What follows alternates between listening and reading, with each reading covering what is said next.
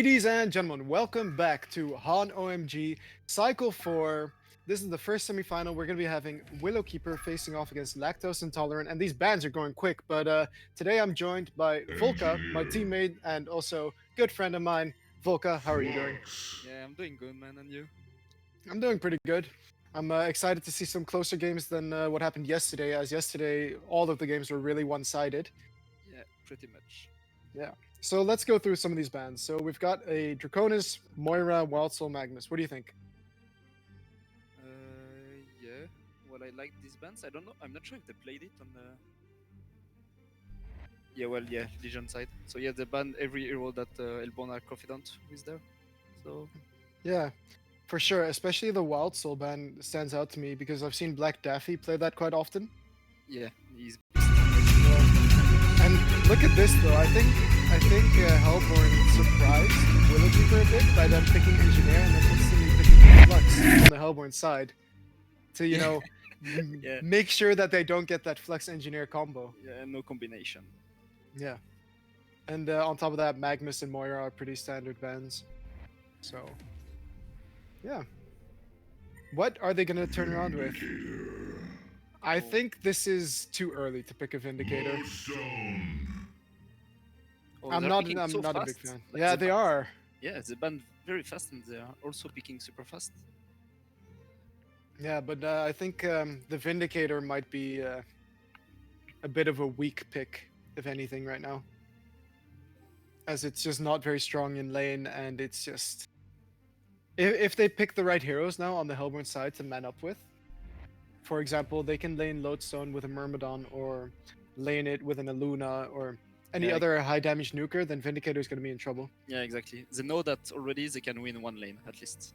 Yeah, If they that's play pretty them- much what the Vindicator says right there. Yeah, exactly. And so, for man, I would not Yeah. pick these heroes myself. Yeah, I know you don't like it. Yeah, like Sulfuras can be strong, but you need free farm on it almost. Yeah, kinda. Well, you can always rotate in the jungle and stuff, but yeah. Yeah, but in mid lane, I think it's pretty easy to gank, and it's not easy to gank with a Sulfuras.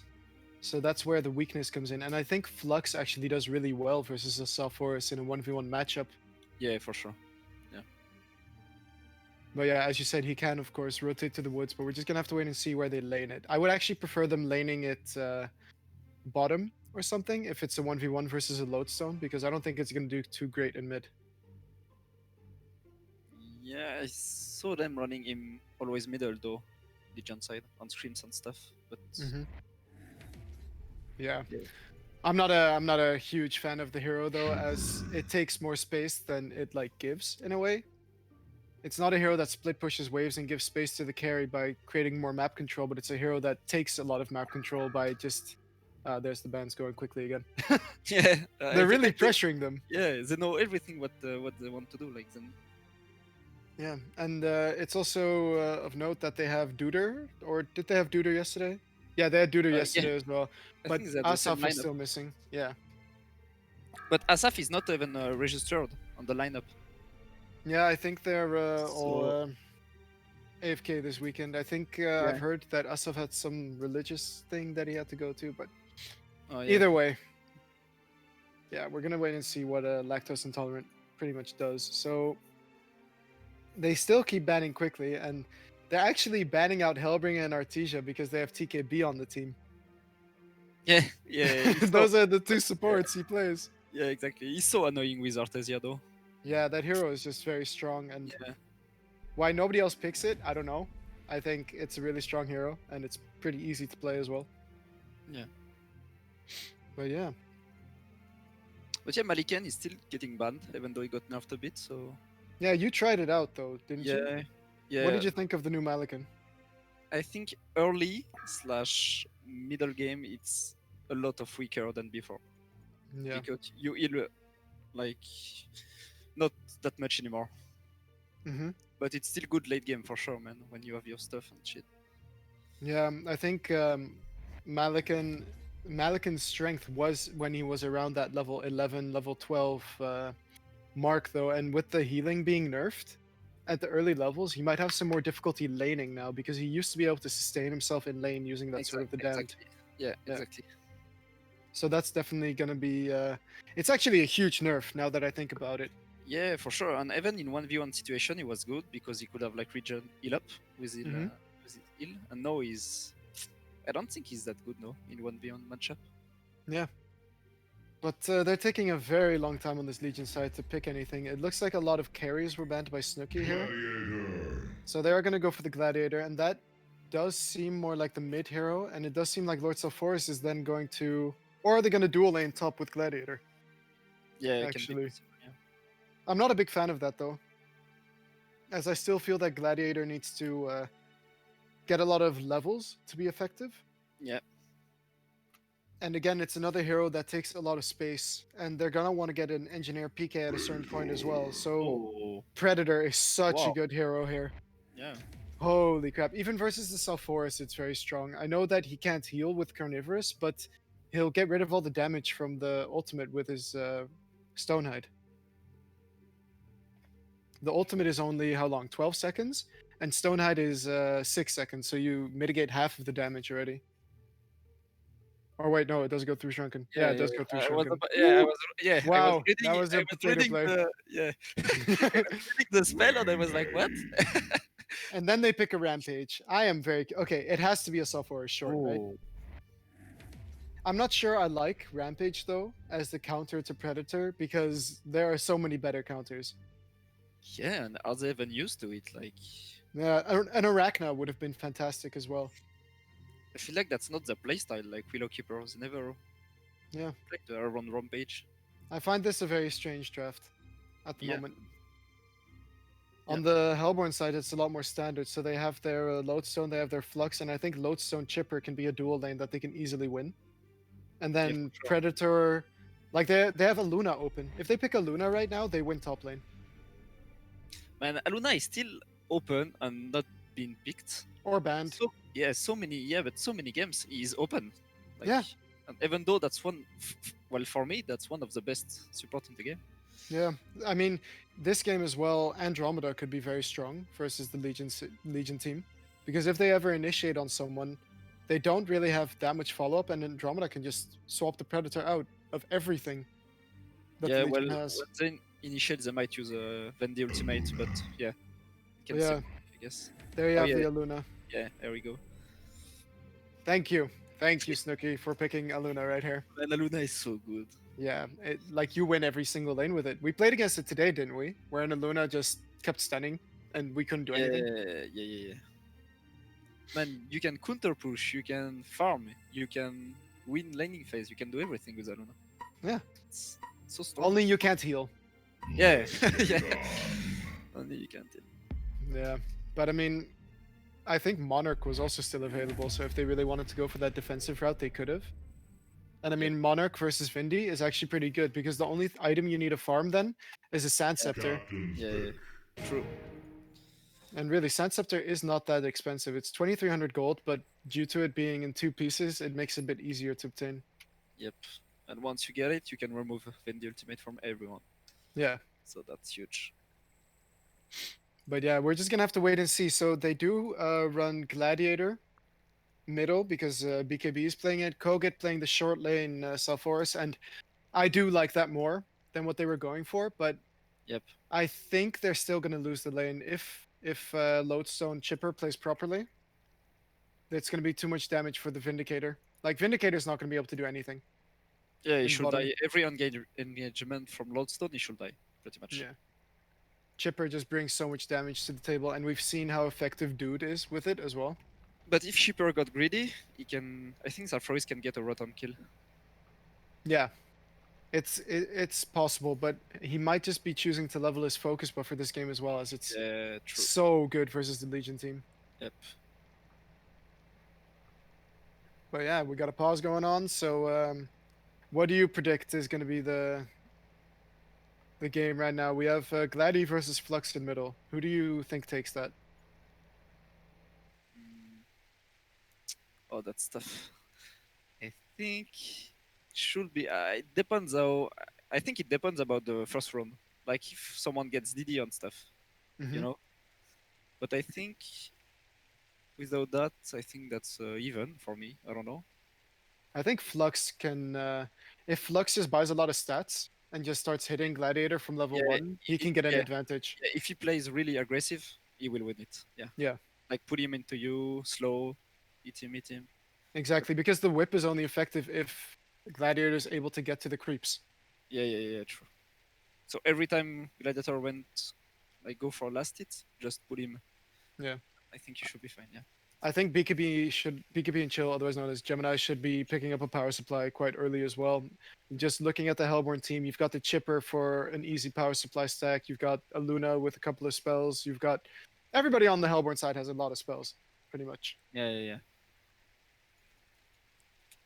So it's gonna So be Rampage on Rampage top. NG, yeah, Yeah, I don't like the chances of that lane to be honest, especially versus an Luna level 1. What are they gonna do? nothing. I don't think they're gonna do anything. Yeah. The slow, if Rampage ever gets his Horn Strike off on the Aluna, though, that's an easy keg. But Yeah, and that's not even a stun, right? When Rampage use the E on you. nope, it's Yeah, so only it's he a can slow. yeah, so they can't even like Rampage E on Keg on Well, on Pred. Aluna they can. On Yeah, Pred they can. On Aluna, but on Pred it's not gonna be possible. Yeah, So yeah, that's not so good. but yeah, I feel from the draft that the Hellborn has a stronger draft right now, simply because that Predator counters almost the entire Legion team. Only Yeah, Rampage really gets affected by, or is only effective against the Predator, but Rampage is just not a very strong hero at the moment, even with that new buff to Might of the Herd. yeah, but it depends on how Pred is gonna get farmed and how Sulfuris is gonna get farmed because I think actually Sulfuris ultimate is gonna do a lot on Predator. Like Predator without his E, without healing, Yeah, but he'll still do the extra damage. I know, but I don't know. He can Yeah, get super low, you know. if the Legion team manages to stack the woods and Koget gets really good farm because of that, if he goes for those like tanky sort of carry-ish items, if he goes for like a mock with Dawnbringer, I don't know, Frostwolf Skull is also really good. Stuff like that, so that he can't be kited as much anymore, then he's going to be a threat. But if he's not able to get that farm in the early game, it's going to be a big issue for him. And look at top, they're going S3. Yeah, so it does look like they're going to try lane instead, and I do like this from the Legion side, except for the fact that they have a Vindicator. I almost feel like the Hellborn team can win this lane 2v3. Well, the thing is, by doing that, they might like rotate shipper top then, and so Lodestone is gonna lose bottom right against Sulfuris.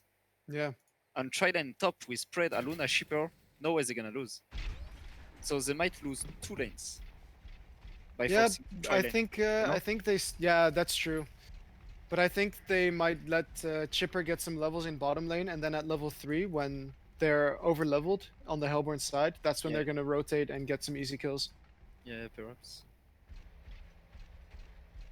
But yeah, it also depends on Koget in this solo lane versus Lodestone, because Lodestone has the ability to do quite well in 1v1s Yeah, anyways. to not die, I guess, to farm decently, Yeah. but I think still Sulfuris should win. Hmm. But yeah, we're just going to have to wait and see, as each of these lanes has the chance to really go either way, depending on the skill of the player. And look at the shipper item. Like he's gonna roam, most likely. Yeah. The Wind He's, Whistle plus the Ion Stone. yeah, he's gonna sit everyone bottom and put some pressure middle, I guess. Yeah, it should be quite easy as Gladiator does not have an escape. Yep. They just need to play really aggressive on this bottom lane from the start. But yeah, so we do have Duder just running in and rocketing Sulfuris a bit, giving some free farm to the Lodestone. Yeah. And in terms of item builds, what do you think the Flux should be looking to get this game? Vulka? Yeah, I'm thinking, but because the thing is, they have a lot of physical damage, but also physical. I mean magical, but also physical. Yeah. So I don't know, but on Flux it's always good to have, I think, get tanky a bit and frost wolf and stuff like that.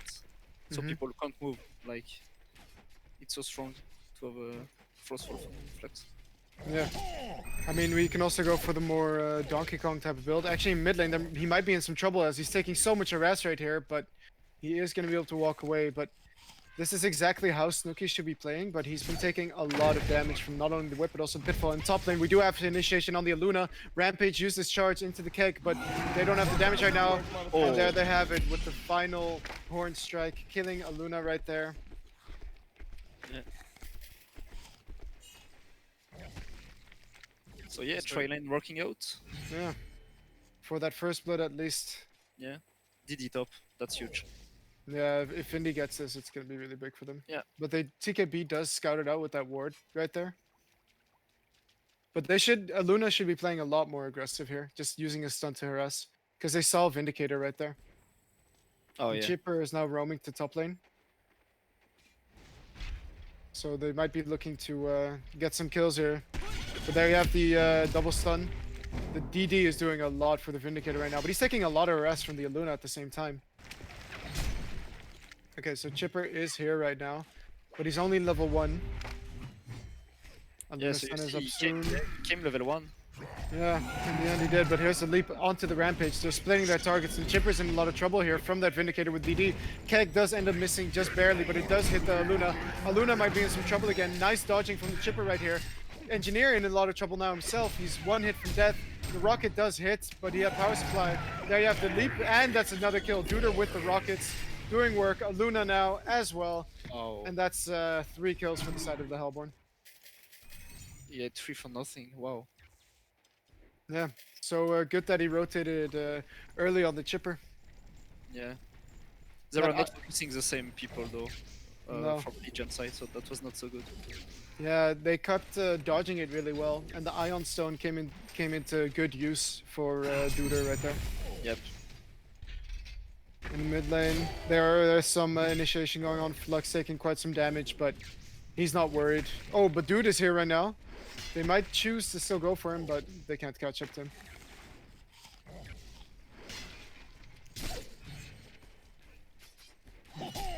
But yeah, I want to see Duder make some roaming plays with that Ion Stone. He's got Rune in 4 seconds, so we're just gonna have to wait and see if he's lucky. Nope, Rune is bottom. Regen. Yeah, it's gonna be good for Snooki anyways. But yeah, you do see it sort of going in the way of Snooki right now. He's got a couple more last hits. 23 to 19, and he's also got 8 denies actually. That's so good from Sephiroth. Oh, Chipper might be in a lot of trouble as he gets charged on by the Rampage. The keg is going to hit right here, but he does have the focus buffer. Predator jumping the Vindicator in the background, but it doesn't matter as the auto attack should be enough, but they don't auto him for the last one, and he's actually able to heal up a bit, but not enough. Oh, but the keg, it is going to hit on the Aluna. Vindicator with that silence right there. Hatchet it, thank you. And Aluna now getting charged. He did get the double stun off though, so he should be okay for now as the attack speed slow is doing a lot right here. Predator can now just man up as... Wow, nice stone out. He's going to block the keg right there. And Rampage now in trouble as Power Throw is going to get the last hit right there. And Chipper is here as well, so they can potentially keep chasing the Engineer. Luna has stun up, but can he get in range? That is going to be the question. Nice rocket again. Aluna, throw your stun on the Vindicator, get another free kill. Yeah, there you go. Power Throw also now hitting the Engineer, so that was big by TKB, but is it going to be enough? Yes, it is, and he's going to die to the mine, so... Wow, so much well action. played, yeah. Well played from Henky, though, with the mine, but there's more action as Rampage now going in on the Chipper, but is not going to die in the end. And look at this bottom lane, by the way. Lodestone is doing fantastic. Mid lane, we actually have Flux just... He used his ultimate, right? Yeah. So now the mid matchup is really in favor of Flux, but look at Lodestone's farm. He's 380 gold per minute, and he hasn't even gotten a kill yet, so he's doing really well versus Koget right here. Yeah, wow, actually. This is not what I expected at all. I thought Lordstone Forest would do quite well. You know why? Because I've seen a couple of times Sulfur East, he went for a bottom run. to make sure that Flux is not having it. Yeah, So I true. think that's why. They're looking to gank now though, as Flux is rotating over to the bottom lane. Oh yeah, they And might go he's for got ulti ready. He's gonna pop his ulti right here. Lord Sulfur has no escape either, and here comes the Flux. He's gonna pull him in with the slow and 10% extra damage, and that is a dead Sulfurus. ton of damage from Lodestone. Yeah. And TKB doing a good job at the top lane, lasting lane, 2 of the the creeps, backside. and actually the third one, mid lane. They do have the invis block from Chipper right here. Duder trying his best, but Yeah. Snook was more interested in farming creeps, which I understand. But yeah, look at this. He's still invis on that Chipper. How long is that Ion Stone invis? As now they're going in with the 10% extra damage. It might be, oh, he does miss the rocket, but here comes the ultimate from the Gladiator. He might be looking to turn it. Pitfall does hit, but Gladiator is in a lot of trouble. He's taking a lot of damage from the Chipper, but he has another invis. He should have been aware though, because he blocked him so hard middle lane. Yeah, he was aware, but he was confident that he could survive, I guess. Yeah, looks like it. And Rampage was charging the Chipper there, so they might have actually been able to kill him. But And yeah, this Lodestone, man, 420 GPM. yeah, he's doing fantastic. Chipper still invis in mid lane. They're looking to go again. He's gonna have a really early portal key like this on Lodestone. Yeah, for sure, man. If It's he gonna keeps have a this up. huge impact. Yeah. And Pred, I mean, Pred really isn't doing too bad either with the 2 kills and 3 assists. He's up to 315 gold per minute, which is not what you expect when he's been tri-laned against. So all in all, Lactose Intolerant is playing the laning phase quite well right now. But yeah, Volca, so what does Legion need to do now to turn it around? As Flux is actually here to find the Rampage. Nice pull as well. Pitfall is going to be there, but the Sonite is going to cancel it. Gladiator getting that ulti off, only on the Lodestone though. And Lodestone is popping his ultimate. He's going to just chase down the Gladiator right here. And why not? Flux trying, dodging the Kegstun in the background. Vindicator in a lot of trouble. Gladiator taking a lot of damage right here. And Snooki ends up finishing off the Vindicator as well. But Predator, he wants more. He sees the Engineer. Are they going to chase? He's got the leap up right here. The rocket is going to hit. And with the Sonite, he's dodging the keg, and the pullback is going to be too much for the Heard Hitman to tank. Yeah, well, Sulfuris choose to not port on that fight, even though that was a team fight, pretty At much. the tower. Yeah. Anyway, top lane, Fred is actually in a lot of trouble as being hit by the Rampage right here. He didn't realize that Rampage could do that much damage. Yep. So a bit of a misplay coming out. So yeah, 3 kill leads already for Deadborn side. Yeah. But really, you should port there with the Sulfuris because you can have so Yeah. much impact early game. The moment you hit level 7, you hit so hard. Yeah. And they were taking that fight, so either you say go back, I don't TP, or you know, or either you fight, but they Yeah. had to choose. And he didn't get the bottom tower either, so Nope. unfortunate for Legion side right there. But yeah, now Hellborn is content to go back to farming as they're just waiting for their key items, I think. I wonder what Snooki has bought though. He's got Ghost Marchers and a Wind Whistle and Power Supply and Chalice and a bottle, so he's got a lot of build up. Yeah, mini supplies item. Yeah, and he gets a haste. I think Lodestone and Chipper might be looking to kill Sulfuris right here. He's got ulti. Yeah, he's just going to chase him down. There's the stun. Here come 2 rockets. Is it going to be enough damage though? They do have the head smash. Wow. And yes, it is. That is insane. Yeah, insane damage. Vindicator level 3 porting in, but Yeah, level 3 man, Vendi, that's not what you want. no, he needs level 6. Top lane, we do have some initiation happening as Snooki dodges the Kegstun again. And look at Rampage though, he's in a lot of trouble. They're trying to get one more auto attack on both heroes. But I mean, I think they're still gonna die. Yeah, there you have the Chipper, Engineer. As Snooki with that haste rune is coming in strong.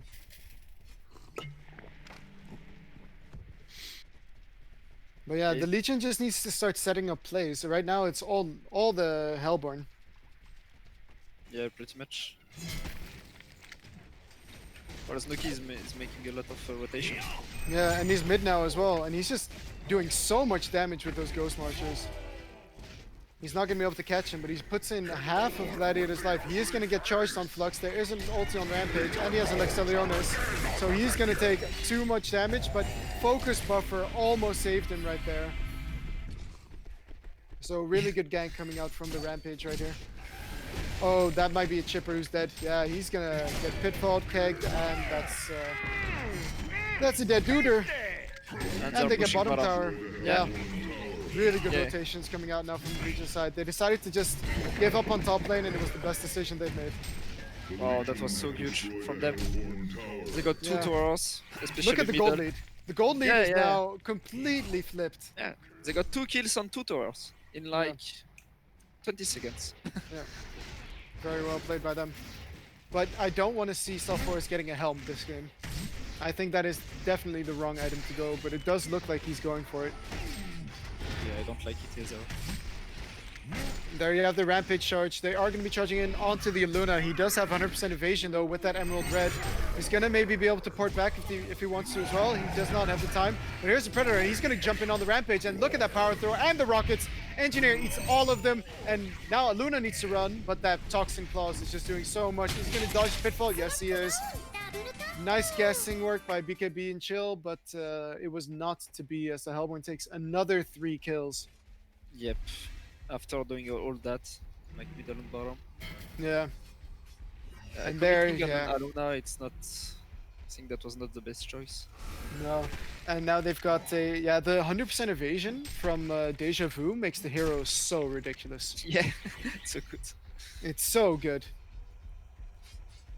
But Sulfuras running into the Lodestone right here, but they're both too tanky to kill each other, so they don't really care. But yeah, so I still think Lodestone is doing a fantastic job in a 1v1 versus the Sulfuras. He's almost got his portal key now. He just needs 2 more waves, and then he should have it, I think. Yep, he's really good. Really, really good. Yeah. They are going to be able to farm stacks now with that helm with the Black Legion on Sulfuras, but I still would have preferred another item. I think the fight is going to be... Yeah, top lane, they are going to try to catch him. The rocket there for the vision, he's going to get the stun off, and there's the leap from the Gladiator, from the Predator, and that is a dead BKB and Chill. Yeah, these are just fights where they try to do something on the side of the Legion, but then they realize that it's way too far away, and all these people just poured in from the Hellborn. Yep, exactly. And yeah, also like Hellborn side, they knew that Vendi was middle on Sulfuras bottom because they were showing on the map.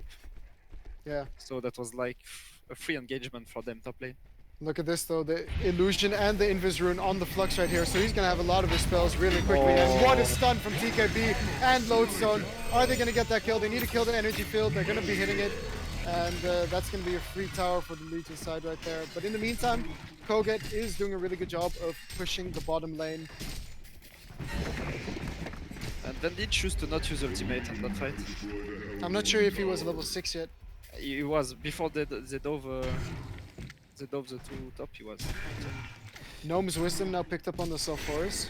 I would have actually maybe liked to see a barrier this game instead, as Magic Armor doesn't do anything versus a Lodestone, but the damage block from barrier does. Yep. And he's not going super carry item, even though he. Yeah. Was They're going fighting items, but he hasn't fought one time. And Chipper, they actually got the rev word right there, but the silence ends up missing. They do get the showdown though, and now he's gonna get ultied up. And with the Vindicator silence, I think they might have committed too much, but they did end up getting the stack as well, so worth it in the end. Yeah, that was good. Yeah, and Flux is still doing a great job right now. He's 6-1-7 on that Flux. You're showing that he's been in 13 kills of the 21. I think he's going for a PK. Oh, never mind. He picked up a live tube and the sustainer, I guess. He's picking up a Nullstone? Maybe. I think that's a sustainer, if I'm not wrong. I'm not sure I like that though. Not at all, actually. They need a Shrunken more than anything. Oh, never mind. That was only live tube shamans. for the shamans, yeah. Well, that's fine. Because all their damage right now on the side of Legion is magical. Yeah. But And yeah, he can get tanky, like they're gonna have the damage from Predator, from Shipper, I guess, Lodestone and stuff. yeah, and he's gonna do damage regardless because he's a Flux. I always see Flux as kind of like a semi-carry in a way. Because he's just super tanky and he's ranged. And you see Sulfuris is only going tanky. He's picked up a ring main now. Yeah, but what is he gonna turn this into? Yeah, and if he goes tanky, who is gonna do the damage? Red? Blood? I don't know. Yeah, and top lane, I missed it completely, but they just dove in on that engineer at the tower, so it probably feels a lot worse than it actually is for the Legion side right now, but they need to realize that they're actually only 1700 gold behind. And there comes the ultimate from the Rampage onto the Predator. He does have the Sulfuris ulti as well, but here's the PK from the low, so he's going to hit you with the pull from the Flux and the Gladiator ulti. It is going to hit a lot, but in the end, Black Daffy ends up dying, and so does Janko. So no one on the Legion side has died right now. And Sulfuris is now chasing Snooki, and look at this. Nice port back from TKB. Is he going to be able to survive, though? He has 12 in his power supply. He has a stun. Nice dodge on both the keg and the pitfall, but I don't think it's going to matter, as Engineer now also using his ulti on the low ground for, you know, extra taunting, of course. That's what it comes down to. What a fight, man, for Legion. Yeah, Gladiator coming in huge in that fight. Yeah. And you see the presence of Sulfuris. He came on one fight, and look at how the fight went. And I mean, I wonder what would have happened in this game if he had joined more fights earlier. It's such a strong hero. Yeah, it is. But yeah, the Gnome's Wisdom also came into play there, but to heal up his team consistently. And he went Ultros, heavy Helm against spread, I guess. Physical damage. Yeah, it's good for your entire team if you think about it. Blocking all that damage, because everybody always auto attacks. In every single fight, there's always going to be auto attacks, and if you can block 40 damage, that's huge. And man, look at that. Now they're farming all the stacks right here, and Lodestone is going to stun the Sulfuris, but there comes the Vindicator silence, and Sulfuris should just man up, and he does. He ultis the Flux, and here's Predator though. He's going in on the Rampage, but Rampage is going to get stunned up, and there's the Flux ulti, but Gladiator ulti is going to end up hitting nothing, but Sulfuris in a lot of trouble, but he gets a turn on Lodestone first, but here's TKB. Wow, Duder gets the kill in the background with the rockets, and Flux is now manning up on everybody on the Legion side, and it's actually huge for the Hellborn right here. And Duder came in at exactly the right timing, and that Aluna power throw, the red one, I think it hit like 3 targets.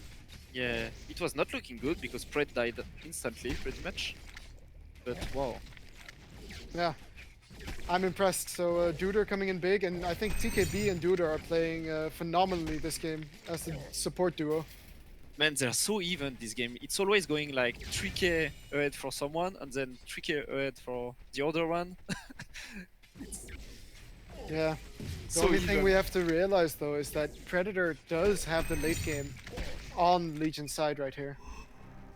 But look at Rampage's farm right now, actually. He's got a Soul's Bulwark, a Ghost Marches, and a Lex Talionis.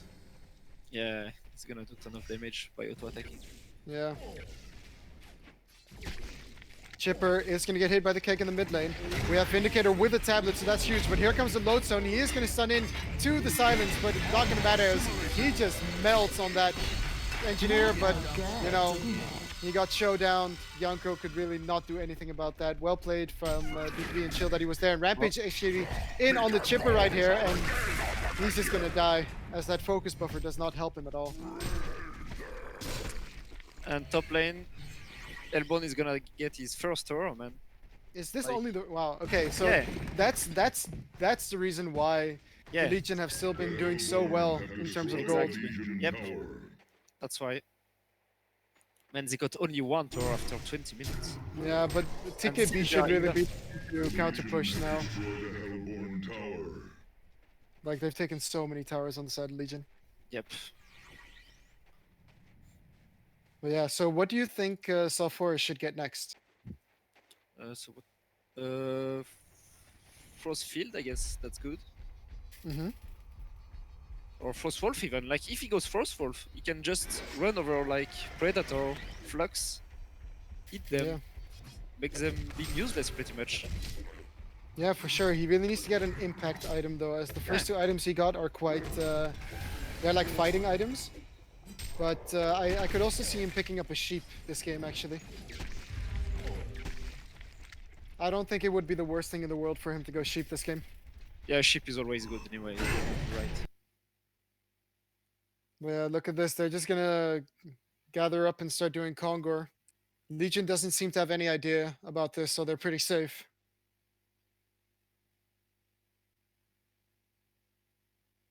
Yeah, the power throw does come in and hit the Legion Kongor. That's the second power throw. They're actually getting close to death on Gladiator right here. And Oh, here come the rocket. rockets. And Wow. actually, Salforce is going to get killed by the Legion Kongor. Do they want to take this fight, though? No, but they do end up taking the mid tower. So huge rockets coming in by Yeah. Duder and huge power throws coming in from Aluna. I wonder what Lodestone is going to get next, though, as he's one of the best heroes for split pushing in their team right now. Well, he used his golds, but I didn't check. Oh, he went Gnome's Gnomes. Wisdom. Yeah, I Gnomes. like that too. Gnomes is just such a powerful item, and they've got the shamans now on the flux as well. So it's gonna be huge for his team.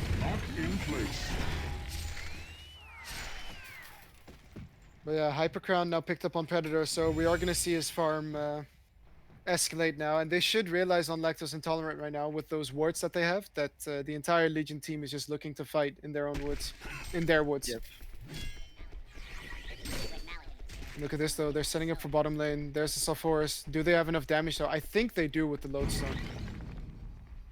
But they have to do it really quickly as Oh, Lodestone many now stacks. goes away. Look at the. Yeah, I see the stacks. Sulfuras is here again though, but he's from the stacks. He's going in with the ultimate. He's going in on the Sulfuras. Is the gnome's going to be enough? The Vindicator ulti coming in, and that's going to delay the Hellborn side just enough to save Sulfuras right there. The keg is going to end up hitting in on the Lodestone. They got the showdown on Lodestone as well. Here comes Rampage, and the Hellborn side just needs to run. Damn. So they are going to try to turn it around as there's the Flux Pull. It's going to hit everyone. The Pitfall is going to hit. It's not going to hit though because Stonehound, but Predator is just getting focused down right there by all the damage from the Legion side. And they have the tablet from BKB and Chill on Flux, so really well played by him, making sure the target Flux is set, but they might end up losing both kills as Chipper is now porting away. Is he able to? No, the Pitfall does end up hitting, but Flux might still be in some trouble. The keg, the mines are going to miss as well as the other one, but he needs to push him away. Is he going to be able to? Here comes his son from TKB. Nice dodge on the keg stun again, and it does look to me like he is going to be safe, but there you have the charge coming in. Yeah. Oh, they're stacked up. Are they both going to get hit? No, it seems like only Aluna is going to get hit, but he's going to port back, and that's huge. As Flux now trying to run. Oh, he does miss the slow. He might be in some trouble if that charge is up soon. No, 10 seconds, but Aluna now getting caught in mid lane by the Vindicator. But I think Aluna can almost turn around. He does have his Deja Vu up soon, but Gladiator is coming in from the right here. And there you have the Pitfall. Is it going to hit? It does look like it will, and that is a dead Aluna. Nice tablet from Vendi. He cancelled the TP from Aluna middle. Yeah, BKB and Chill did it on Snooki as well. Tablet power man, so good. Tablet best item in the game. Did you yes. see our Pred, like our Rampage? Yeah, Rampage just ulti spread every time. Yeah, and Pred, he was not able to do anything. So, Yeah. Rampage is charging in on that Predator again as he walked through a Rev Ford, I think. And they are trying to hit the keg. The Stonehide does come out, and he has a lot of armor now. And they might turn it on the Engineer as he's in a lot of trouble. The Stonehide is still on him, and that is a dead Engineer. And now the whole Legion team is just running away, and the tablet actually gets pulled back by the Flux over there. So Vindicator in a lot of trouble. Vindicator going to be slowed. He is trying to juke into the woods, but it is not going to be enough as Snooki gets a double tap. man, that was deep to keep chasing there, even though they were all alive on Elbow side. Yeah, and it doesn't look to me like Sulfuras has picked up any new items, even though they've won a couple of fights. And man, this game is dead even right now. Yeah, that's wow. But even in XP, like XP golds, so even. Wow.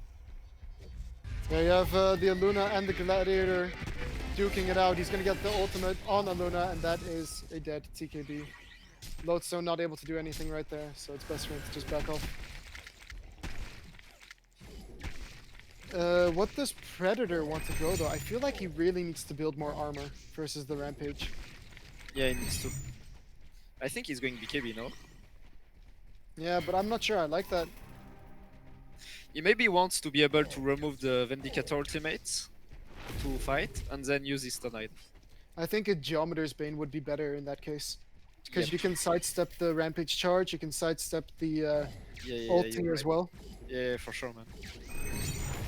I'm a big fan of Geometer's Bane on Predator in general, especially when you build a Hyper Crown, because it just lets you farm so much more. So Zduki on Flux, he had 4k golds, and now only 3. And I He don't know bought a what. Soul's Bulwark. Oh, okay. But look at all the team items. Everybody's realizing now that this is the way to go in these fights. But TKB, please buy a tablet. It's an OP item. Because He's Storm gonna by storm. itself, Yeah. yeah. But who's he gonna storm? Because he can't even storm the he can't storm Oh, bottom, Predator. bottom. Bottom lane, yeah, Lodestone getting caught right here. He does have his ulti, but it's not gonna matter. He runs through the energy field. He has his stun up now. Is he gonna survive? No, because the PK on Engineer just doing too much work right there. And he goes Mach now on Sulfuras? Really? Yeah, he just bought Sword of the High, but I do not agree with this choice at all. He's got Wow. Mach now, but Me too, man. I do not agree at all. Me too. Wow. this is where he should have gone for the Frost Field Plate or for the Frost Wolf Skull, you know, those items that he can just stop Predator with if Rampage isn't enough anymore.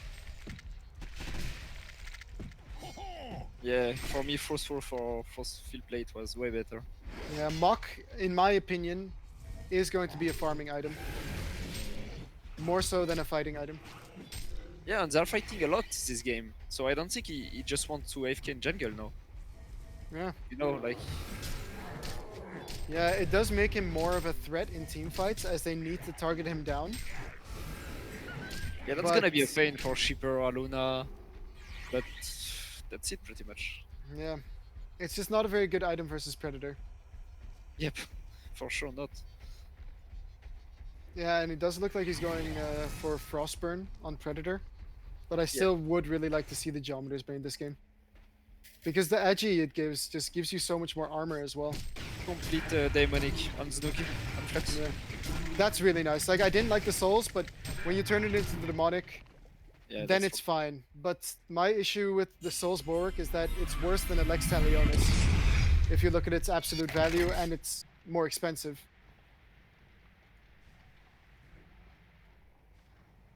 So yes, I tried to get some pick off into Hellbourne Woods, but didn't work out.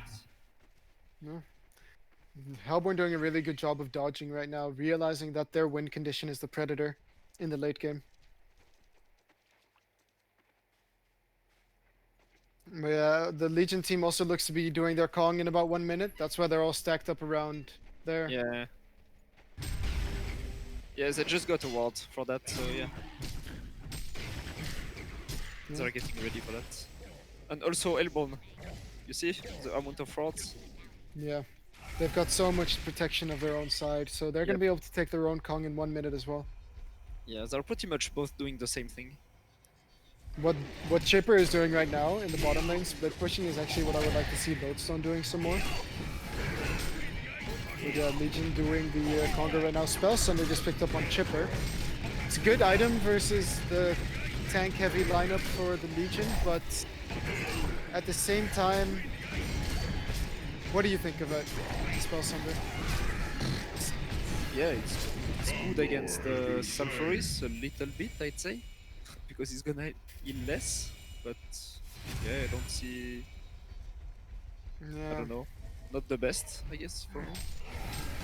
Yeah, I mean, the Dreamcatcher would have been better, in my opinion, versus the Sulfuras, to stop him from healing with his W, and stop the regen from the gnome, and stop the healing from the gnomes. Dreamcatcher is a really good item to pick up this game. Ah, maybe he does that to cancel PKs, no? Yeah, but they Yeah, don't it's really like- have PKs on Legion side. They do have an They have Engineer. Angie though, and that's a huge. Yeah, but I don't know. But yeah, Legion side really has a lot of teamfight heroes, and that's where their draft makes more sense. I'm happier now that they've made Koget play the Self-Forest as a main carry over it being a mid hero in this Yep. game. But we'll just have to wait and see. As Flux is getting pretty strong right here as well. I still feel like he needs a portal key on Flux. Oh, he's not going for Steel Plate on Sulfuris. That's good. Yeah, really good. Very strong item. Sheep is still very good to pick up this game as well. Yeah, because especially know that Shipper went for Spell Thunder. Yeah, look at this though. Gladiator is getting caught right here. He's gonna get sent up by the Aluna, but it doesn't matter as he's tableting himself all the way back to Narnia. He's And fine. is able to be fine right there. See how good tablet is, guys. And Tablet is so strong. Yep. But yeah, so this game really has slowed out a lot in the last few minutes with people just being content to farm. Yeah, exactly. Well, he went for Mock on Sulfuris, so maybe he said like, okay, Oh, look chill at a this though, bit. Flux running into the Gladiator and the Vindicator right here. He is going to get silenced up. Are they going to be able to catch Vindicator here though? He does have a tablet. He's going to get pulled back, and yeah, nice tablet to get away from the slow.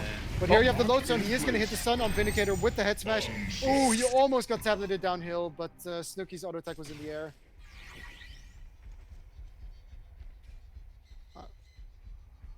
TKB doing a good job on that Aluna counter pushing waves as well with his red throw. Aluna is so strong for doing that. Yeah. And so you think Rampage is going to be picking up the demonic now? Yeah, I think he's going straight demonic. Yeah. Seems like a good pickup, but remember now Lodestone has 3.3k gold, so they might potentially take a fight where they don't actually have a gold lead at all. Actually, look at all the gold saved up on the Legion. Never mind. Yeah, they're saving out for buyback, I guess.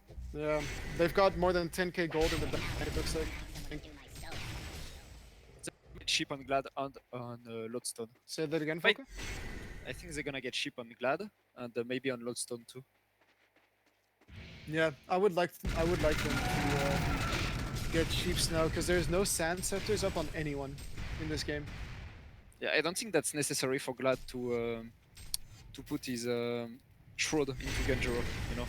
No. Oh, he actually canceled the port of Engineer, and they are scouting him out with those rockets. With the dust, yeah. they're going to be able to find him, and that PK cancel with the Spell Sunder doing work right there. So we can say no that Pred is going for BKB, right? Because he picked up again a Mighty Blade. No, he's going staff, definitely. Okay. So no, we are safe to say that that's a BKB. No, yeah, this is going to be the Shrunken Head, but he still lacks armor. When his team is around, he's going to have a lot more armor, seeing as there's a Demonic on the Flux and the Gnomes on the Lodestone, but it's still not enough, I feel like.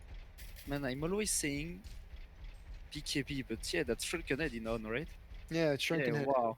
I'm always saying BKB, but... Whoops! Yeah. It's just, I think this has been an issue since the game was released in 2009 in the beta, because everybody came from Dota and then just started calling it BKB because it was easier to say than Shrunken Head. Yeah. But yeah, so Aluna is getting quite some more gold. He's got a Storm picked up. I would really like to see him get a PK with that Storm.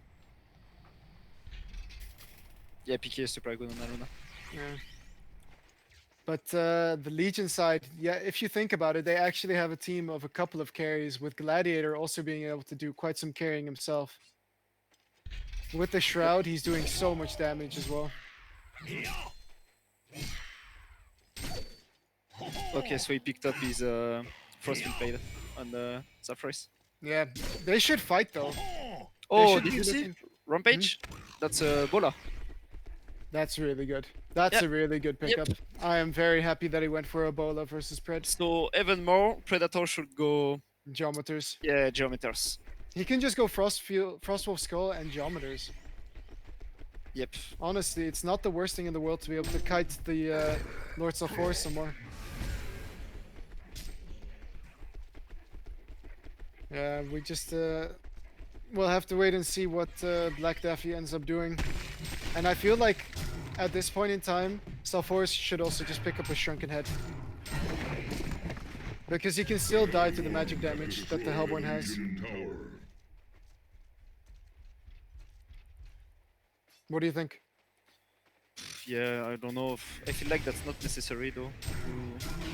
I think the Geometer's ban on the Frost Wolf was way better. No, I'm talking about Salforce. Should get a Shrunken Head. Oh. Uh... No, I don't No? think that's necessary too. But they have so many stuns. If they're Yeah, able, but, if they're able to kite him, Stone Ultimate, Predator, Flux. It's not gonna do much against them, right? Yeah. And that's main damage, I guess. Yep. So but Gladiator is gonna pick up his sheep in a. He should have the gold for it now. Yeah, there you have it. So Lodestone also picks up a sheep. yep, that's what. Yeah, But it's been a steady out farming session for the Hellborn right now. They're doing a much better job at farming Yep. with all their heroes. It's Yeah, actually ridiculous to see. yeah. Before by doing that, they were even, right, in Yeah. terms of gold. And look at now, 8k gold just by farming. Yeah. So, Predator yeah. might be in some trouble as he's gonna get sheeped right here. Oh. No, he doesn't get sheeped. He direct path into the wall, and Pred's still in a lot of trouble. There's Engineer ulti in the background doing a lot of work right there, but Stonehide keeping Predator alive for now. The disarm is there as well. He's not disarmed anymore. He's just gonna man up. He's manning up on the Gladiator, but he's gonna end up falling in the end. Flux now getting sheeped up by the Gladiator. Gladiator in a lot of trouble though. He's gonna be tableted all the way back. And Aluna trying his best to get the kill right here. With the power throw, he does end up getting it. And Salforce now in the front of his team. Rampage getting really low. Flux is manning up. Lodestone does get the stun in on the Vindicator, but Salforce is still alive in this fight. And Chipper is now trying to pour it out, but he won't because of the damage from the Vindicator. So And I gotta say, they did not focus Vindicator, and they did so much that fight, man. yeah, and He's do you see silent the effect them. of the tablets? Yep, but man, Vendi, he disarmed them maybe 3 times with these spells, and he silenced them like 2 times, I guess, like 3 people. Yeah, That was he so played huge. really well there with his positioning for sure, Yeah. as no one was actually trying to get him. Yeah, because he can die so fast actually. Yeah. And now you have Pred, 2,500 gold saved up, but I still dislike his build. I'm really not a fan of the Yep. Frostburn in this game. And you see how still strong is the ultimate of Salfrois and Pred, because he was hitting people and he was not able to Heal up. heal Yeah. himself. He did stay very alive for a very long time with Yeah, the because auto he had attacks. Stone-Eyed and the Shrunken Head, but Yeah. I really would like to see Flux maybe just pick up a heart right now to help with the carrying, because he's gonna be so difficult to kill. He's got a barrier, a demonic, and a heart on top of it. He would have around 3.2k life and too much armor for the Legion team to kill. man, I still like Frostwolf though. Like Yeah. Flux, or True. Frostwolf is also a very effective item as Yeah. the ultimate applies it to everyone.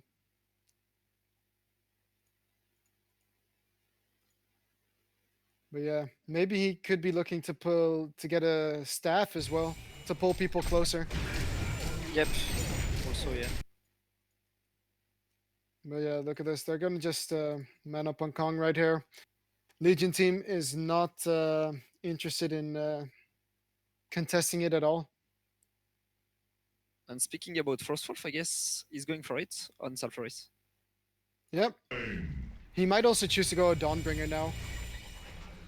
It's not the worst thing in the world because he already has the Frostfield plate for the Yep. AoE slow. So a Dawnbringer would let him carry a bit better, I think. Yeah, more carry potential. That's right. But yeah, so the game has slowed down again. And are we gonna see a repeat of what just happened with the Hellborn team just out farming the Yeah. Legion side? Yeah, but not pushing. Yeah. They don't have any buyback on Legion side though. Only on Sulfuris. So if Yeah. they take a fight now and if they lose, that can be racks. Yeah, Sand Scepter also picked up on Lodestone right here. Yeah, super good. To counter just Sheepstick maybe? Yeah, to counter the Sheepstick or to counter the Disarm from Rampage. Or to counter the Vindicator ulti on himself. Yeah.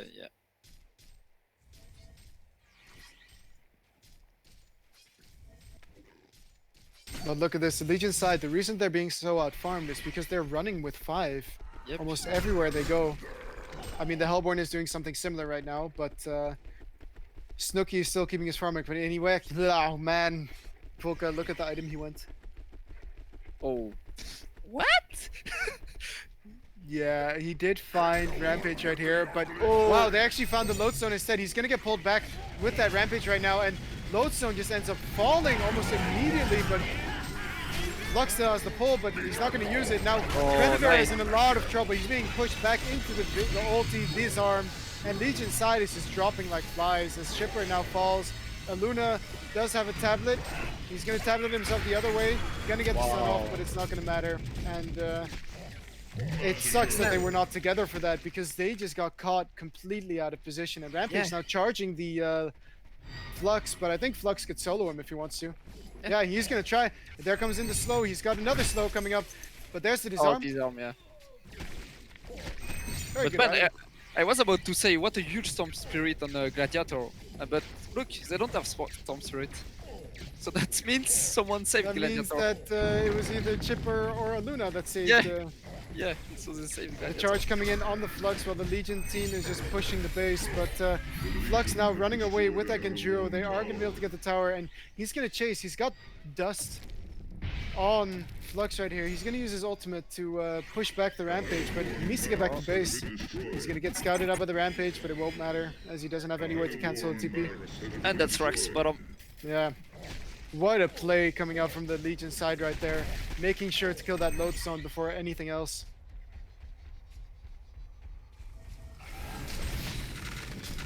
I still disagree heavily with the Genjuro pickup. Me too.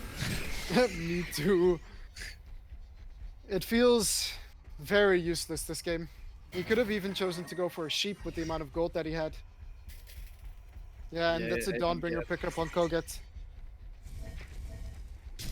I'm trying to think about it, but I just don't find it like why it's good that game, Genjuro. Yeah. It's too easy to counter it, especially with having, you know, 5 people who are all working towards the same goal, which is winning the game, instead of in TMM, when that doesn't always happen. But yeah, they're just doing a great job on the Legion side in both itemization and team fights. They Legion, they should team fight more though, because every time they team fight, they're winning and they're getting closer in terms of skull. Look at this, Gladiator is sheeped up right now, but the Showdown is going to pull him back. He might have been a bit too confident as the Vindicator ulti even comes out, but it's not going to matter. Because they're always getting so far by farming. Yeah. But then they team fight and it's back. And then they're even again. I mean, Snooki has 480 gold per minute on the Flux right here. And they don't actually have a buyback on BKB and Chill, so... yeah, because Snooki is not dying though. But look at this though, this might just be a free Rex for the Hellborn side. In a strange turn of events, but there you have the ultimate on the Predator. He does have Shrunken up, and there's the pushback. Shrunken is used though. Is the Hellborn side going to stick around for this? No buyback happening. There's the energy field. Storm coming in on the Rampage right here. But Engineer is just going to drop the loot. It's just going to be right there. There's the pullback on the Rampage. Rockets are going to be in, but he's not going to hit anything. Predator now forced to run away from the Sulfuras, but Sulfuras is now completely alone. The entire Hellborn team is just focusing him down. He did heal a lot with the life tap, but there's Lodestone ult to finally finish him off. And there you have the Vindicator, now getting caught by the stun as well. Buyback coming out from Koget, but is it going to matter as they do get the racks with everybody on the Hellborn side still alive? And now, Hellborn side realizing that they can just push. Aluna did go back to counter push the huge wave in the Hellborn base right now. But they look to be getting 2 racks right here. And now they're going in on the Predator again. Predator getting he's almost alive, but he's going to get disarmed right here. Sulfur is almost dead as well. He is going to not end up falling in the end. And Snooki also falls. The rockets aren't going to hit Sulfurus in the end. And there come the Pitfall combo. And Legion has turned it around again. But everybody on the Hellborn side has a buyback. Wow. So that was 2 buybacks. Yeah, oh no. NG and Sulfuris. No PK on Aluna. But so that means Glad got picked off middle. That so far though, without buybacks. That was so greedy. That was super greedy. That was the reason Yeah. they lost that Rex. Yeah, exactly. Bottom lane is in trouble now. They're gonna jump in on the Flux as they got vision of him, but nice Buyback. storm in on the Flux right here to keep him alive. And there the buybacks coming in as Predator gets immediately ulted up by the Sulfuras. There comes the Flux pull. They are going to be able to maybe kill the Rampage. Nice Lodestone stun on 2 in the background. There you have the Rampage falling, but Lodestone chasing with that ultimate. Engineer's going to get stunned up by TKB, but they're not able to get more than that. So they do use a lot of buybacks. They use 4 buybacks 4 there. buybacks, yeah. 4 instant buybacks when they Yeah. jump on Flux. They did save the Rex, but this might turn into another push for the Legion, for the Hellborn side, as they might feel confident again. But this time, Rampage and Engineer both do have a buyback.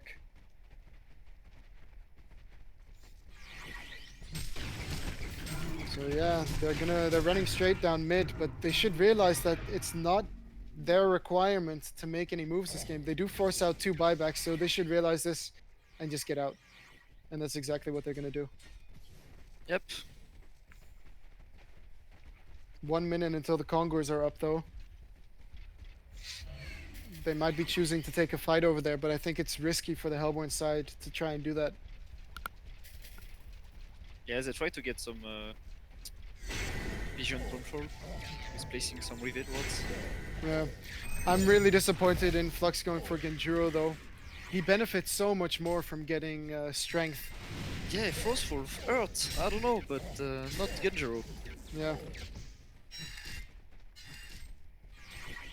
Yeah, usually when somebody picks up a Genjuro, their damage is at least around 250, but because it's only 35 damage for him, he's only got 200 attack damage. Even, I wanted to even say, Volka, the, what's that item called? The Bloodborne Maul. Yep, it can work too. Is that what Predator is going for, by the way? Because he does have the Axe of the Malphite, and I don't think a heart is really the best choice of item this game for him. Well, yeah, I don't think he's gonna go for a symbol of Rage 2 since of Sulfuris ultimate.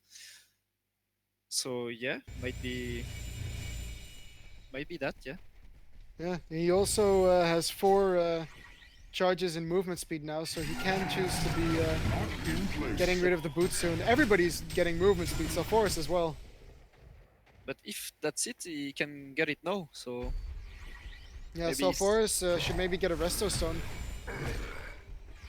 I mean, why not, right? Mm, Get 2 ultis Yeah. off? yeah. But maybe then he needs to sell something and get a ship stick, no? Don't you think? Yeah, Sheepstick would probably be better for him. He could sell the Ghost Marchers for a Sheepstick. Yep. Yeah, he went every boost from Kongor into speed, so yeah. Yeah, Rampage did as well. But yeah, with Hellborn picking up that Rax in mid, it's so big for them. It gives them space to breathe again. And I wonder what Snooki is going to pick up now on that Flux, as he did go for an orthodox Genjuro.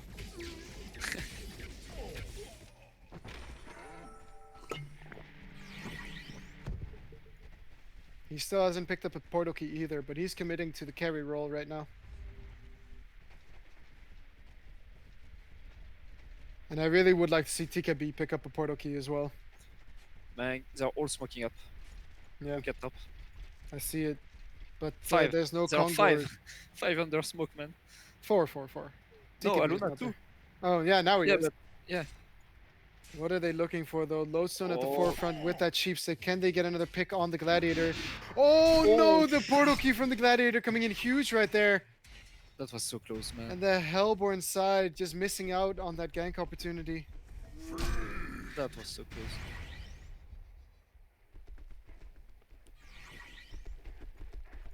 And yeah, Predator looks to be going that Bloodborne Maul. He has the bolstering armband. Yep, he has gold for it, but Saving buyback is pretty big deal right now, though. yeah. Flux could also choose to go for a Sheepstick now. I don't feel like a Sheepstick is a bad choice for him at all, as there's And still Sheepstick. there's only a Sand Scepter on the Engineer right now. Yep, only one. Shipstick is always good. Yeah. Flux Resto doesn't seem like the worst thing if he gets the sheep stick as well. Yeah.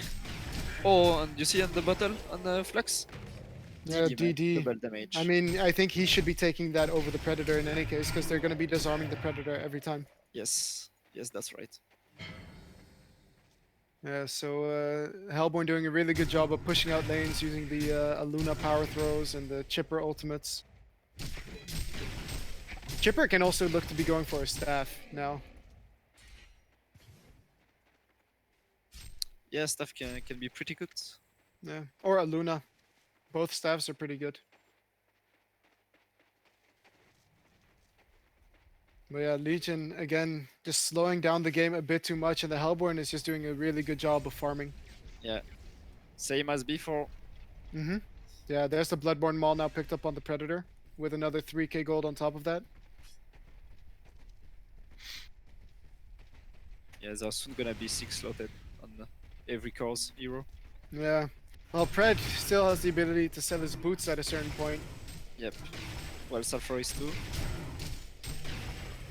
And Flux too, I guess. Everyone. Mm-hmm. Shrunken now picked up on Sulfuris instead of the Gnome's Wisdom, so they should be looking to get somebody else with a Gnome's Wisdom now. Okay, so he picked up. Yeah, he picked up a Shrunken Head. Okay.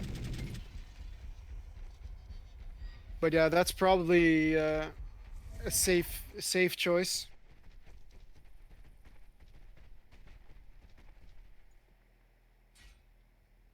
Yeah. Yeah. I guess you want to run in without getting shipped and stuff. Yeah.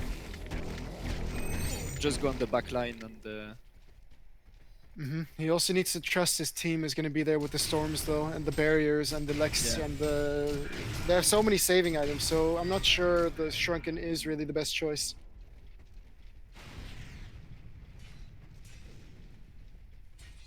that's a Oh, weird. look at this though. Genjuro Oh. coming into play right here against the Engineer. He's going to get pulled in. He's taking so much damage from this Flux, and that's an easy kill. And he doesn't have Genjuro buyback. coming into play with that haste rune as well. No buyback, you're right. No buyback, yeah. That's 15 deaths on the Engineer as well. Having a hard game after his initiation. Now you have Lodestone just going in, hitting the racks. Not afraid at all. They're going in on the Predator right here, but Stonehide is going to save him from any following damage from the Legion side. The ultimate does go on top of him. The Sulfuris just gets sheeped over there. There's no one to cancel that sheep. I mean, Shrunken Head now being used. Storm on the Lodestone is going to keep him alive for a little bit longer, but Predator alive within all of this, and Sulfuris doesn't have any armor. The buyback's coming out from the Legion side right now, and Hellborn is just taking this. But there's Gladiator. He is going to get scouted out. Now his Infus is gone, but ooh, nice tablet dodging the more Certissima, but he is going to get showdown back and is going to fall in the end, so Hellborn is forced to back off right here, but well executed fight coming out from the Hellborn side. Sheep now on the Chipper, so Forrest and everybody chasing him down, but they need to protect mid lane. Okay, so that was fine. Well, actually they lost Rax on top. Yeah, and Bloodborne Maul came into play there on the Predator as he's got 3.5k HP right now. And look at buyback situation for Legion side. Yeah. Like they can't lose any more team fights. They Yeah, just can't.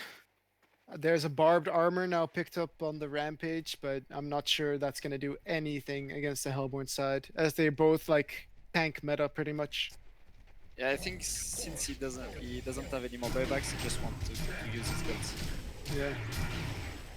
So let's see what this Flux is going to go for with a 6.3k gold.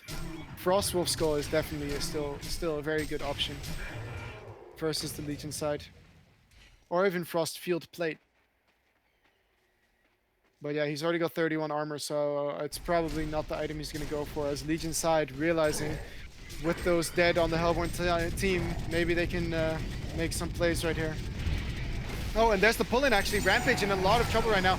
The Barb is there, but there's the disarm from the Rampage onto the Predator. But Rampage is going to end up falling. Lodestone dropping low right now, but he is going to be able to rocket drill away as Predator now in trouble. But there's the pull-in from the Lords of Forest. The Predator now is able to man up, and he's going to get stormed up by his teammate, and the Legion side is just dropping as they were able to fight long enough for the Predator to skip all the disarms pretty much. Yep. Should be game though. No. Yeah, I mean, Flux still has 7.4k gold right now, and he's still got Yeah. a Wow. bottle. Yeah. I mean, at this point, you can buy a Doombringer probably, and yeah, Yeah, there's the GG's GG well gold. played coming out from Legion side. Really well played from them though, with their slight unorthodox draft. They just played it a bit too slow, as they got outfarmed. Yeah. They're waiting to make plays, even though they were winning every team fight. Yeah. So yeah. So well played though from both Yeah. Well teams. What an played. It was exciting good match game. to cast. Oh man, but the itemization on Legion side was going really well, and then they just sort of hit this roadblock when they started to farm instead of fight. Yep. Hellborn, knowing that their win condition was just getting farm on all their heroes, pretty much. Yeah. Kinda. Well, he went Mock on Sulfuris, though, so that was kinda. Yeah, that was. They knew that they had time to farm, at least. Yeah, I feel like that item was quite a big mistake, considering you have a lot of impact if you go for a sheep, but if you go for a mock, you just And do a slight more damage, you know? yeah, and I don't think Mock did as good as it would have been doing if that was like early game. You know, if you get early Mock, it Yeah. was doing ton of damage and ton of job. Yeah, at this point in the game, it's as well that you can see that there's a barrier on Snooki. You can see that there's a Yeah, Gnome's Wisdom exactly. on the lodestone. So a lot of that magic damage just gets reduced due to these Yep. items. Yep. I agree. But hey, that was game one of a best of three. So remember, guys, to stay tuned, and we'll be right back.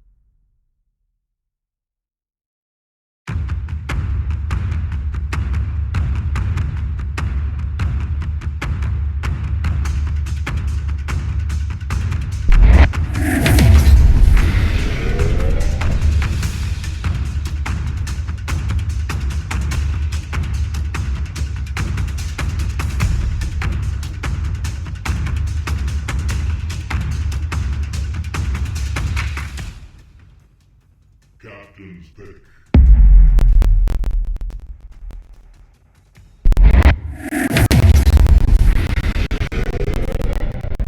and gentlemen, welcome back to HoN OMG Cycle 4. We have, after a very exciting game one, we have Willowkeeper versus Lactose Intolerant. It's 1-0 for Lactose Intolerant right now, as they took the game for a very long time. I'm joined by Volka again, and we're going into the banning phase, and immediately Lords of Forest actually getting banned out right now by Snooki. Yeah, like the first game, it's going so fast. They're banning instantly. Yeah, the Moira and the Lords of Forest. Moira, of course, a hero that is very strong in our opinion, and then the Wild Soul, and he insta picks the Oogie, and Yeah. he's able to because Lords of Forest, of course, is not. Yep. Okay, so now it's time for the Hellborn side to really start to put on their thinking caps. How are they gonna counter the Oogie?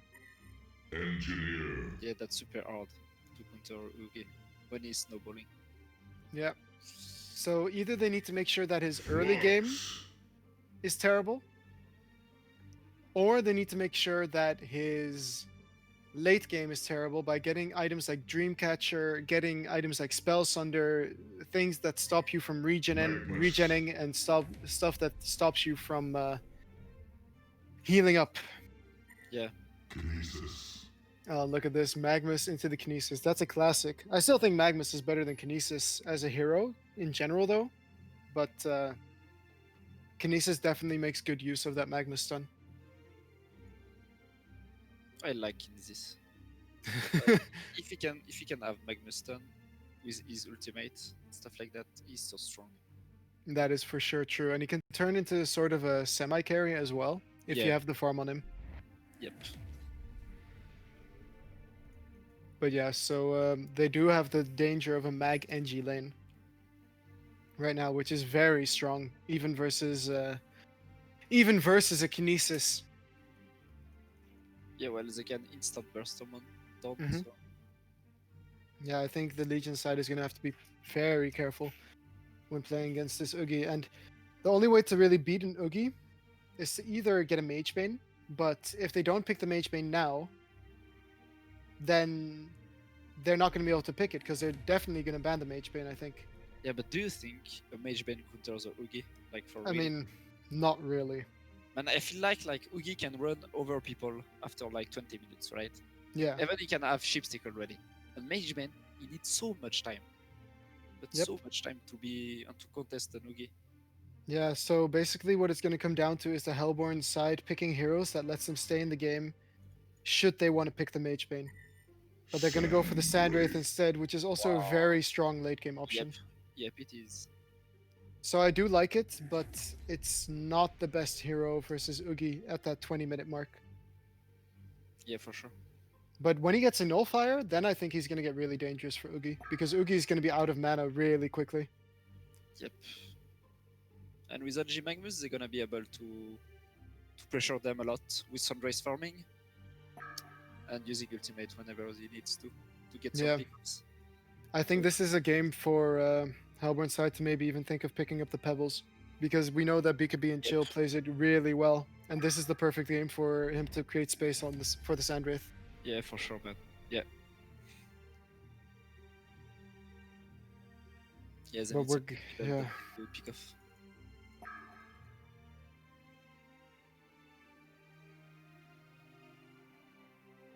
Yeah. Legion side is also lacking stuns very heavily right now. So I'm actually behind Hellborn's draft way more than Legion's draft right now, but they still have 2 picks to maybe change that up. Man, you know what? What? Pick Circe, man. Cersei, yeah. Was he not banned? Yeah, no? What? Oh my lord. No, it's not, man. Oh my god! You called it! You called it! I love it. Yeah, me too, man. But still, is Cersei I mean, to be honest though, what he can do on Sandwraith is drop all his items, use ultimate, and then pick up all his items, and then go in. Yeah, that's true. You can do that. And then the Cersei only gets the illusion, and then he doesn't actually get any items on the Sandwraith, and I think that's quite effective. Yep. But who does that Oh, though? Like you need to think. Yeah, I don't know. I mean, if you're a Sandwraith and you're against a Cersei, it's your only job, pretty Yep. much. But the thing is, level 6 ultimate is not lasting long. So if you have to put items down and pick it up before you know, you need to No, do it. but I mean, you put down all the items, then you click ulti. It's pretty quickly to pick up all your items there. Ah, yep. Okay, I see. Yeah, because the Cersei can use his ultimate on the Sandwraith illusion, Yeah. Okay. and that's then the strength of Cersei. But they're still lacking stuns. Aluna now picked up on the side of Hellborn, and they have such a strong draft right now. They could finish this off with a Pebbles or a Pharaoh or a Lodestone or Good, just good a trade. good initiator like Gauntlet as well. I love, Rally, always yeah, good. Rally a little bit less in my opinion versus a Flux Middle. Pebbles is a lot better versus a Flux Middle in my opinion. Yeah, But yeah, the thing with Pebbles is that it doesn't have any armor, low levels. yeah, that's true. It's gonna get so wrecked by Flux over attack. But yeah, they need a lot. They need single target burst right now because they have a lot of AOE Yep. with the Yeah, for sure. Magmas. So if they get something to set up the Aluna They power do this. throws, What? no, no, okay. The dude was fine too. Yeah, Here, I Deadwood guess. was fine. They needed something that Aluna could power throw for. Yep. Man, this was the game for Pebbles, 100%. And we both know that BKB and Chill plays a really good Pebbles, so Oh, I wanted to see Pebbles. But they are going to go for the Polywog middle, Kinesis together with Flux in top lane, probably. do you think they picked Green X just because of Circe? I don't Like know. when they go in, Green X is just like gonna look for Circe, right? Yeah, but Cersei can sit in base. Yeah, for sure, but not really though, because the illusion die faster. No. Yeah, but not in base where they get Yeah. hit Okay. by a fountain. Yeah. But Okay. I see. I'm not sure about either team's draft right now as they let Magmus give Magmus to Gemini. So is it going to be a Grinix mid? Because I really would prefer the Magmus NG lane over the Grinix NG lane. No, no way, man. Like BKB on Gemini there, he's Hmm. gonna go middle, man. He's always gonna going middle. Yeah, I know, but I don't like it. They pick the Magmus NG and they choose not to use it, even though it's such a strong combo. Yo, they might try to kill Circe because they just put a ward Hmm. It's on the also for dude. the pull though, Oh yeah, they are not going on the lane. Yeah. but they could be dual midding. Please dual mid. Oh yeah. Oh They should yeah. dual mid. They should Yeah. definitely dual mid this They game. should. Yeah, for sure. Versus a Polywog? I mean, what's Polywog going to do when an engineer is just auto attacking him? Yep. Nothing. Pretty much. Oh man, I don't want this Grinix dual lane with NG, but you know they might surprise us. But we'll just have to wait and see. Yep. So I think Kinesis is just gonna go run around middle lane to get Magnus stun. Hmm. Yep. I Looks think like he is. yeah, he's gonna go for it. Oh, what? Magmus also already leveling his lava surge right now. But yeah, I think this is going to be a very one-sided. Oh, they're actually going in with the tongue tie level 1 on Polywog as the pause does come out. It's actually 2.5, right? Hmm. Yeah, that's a lot level 1 though. But they have the silence as well. But it looks to me like Kinesis is already using the silence, so it's not the most effective. Yeah, I think they are just doing that to harass. They know that they can't kill. But yes, they could have harassed more if he was waiting for it. Mm-hmm. How long does it silence? 2 seconds. So then with the lava surge afterwards from the Kinesis. Yeah, he can at Oh. least auto attack once before using his silence. Hmm.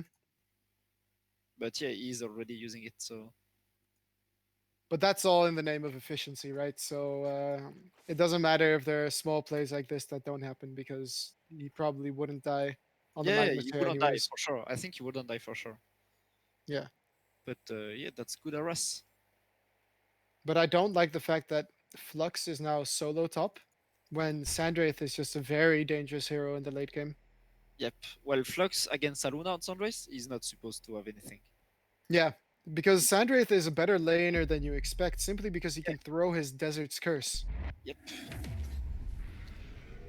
And well, against an Aluna pushing you out, that's super hard to stay on the lane. Yep. Let's And get it yeah, on. Oh, he there you canceled have it. it. You see He that? canceled it. Yeah, that was good. That was big. Yeah. And he's actually doing a lot of damage right here. So Yeah, perfect harass. perfect harass. Yeah, this is what we were saying. This is what Yep. we like to see. But this is why they really should be dual laning. But you know, this engineer Grinix lane might be able to do more work than we thought. He did level his Invis level 1 on Grinix, which I also don't like when you're dual laning with an Engie, but you know, they're the ones playing right now. Yeah, I mean, with stun level 1, they could have harass. Like, They could have Cersei. killed Cersei. Yeah, Yeah. the keg is going to hit on the Cersei in the bottom lane, but without Grinix having his stun up, it doesn't matter. Duder, in the meantime, getting a kill on Absenthia on that Aluna, rotating top with the Surge, doing a lot of work right there. Cersei in a lot of trouble? No, he's going to be able to get out alive. Yeah, so actually, no, Kinesis, the Flux top lane, they are so Yeah. strong. Because This they is have so much better. Yeah. And he's already got boots on Duder as well now with that first blood. Bottom lane, we do get a kill on Mind Tricks actually as Cersei runs away with 1 HP. This is not what you want to see at all. You are not supposed to lose that lane. Yeah. Middle lane, Polly might be in some trouble. He does level his morph right there, but Yeah, he's wow. getting kind of low, but no mana on the Magnus makes it so he's going to be fine. Yep. He's gonna have mana soon though. Yeah, Oh, but he's he's still maxing his far mid. away from the bottle though. Yeah, I don't think you have to max the stun when you're in mid, but if anybody from your team rotates, having the stun leveled is better. Look at this top lane. Flux might be in Yep. some trouble as look at the auto attacks coming out from the Aluna right here. This should be an easy kill. Yeah, power throw comes in. That's a free kill for the Aluna right there. But now Kinesis is here with those boots, but he's forced to back off as well as Koget should be choosing to pick up a what's it called? A Toxin Clause this game? Right? Yeah. Some close, yeah. Magnus still fighting with the Polywog in mid, but Magnus is having a really tough time this game. Ever since that gank at the start, he's been low HP and low mana pretty much. Look at this, bottom lane, they do get the Cersei Q onto the Grinix, and he's just gonna lose half his HP Yeah, from that's that Char actually quick. doing a lot of damage. Yeah. I really don't like the way Hellborn laned it though. They could have stomped this lane with a Magnus. But here you have it. They're gonna go in on the Cersei. Nice. He's trying to get the double stun. Won't get it though. But Cersei in a lot of trouble. He's gonna take a lot of harass damage. And Cersei leveled his illusion instead of his invis, and that's gonna end up being his demise right there. And actually, the Uki in a lot of trouble still as they don't stop chasing. But actually, he turns it around onto the Grinix right there. The Keg and the Mine do hit, but he's just so tanky with that Ring of the Teacher. He's gonna pop a health potion. Keg is up in 5 seconds, but it was not meant to be. Mid lane, BKB and Chill still does not actually have his bottle. He's gonna send it in now, but Oh, top lane. top lane we're gonna have initiation onto the Sandwraith, but do they have enough damage as he is just gonna be able to walk away right there. Aluna with the stun right there might choose to man up on the Kinesis. It's not gonna be enough though, and he's gonna fall. No power supply on the Luna means that he's never going to get that. But with the Desert's Curse, yeah, it's not going to be enough for Kinesis. Yeah, nice use of cross supply. Yeah. I think he was actively trying to bait out the Desert's Curse to waste he mana. was- Yeah, he was. Look at this though, the Q, bottom lane. This might be Cersei in trouble, but no. Choosing not to commit to that. In the meantime, top lane, Flux going very aggressive, but Aluna is here again. But they're not going to be able to get him in mid lane. Oh, bottom lane actually. Engineer getting in a lot of trouble right there, kegging himself away. Mindtrix again trying for the double stun, but is not able to hit it. 10 power supply charges though on Engineer, so they might still choose to turn it.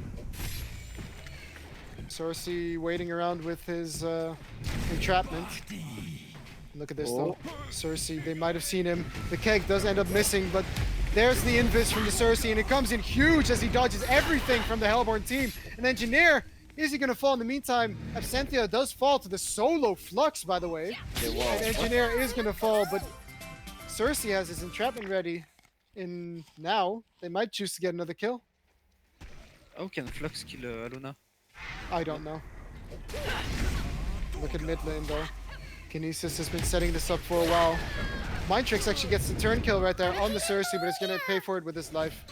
And look at this though. There's the morph tongue tie, and there comes the Kinesis. He's got the keg, the sun as well. Is he gonna die? Yes, he is. Yeah, with the jolt, it's gonna be enough. He knew because he saw Kinesis from by the world, but still. Yeah. Man, the Hellborn, just the laning. I still can't help but disagree with the Grinix pick. Man, me too. It's no good versus any of the Legion heroes either, because Polly's going to get a lot of farm, and if Grinix ever tries to go on him, it's a morph and a runaway. If he ever goes on Cersei, that's the only target he can go for, pretty much, actually, on the Legion side, because Kinesis can even survive. Engineer and bottom, they're fighting it again, but Cersei just using that invis to get away. But here's Polywog, he's running in right here, and Engineer is going to keg himself away, but he is going to end up falling. There's the tongue tie from Snooki on Mindtrix, and he's in a lot of trouble. In the top lane, there's also some action going in on the Flux, and Mindtrix does end up falling, but Flux still really low. Toxin Claw slow coming in. He did use his ulti to push them away, but it doesn't matter as he does fall. Man, so much action. Bottom, Yeah. top. It's like, we need to go bottom, then top, then bottom. But man, Magnus is not having a good game. Nope, he's not. And Polly is. Yeah, Polly is Like, he pretty already much got, more than free farm. Yeah, he has Striders, Pro Supply, Chalice, everything already. Yeah. They are trying to set up a gank right now. Level 4 Grinix coming over. But remember, if they go on him, they stack up pretty heavily. There's the stun. There's the... Oh, he actually dodges the Kinesis Lava Surge. And there's the stun from the Aluna. So are they finally going to be able to stop this Kinesis from having that stun? No, but they really should have. So yeah, that's a moment of respite for... Oh, bottom lane, we actually have Cersei getting gone on by the Engineer. And he's taking a lot of damage there. So Engineer alone making a lot of space for his team right now by... by just harassing the Cersei and the Oogie. Yeah. And Flux is doing super good. Yeah. He just needed a little bit of help from Kinesis for a bit. Yeah.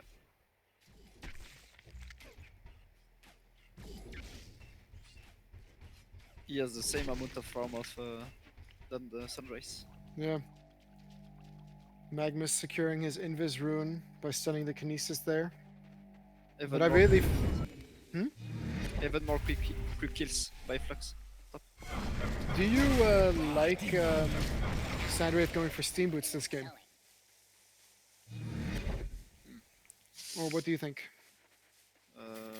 They're actually going in on the Flux at top lane. They are going to be slowing him with the Toxin Claws, but Aluna just can't get in range for the Q, and this is why you level your Deja Vu, because it gives you unit walking. Yep. Bottom lane, we do possibly have some action as Cersei misses the keg, and there's the Sandwraith ulti as well. Angie ulti on top of it, and Oogie could be in a lot of trouble. He is healing up a bit, but Cersei now in trouble himself as he does try to invis away, and he is successful at doing so, but he was envisioned for just a little bit of a second. There's the illusion again, and they're actually porting bottom. Magnus is here with invis, and why doesn't he go on the poly as the morph comes in on the Grinix? There's the Flux stun, Flux pull, and he pulls the Magnus into a double ulti, but Magnus is stuck due to the entrapment from Cersei, and Flux trying to get the kill on Magnus, and he does. Is Flux even going to fall for this? Yes, he does, as Mindtrix levels his ulti and uses it immediately. Huge Really fight. good fight for the Hellborn. Yep. But yeah, what do you think of the Steam Boots on Sandwraith? Yeah, I'd prefer the Ghost Smasher though. I think. Yeah. This game especially, he just needs mobility as there's the only one with stuns is the polywog, and I mean try lining up a stun when there's so many illusions of Sandwraith. Yeah, mobility can save you, but I don't think the steam boots effect can save you. You know what I mean? Like if you Yeah. get died and stuff, you're gonna die anyway. Even though if you have like 100 HP more, I think. I feel like. Yeah. I mean he's got when he's got strength boots, right, he's got 1k HP, but I feel like Ghost Marchers is definitely better, especially because you can use your Desert's Curse to just run through the woods constantly. Yep. And Oogie is actually just farming stacks right now. Choosing to forgo the lane for now. And top lane, Snooki actually gets a kill on Kogat. Yeah, this is what we were saying, right? If he gets caught, he's dead anyways. Yeah, exactly. Mid lane, we do have initiation onto the Flux right here. Aluna is there with the stun. And they do get a lot of damage on him, but that slow from Flux is just keeping him alive. But there's another Lava Surge up from the Magnus, and this should be enough for the kill. And bottom lane, Circe. Yeah, bottom lane, you have Grinix now going in on the Oogie as well. The keg is going to hit, and Black Daffy is going to fall to the burst damage from Engineer. I still don't like the Grinix. Have to say that. They could have had Portal Key on Pebbles and on Magnus if they had gone for that route. But yeah. Here you have the Cersei trying to help his Polywog Priest in middle. Sandwraith ulti was used as well, and both teams are going to choose to disengage. Ooh, look at this Mind Trap coming up from Henki, by the way. Yeah, I was gonna say that. Yeah, there's so many stacks in the Legion Woods, though. Ooh, Kinesis actually misses the stun on the Magnus, and now you have Magnus actually in a lot of trouble as he uses his Lava Surge and just gets completely disabled and is going to fall, and Engineer is able to escape by the skin of his teeth, as they say. Well, now Grinix, he's looking for a kill on the Oogie, and they do find him. Do they have the damage? No energy field available this time. There's the ultimate from the Grinix, but wisely choosing to back off here. Flux is coming. Yeah. With that Flux pulled, they should be able to get vision of him, and there's the Grinix, but they're going to go for the Engineer instead. But is he able to port out? Yes, he does, because Flux did not max his Q this game. Yep. See, I would like that if he had a lot of levels, but when you don't have that many levels, He the Q maybe is did really that effective. to get some last hit top lane, since he was in 1v2. Yeah, I'm definitely a fan of his skill build if he gets a lot. Actually, Snooki getting a kill on BKB and Chill again as he picks up the Jade Spire on the Polywog. Yeah, wow, he's farmed. Yeah. Jet Spire already. But man, like on the Legion side, I think they're doing a really good job this game at using the Polywog ulti. I don't think there's been a missed kill yet. Yeah, exactly. And every time he got it, he's trying to find a kill. Yeah. Grinix actually went Steam Boots as well, Oh, which is not one you see very often on Grinix, to be honest. oh yeah. I mean, Oogie now just rotating to the woods, but Hellborn has done a good job. Mind Tricks is actually up to 380 gold per minute on that Grinix. So I would like to see him get impact items to create space for his Sandwraith.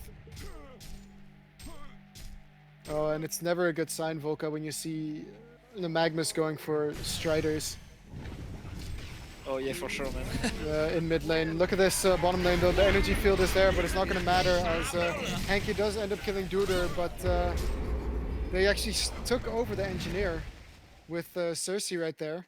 No, he took over Sunrise. Oh, he took over Sandwraith, my bad. Yep, that's why the energy field worked like that. Duder is buying back right now. There's the slow from Sandwraith onto the Oogie in the background. And in the meantime, you do have... Actually, everyone's fine, but Oh, TKB's Oogie popped his ulti. I don't know why Oogie popped his ulti, but they used the buyback on Kinesis though. yeah. But it's not the biggest deal considering he's the support this game, semi-support.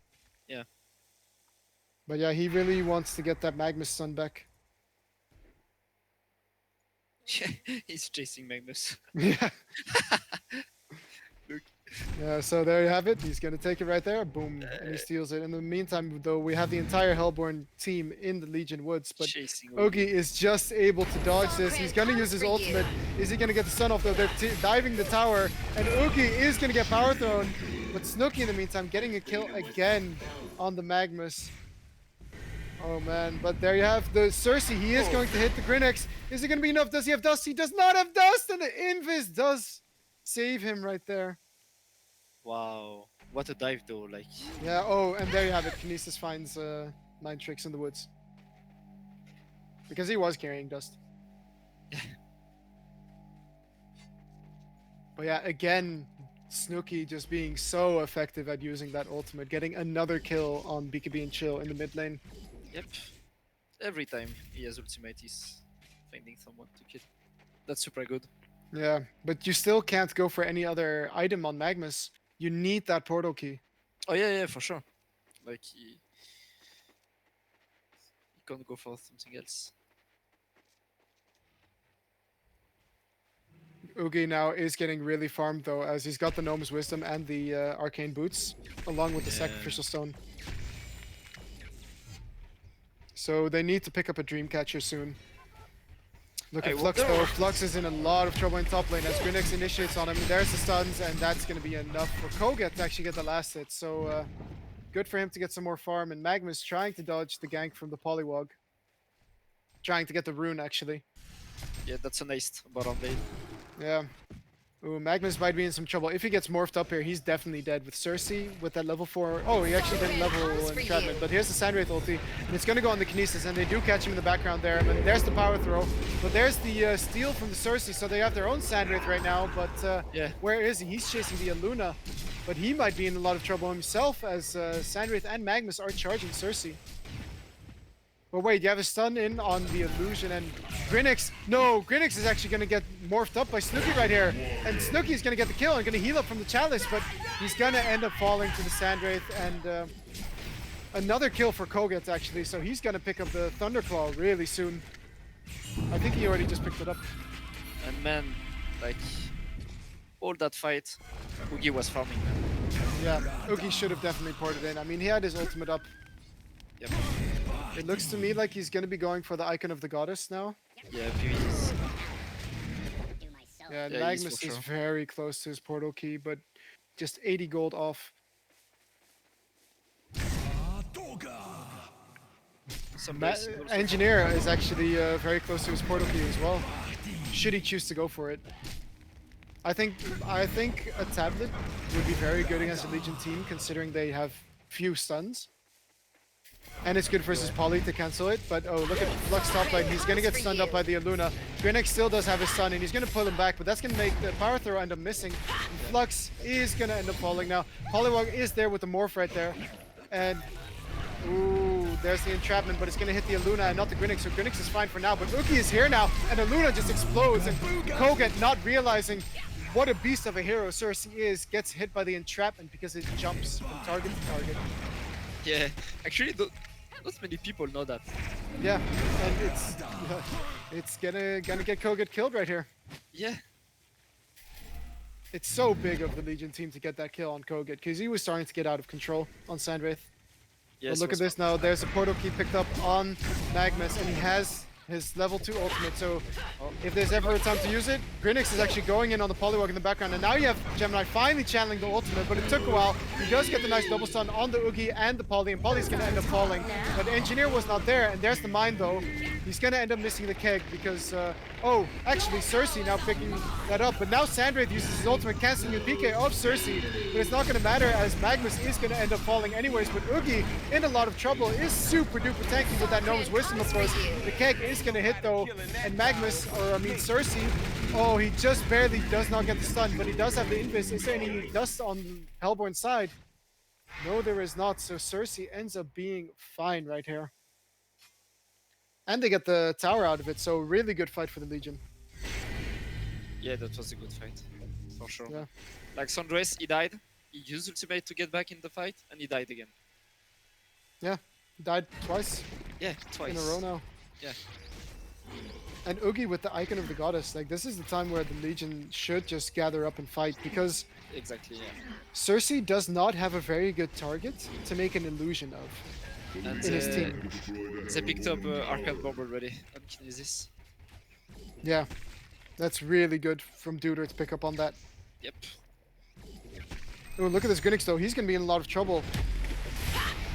Yeah, unfortunately though, that was kind of a misplay by the Flux, but it doesn't matter as Gemini going in to go die right now as well. But Grinix might be able to catch more as Kinesis is the target in the front. He's going to use the ultimate. He's going to catch both the Flux and the Kinesis right there. The Keg is there, but there's the Morph coming in, and he actually dodges the stun from the Grinix. Very well played by Duder there, and they're going in on the Engineer. Engineer is probably going to fall. The tongue tie on the Aluna as well, and the entire Hellborn team just falls. Kinesis, man.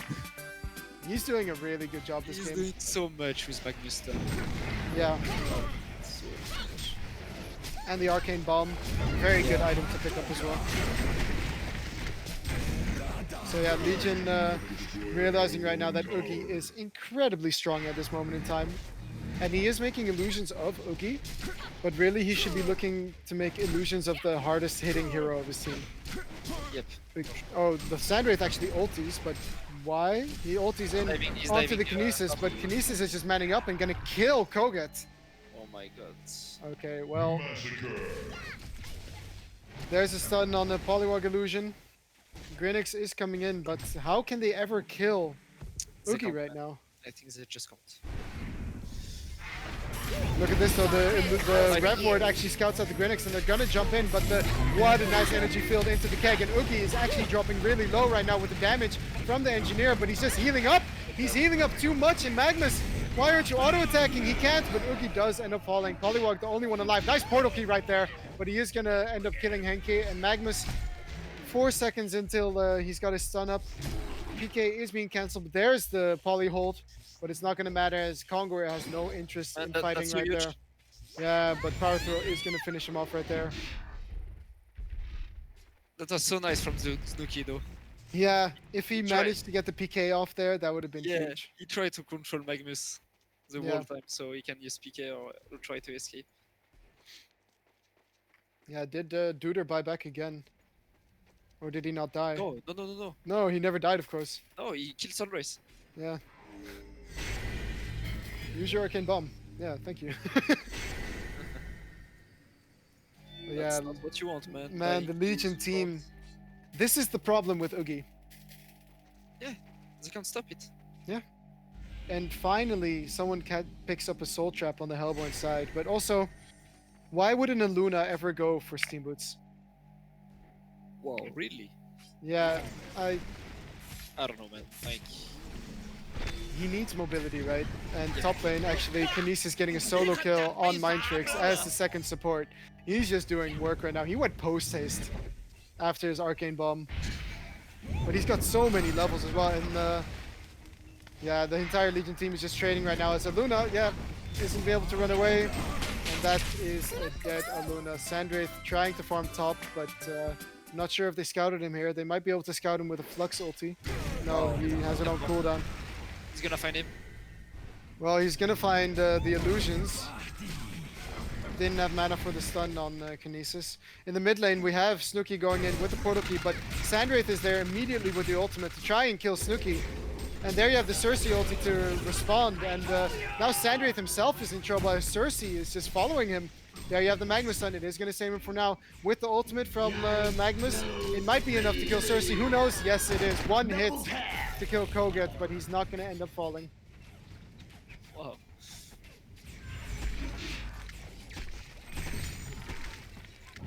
And there's a stun in on the Flux right here, but he has a Shaman's Headdress, so he's going to be really tanky. Grinix with the stun, and Luna with the stun, and Kinesis again finds Sandwraith in the background. And Flux isn't even dying right now. He's being so sick. Yeah, that but game. Magnus is going to be here with the Lava Surge, and that's going to be enough. He's playing so sick that game.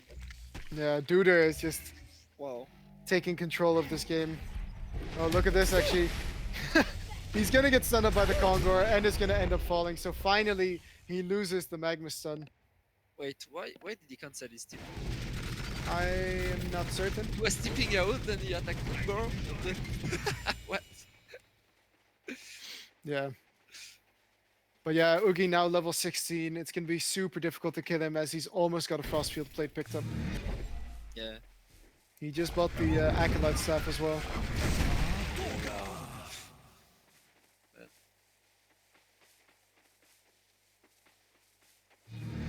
I don't see them killing Oogie though. Team fights at least. And Mind Tricks is going for a Nullfire Blade or something like that. Yep, But I he is. think Shield Breaker would have been huge this game to be able to kill the Kinesis alone. Because he can do a lot of damage, he just doesn't have the farm for it right now. He got it. Frostfield blade incoming. Oh Oogie. no.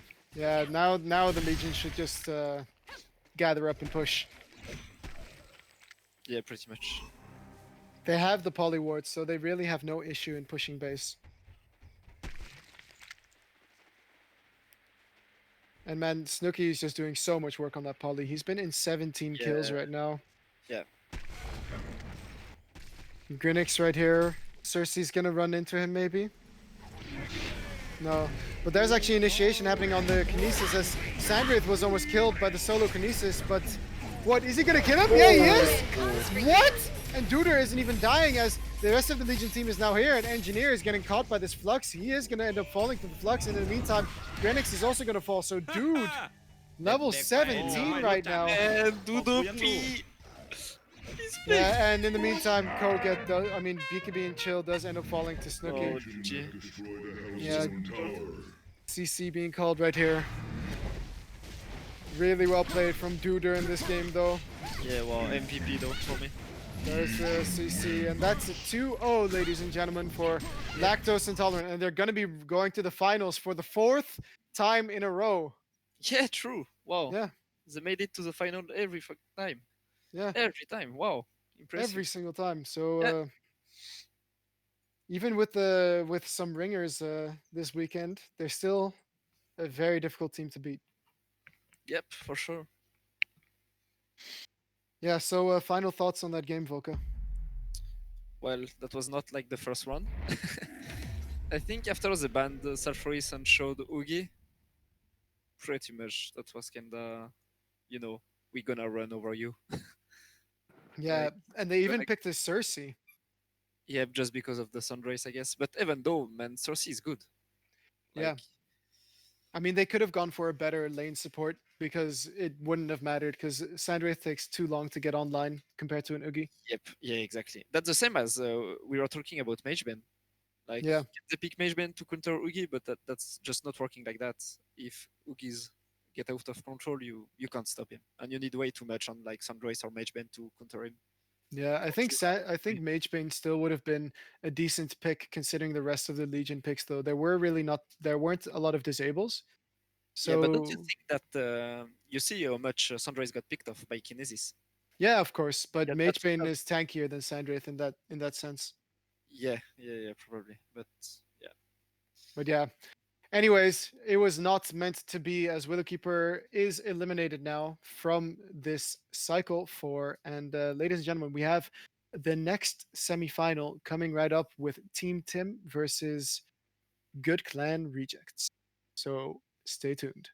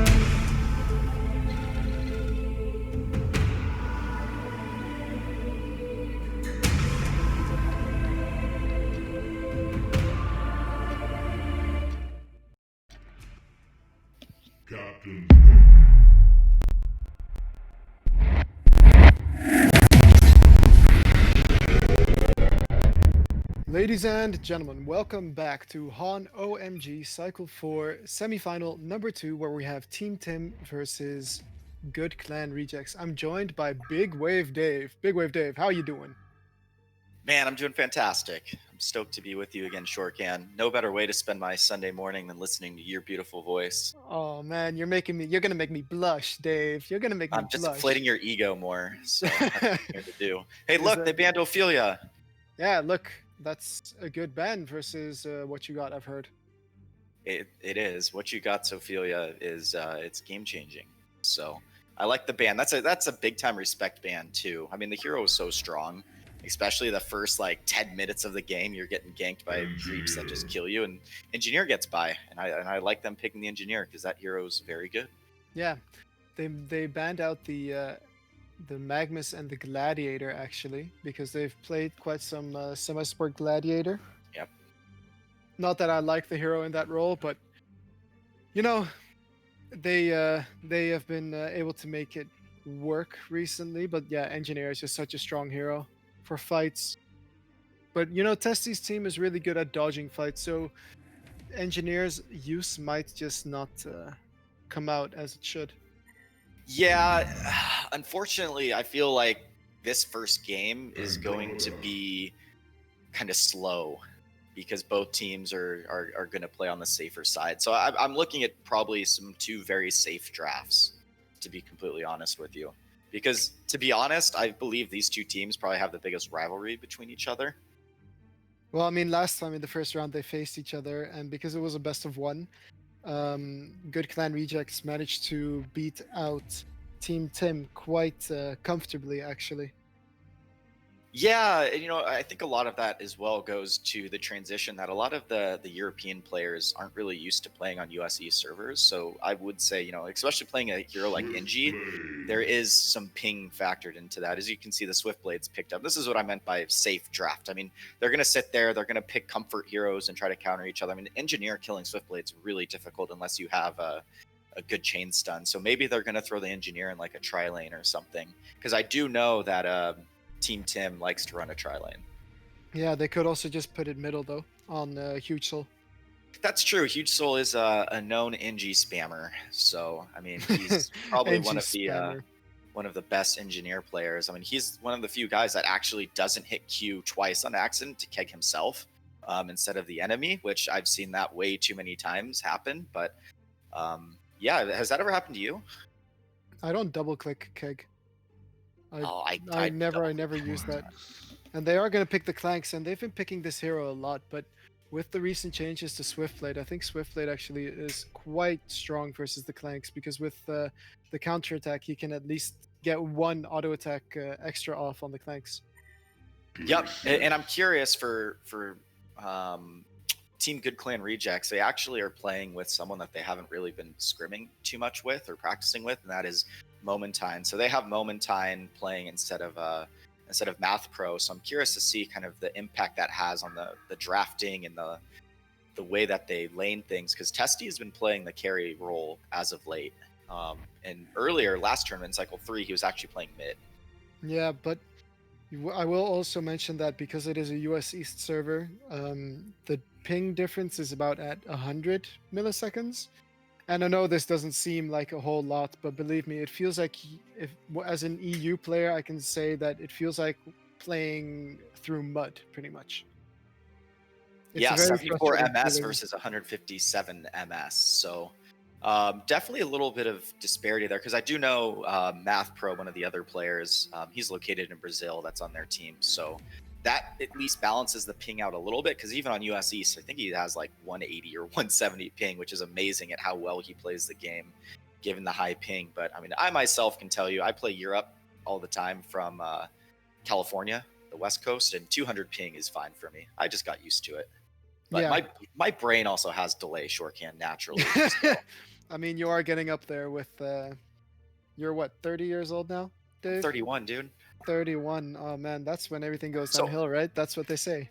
So speaking of safe drafts, man, look at the heroes that are banned now. It's like we're gonna ban a Self-Forest, we're gonna ban an Elephant, a Deadwood, and a Rally. We're just gonna ban the strongest position 3 heroes in the game. And Yeah. Interestingly, though, they don't ban the flux. They don't ban the flux. So you know what I think they should pick up on Hellborn that's actually pretty good against the Clanks is either like a Pharaoh or even the Pestilence, because Pesty is pretty good with Swiftblade. Yeah, the physical damage is there, but Pestilence is... My issue with the hero is that it kind of needs farm, similarly to a carry, but it also needs to get a portal key, and it can also initiate. It's kind of like a jack of all trades, but master of none in that sense. I will say that it does combine very well with physical damage heroes. So in that sense, it's strong. And the new staff effect is also decent, but it's still not the best, as a Clanks generally goes for a Geometer's Bane and a Shrunken Head, and he can cancel the Swarm with both. Yeah, and something else to bring up here as well that we haven't really chatted about, the Glacius pickup is one of the supports. I mean, to be honest, Glacius is one of those like OG 2012, 2011 supports that's just one of the... I always felt is one of the best support heroes in the game because of the aura and Chilling Presence. And that aura actually received a buff this last patch. So do you think we're going to see a little bit more Glacius, given they have buffed him since back in the day? I mean, they increased his movement speed a little bit a couple patches ago. They've changed Chilling Presence a little bit. So what are your thoughts on the hero? It's terrible. Oh man, why?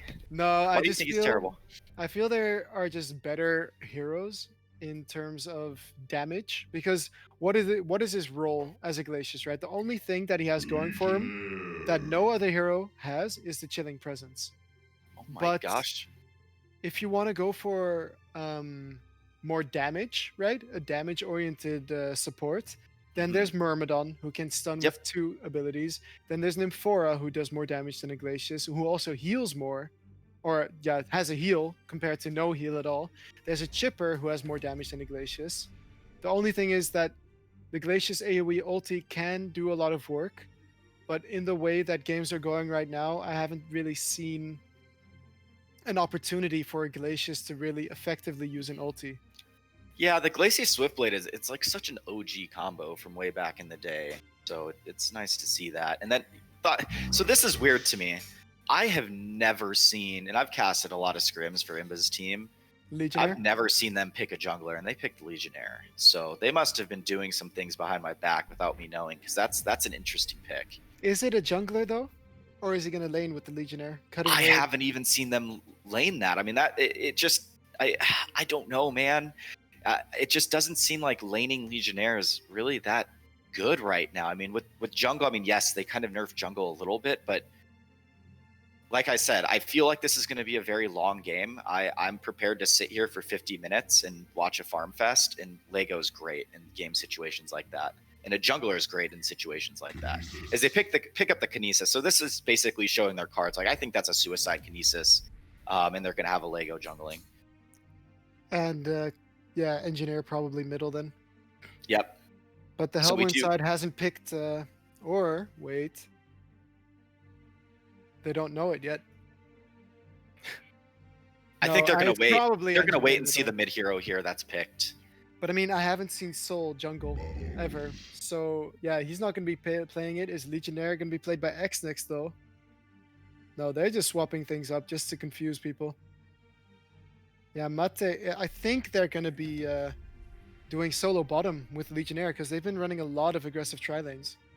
You think they're going to... I mean, that's actually... Lego versus Meraxis, that's interesting. And Meraxis should take that. Yes, Meraxis should definitely take it. What if the Lego decides to go in lane cut? Then what? Well, I don't think he can lane cut in the short lane. He can just walk behind the tier 2. Like yeah, right here. But then he's in a lot of danger from the Aluna roam. But yeah, we're going to have to wait and see. They're going to send him top lane, actually. It looks like. So I had no idea how where the Lego fits into this draft, but I guess they're going to lane the Lego with the Kinesis, which... Yeah. It's interesting. It's not like one of those standard lanes that you see with a Lego. You always think of something else, but I guess maybe the Kinesis stealing the Tundra Blast or something will help out. But yeah, I would really like to see Legionnaire take a more farming role in this game, Yep. because the Hellborn side have a very non-greedy lineup. They have a Bubbles who can split push, and then a Luna who can, push out waves with power throw. Not really split push in the same sense as a Bubbles, but still push out waves. But Mhm. Moraxis is really gonna farm in the laning phase, and afterwards he's just not very good at farming. He has Yep. no good farming ability, whereas Legionnaire, Engineer, and Clanks can all farm the entire game, and I think that the Hellborn can be outfarmed this game.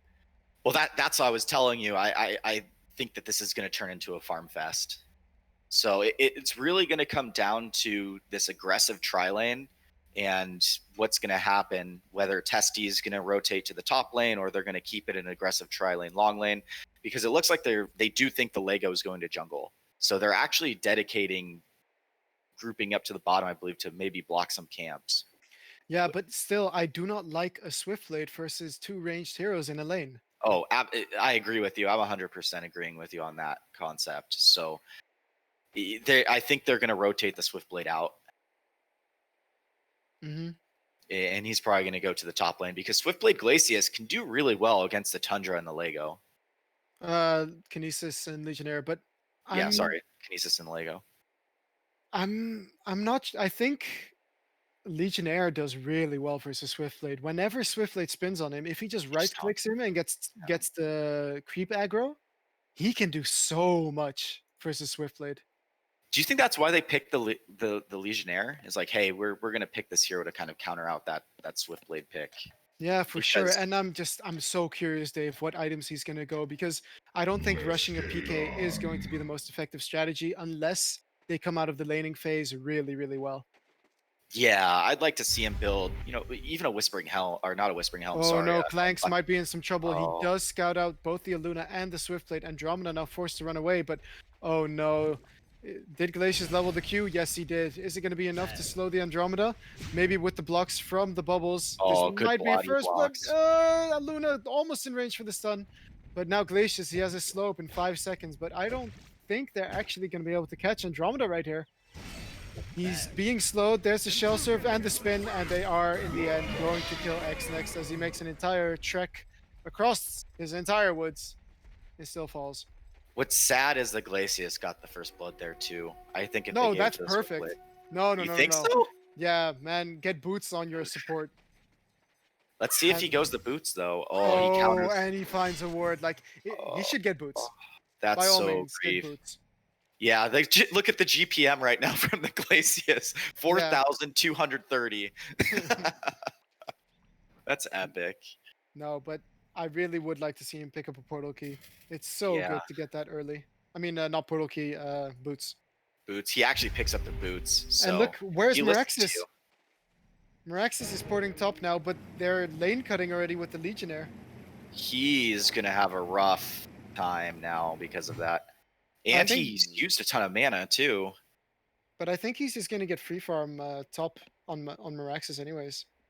He doesn't have a Technical hatchet though. problems.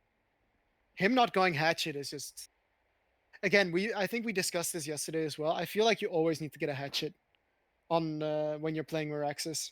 Well, now especially with the reduced cost of hatchet, I Yeah. think you can get hatchet and you can maybe buy some more totems or something like that, and you get some stats along with it. It used to not really be that worth it, but I think now it 100% is.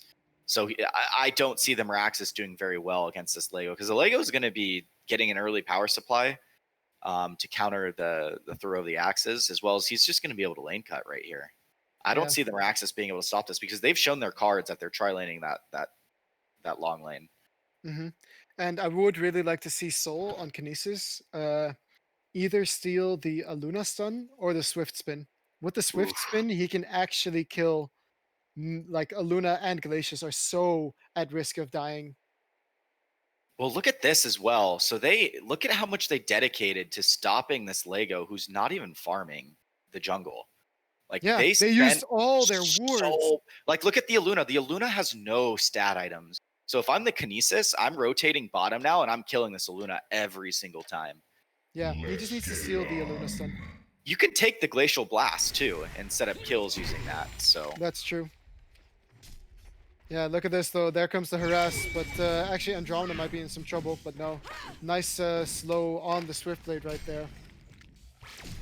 And Kinesis is now running over to the bottom lane, and Soul actually blocked the easy camp on the side of the Hellborn, which I don't like, because Legionnaire could have easily farmed that.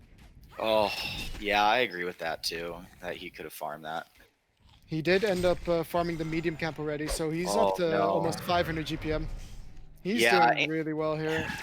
Andrew's. Oh, mid lane. What? How?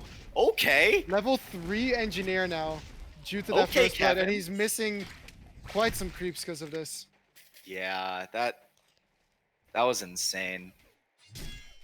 Huge Soul's gonna have a quick bottle here now because of that. But you know, something else that's happened in the bottom lane that I don't know if you saw, but the Andro, he's stunning and using mana kind of when he shouldn't be. So now he's sitting in lane and he's having to ferry himself mana pots without really accomplishing much with the mana that he's used.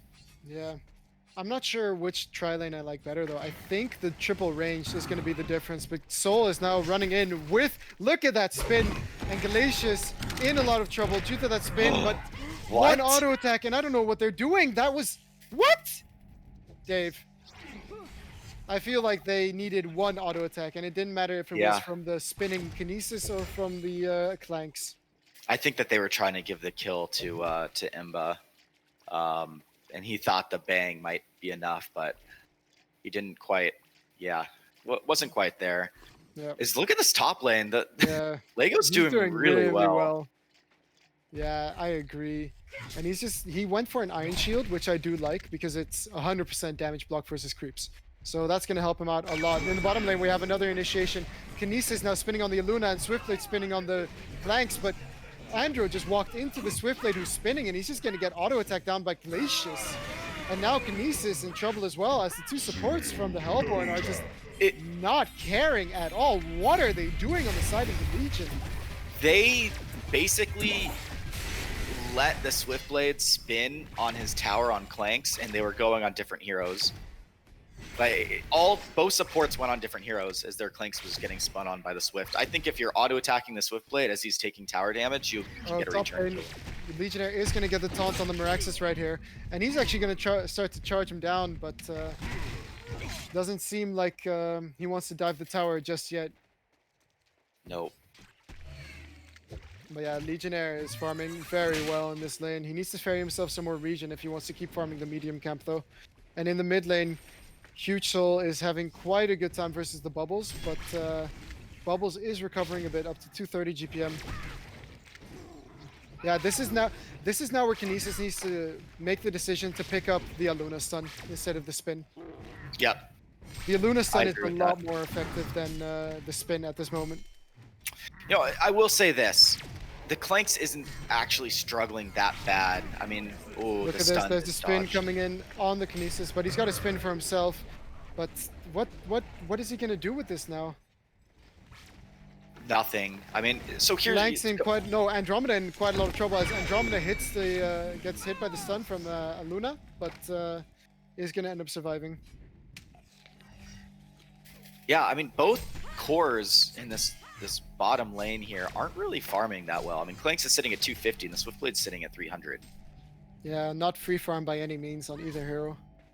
So, I mean, it's just, look at the supports. The supports on the side of Legion just, they're not getting anything. I mean, it's going to be so hard for Imba to... Top lane, we actually have Legionnaire getting quite low right now due to this Meraxis, but Meraxis has not leveled his W, which I also find questionable considering he gets armor from leveling it. Doesn't he? Yeah, he does. Yeah. Lego's level 7, man. Yeah, he's His doing mid a good lane. job. And mid lane, Engineer catching Bubbles again. I'm not sure how Bubbles got all the way over there, but I guess if he keeps trying to keg, he might hit one in the end. Yep, I think that's what he's been doing, is he's been kegging with last hits. I've been watching Huge Soul right now, and that's what he's doing. He's waiting for the bubbles to go up to last hit, and he's throwing keg out, and even the bubbles has take cover. He just doesn't have the reaction time. Yeah, and look at this. Now he's going to ulti. He's going to be in the field twice, 3 times, and Bubbles dies again and has to do the walk of shame back to middle lane. Top lane, there was also quite some action as both the Meraxes and Legionnaire used their ultimates, but no kills were there. Oh, the Lego mistimed the ultimate. I think it was like five health off, to be honest. Yeah. Very But, unfortunate for him there. He's doing really well against this Meraxes, though, so I like the Lego pick in a 1v1 situation like this. So Yeah. Look I at mean, this, though. Meraxes Planks just has is looking for the Glaciers right here. There's Andro. He uses the W instead of the stun, but nice bang slow coming out from Immerboy, and that should be enough to kill the Glaciers right here, as Kinesis wasn't even necessary for that kill. And in the bottom lane, Bubbles now getting the regen rune, but Huge Soul may be wondering if he can go on him, but not meant to be. I would have almost liked to see Legionnaire pick up a bottle. Yep. And go for every top rune. Oh, Just to help his mid. But lane. mid lane, he might be in some trouble, but Bubbles does not have his ultimate, so Glacius going here is actually quite useless. Yeah, he might have poured it and be like, wait, my Bubbles is only level 5. What's going on here? Or maybe Yeah. that's why he poured it, is to try to make sure Bubbles can at least get that level 6. But meantime, I mean, the Glacius porting mid is giving Clanks some time to recover in lane here. As he's now sitting at 291 GPM, the Swiftblade's sitting at 325. But the highest farmer on the side of Hellborn, which is not a good thing, is the Meraxes at 330. Yeah, and Legionnaire picked up the armor boots, so he has 15.6 armor right now. In the bottom lane, we do have some initiation as Andro is trying to actually get the stun on Swiftblade, but walked way too far and just gets the stun on the Aluna now. They might get a turn with the spin from the Kinesis, but is it going to be enough? He just needs one more, and he does get it, but he's going to lose that spin, and now there's a Frostbite on Clanks, and he's going to get stunned up by the Bubbles ulti, and he's going to fall right here. But nice energy field from the Engineer, but it's not going to be enough to kill the Swift in the end. There's the charge from the Legionnaire, though. With the take cover, he should be dodging it. Yeah, he dodged the taunt, and now Engineer looking for that last hit on the Glacius, but it's not going to be enough as the regen rune is popped from the Bubbles, and now Engineer is in trouble instead. Swiftblade does have the spin up, and the power throw is there to kill the... Yeah, to kill Engineer, and the fight isn't over just yet as Bubbles gets his Shell Surf stolen. Yeah, the Shell Surf's going to be okay on the Kinesis, I think. But what ended up happening, and the reason they lost that fight, was Huge Soul actually missed the NG keg on, which is very rare of him on the Swiftblade, because if he hits that, Kinesis is in a lot of trouble right here, but he does have the Shell Surf, so he manages to get out for now. Slow missing on the Glacius as well, but X-Next really needs to work on his positioning, because he just walked into the Swiftblade right there. That was the start of the fight.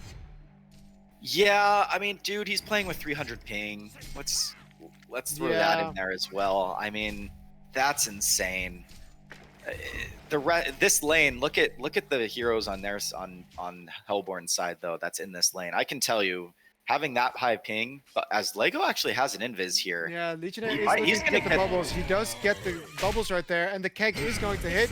And with the ultimate, it was enough for the kill. Yeah, that was a good kill. I'm happy the Lake got this. And now you have Kinesis. He still actually has the Shell Surf. So they could be looking to make some aggressive plays on the backline and try and dodge the Swiftblade. But still, Clanks is not actually farming poorly. He's up to 260 GPM even with this pressure from the Hellborn team. Lego might be in trouble top lane. Yeah, Legionnaire getting caught right now by the Meraxes, but he needs just a couple more axes, but here's Engineer, and he's got the keg up. He's going to try and hit it, and he does. And I think that's going to be enough, as the taunt is there as well to finish off Meraxes right there.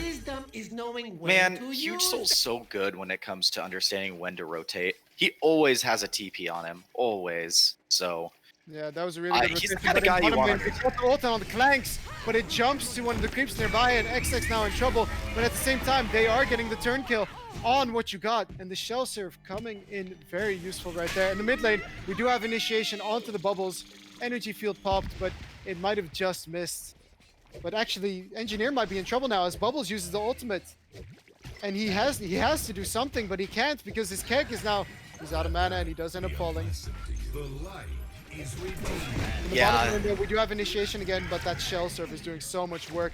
He's gonna have to slow the Swiftblade right there, but the spin instantly cancels it. As there comes the Ice Imprisonment onto the Andromeda.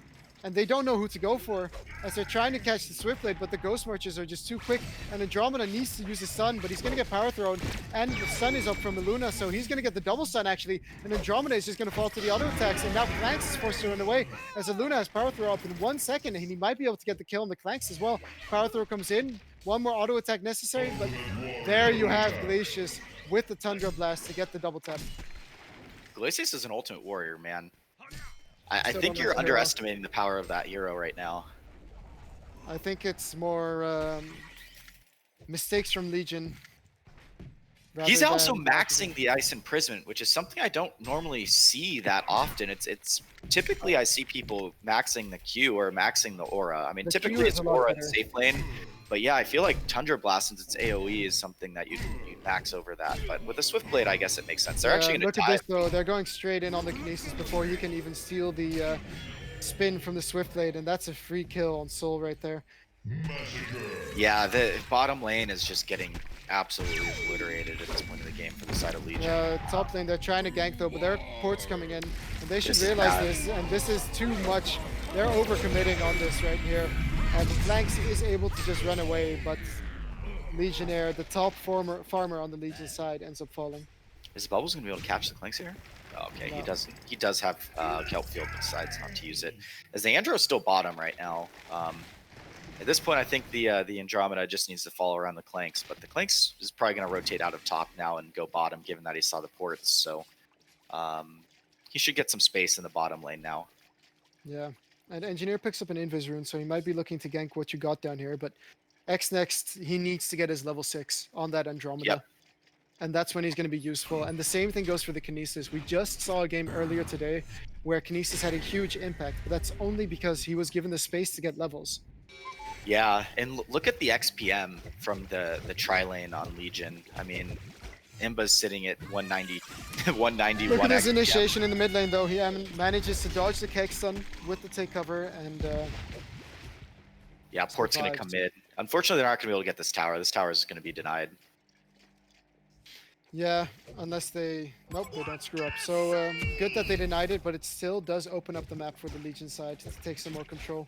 And Legionnaire Yeah. is actually building up towards his portal key. They need it at this point because they lost bottom so hard. They need to Yeah. get pickoffs, so they need the Lego to have this this portal key. So if I'm him, I'm rotating into the jungle right now to farm it. Yeah, but speaking from experience, the Hellborn team really isn't going to do any aggressive plays. As you can see, the Meraxis, he is going to end up picking up the portal key after that creep, but he only has red boots. Wow, the Meraxis already has portal key. That's insane given how poorly he did in lane. No, he did decently in lane. Like, he got like Well, 300 early GP. levels, yeah. But he's going to here's use that portal key at top lane almost instantly. But is Kinesis able to run away as he does pick up the Striders right here? Yeah, he should be okay. What spell does he have? He's got Shell Surf, so... Yeah. I'd like to see him now try to go pick off a kill somewhere, because he has the Shell Surf into the Stasis Smash, so... Yeah. There it is, portal key on Lego. So him and the Lego are Look probably at the going to run bottom lane around. though, Andromeda popping out the shield from the Meraxis, and that makes it too easy to kill that Andromeda. Oh, did he use Comet on the Meraxis? Yeah, okay. Now you have Kinesis. He is there with the Glacius, and he's going to try and go for a solo kill, and I think he can get it. He just needs a couple more abilities. No! Okay, he's going to end up choosing to back instead, going for the safe play, but... Yeah, okay, he's only got one level in his Q, actually. Yeah, I was going to say, I Bottom checked. lane, we do have initiation on Momentine with the Legionnaire portal key, as Meraxis does instantly fall, giving the credit to Engineer, but continue, Dave. Oh, I was going to say, I checked and saw that Shell Surf was level 1. I think that was kind of just a bad go. Yeah, for sure. With Shelter being level 1, there's no need to go for that. But mid lane, we have initiation from the Legionnaire onto the bubbles, and what a huge pickoff right there. Yeah, the Bubbles was tanking some tower hits there too, so that was a really nice taunt, and luckily for him, he had enough mana to be able to use it to decapitate. Yeah, but I feel like with the decapitate on cooldown, he should feel comfortable enough to rotate into the woods and just get some more farm. Oh, 100%. Let NG be the one that's split pushing, let Kinesis farm in the dangerous locations with that Shell Surf, and they have the ability to win this in the late game. But there comes the ultimate onto the Andromeda, into the spin, and Andromeda That's dies fine. again. they're going to be okay with that. They got the tower kill, and the Andro auto attack actually allowed the catapult to get the last hit on the towers. So, kind of a decent play right there by XNext to sacrifice himself for that. But he has died 7 times. Yeah, in 15 minutes, which is not a good sign, and he's gonna be hard pressed getting any type of farm. I really would like to see him just pick up the first items for a tablet, because that Guardian ring, it gives you 2 armor and it's only 175 gold. Yep, this Glacius is sitting on 7-1 and 7. So there's actually, the Swiftblade and the Glacius are worth a lot of gold right now on the side of Hellborn. So I'd like to see the Lego and the NG try to set that up, because he actually taunts troops mid. Cleaver, mid lane. Morax is looking for an easy kill as Andromeda again getting caught right here. But the thing is that they're killing the same guy over and over and over. He's worth 128 gold. It's nothing really. That has little game impact. I mean, at this point. Oh, his Lego's actually taking stacks here. He's going to get... Legionnaire is going to get found out by the Glacius, and the Ice Imprisonment is there, but Imbaboy does end up getting a tower for it. So again, not a terrible trade, but not one that you want happening, considering his own woods is quite free to farm for Legionnaire.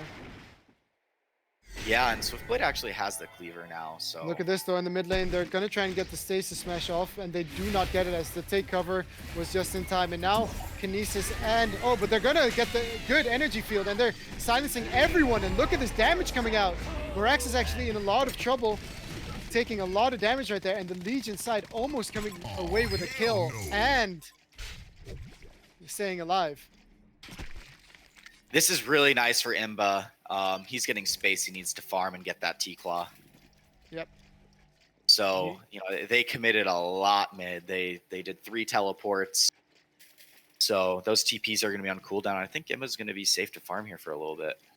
Yeah. I'd like to see the Lego.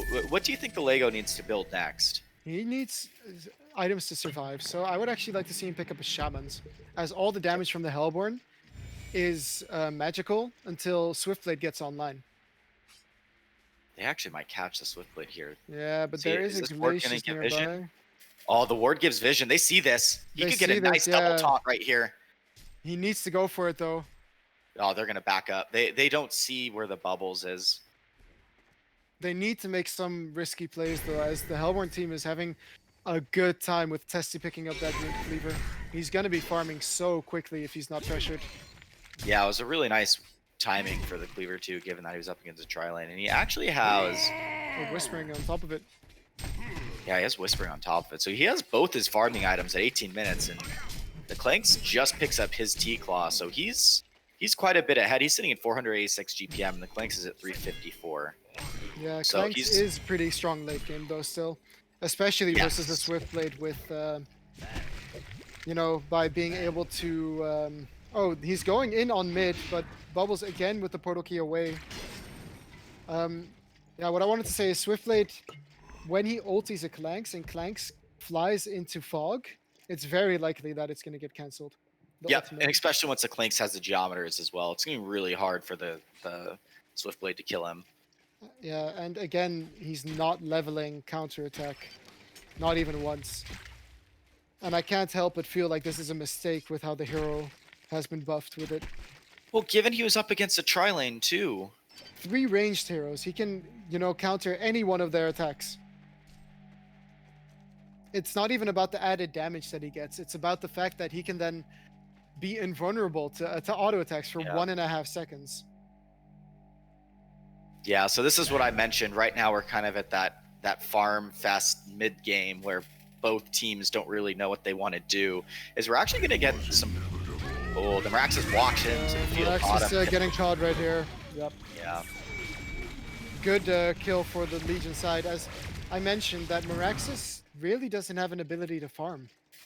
He doesn't. No, he should be setting up kills with the bubbles, which is why the bubbles and him were bottom. I think they wanted to try to pick off the Clanks. The Clanks actually really close now to a Hyper Crown. And once he gets that Hyper Crown... Did you have that lag as well? Or yeah, I did. Okay, well, there's the initiation onto the Engineer, but he storms himself, and nice taunt from the Legionnaire was actually dodged by the bubbles, so he didn't get any of the damage on it. Just look at this. Yeah, as everybody was experiencing lag in that team fight. Yeah, I got that too, and then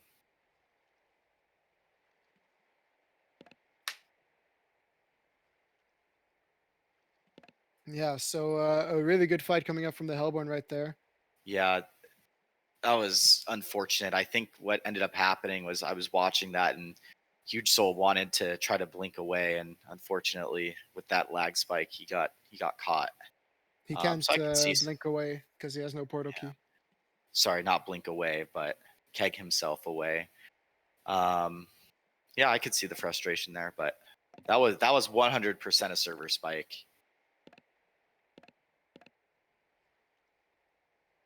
Yeah. The players are a bit salty about it, of course. Yeah, I mean, that's unfortunate. I'm gonna move on from talking about it right there, but yeah. So the Clanks is close to the Hypercron. What needs to happen on the side of Legion for them to kind of come back here? Because I mean, it's a 5K gold deficit for them. Yeah.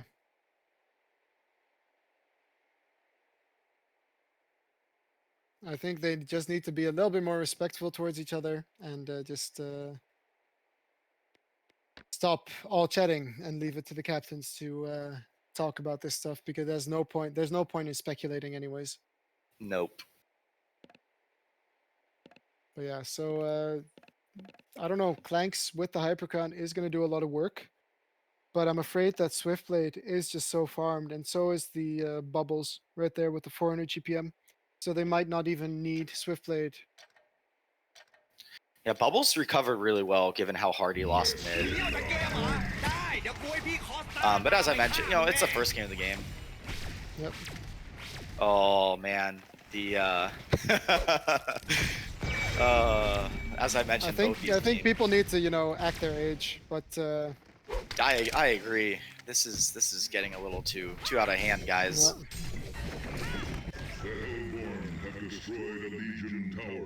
But anywho, so the Hellborn team is going to turn this into another tower push as they're pushing the second tier tower in mid, and they're quite comfortable doing this as Clanks really needs more time to get going. Yeah, I think we're gonna see some strong motivation now from the side of Legion. They don't want to lose this game. Yep. Reinvigorated by their anger. But look at this, Moraxis is looking for a jump right here, but he has no one with him. So the Invis Andromeda was not spotted out, but there you have it. Moraxis now scouts out the Clanks, but he doesn't get the stun off, but Andrew, run to him! Yeah, what is... So he does Andrew, end up run to getting swap in, your teammate, please! Oh, this slow. and he's trying to pull it out, but it's just not going to happen as... I don't know what he was doing, but he definitely could have turned around.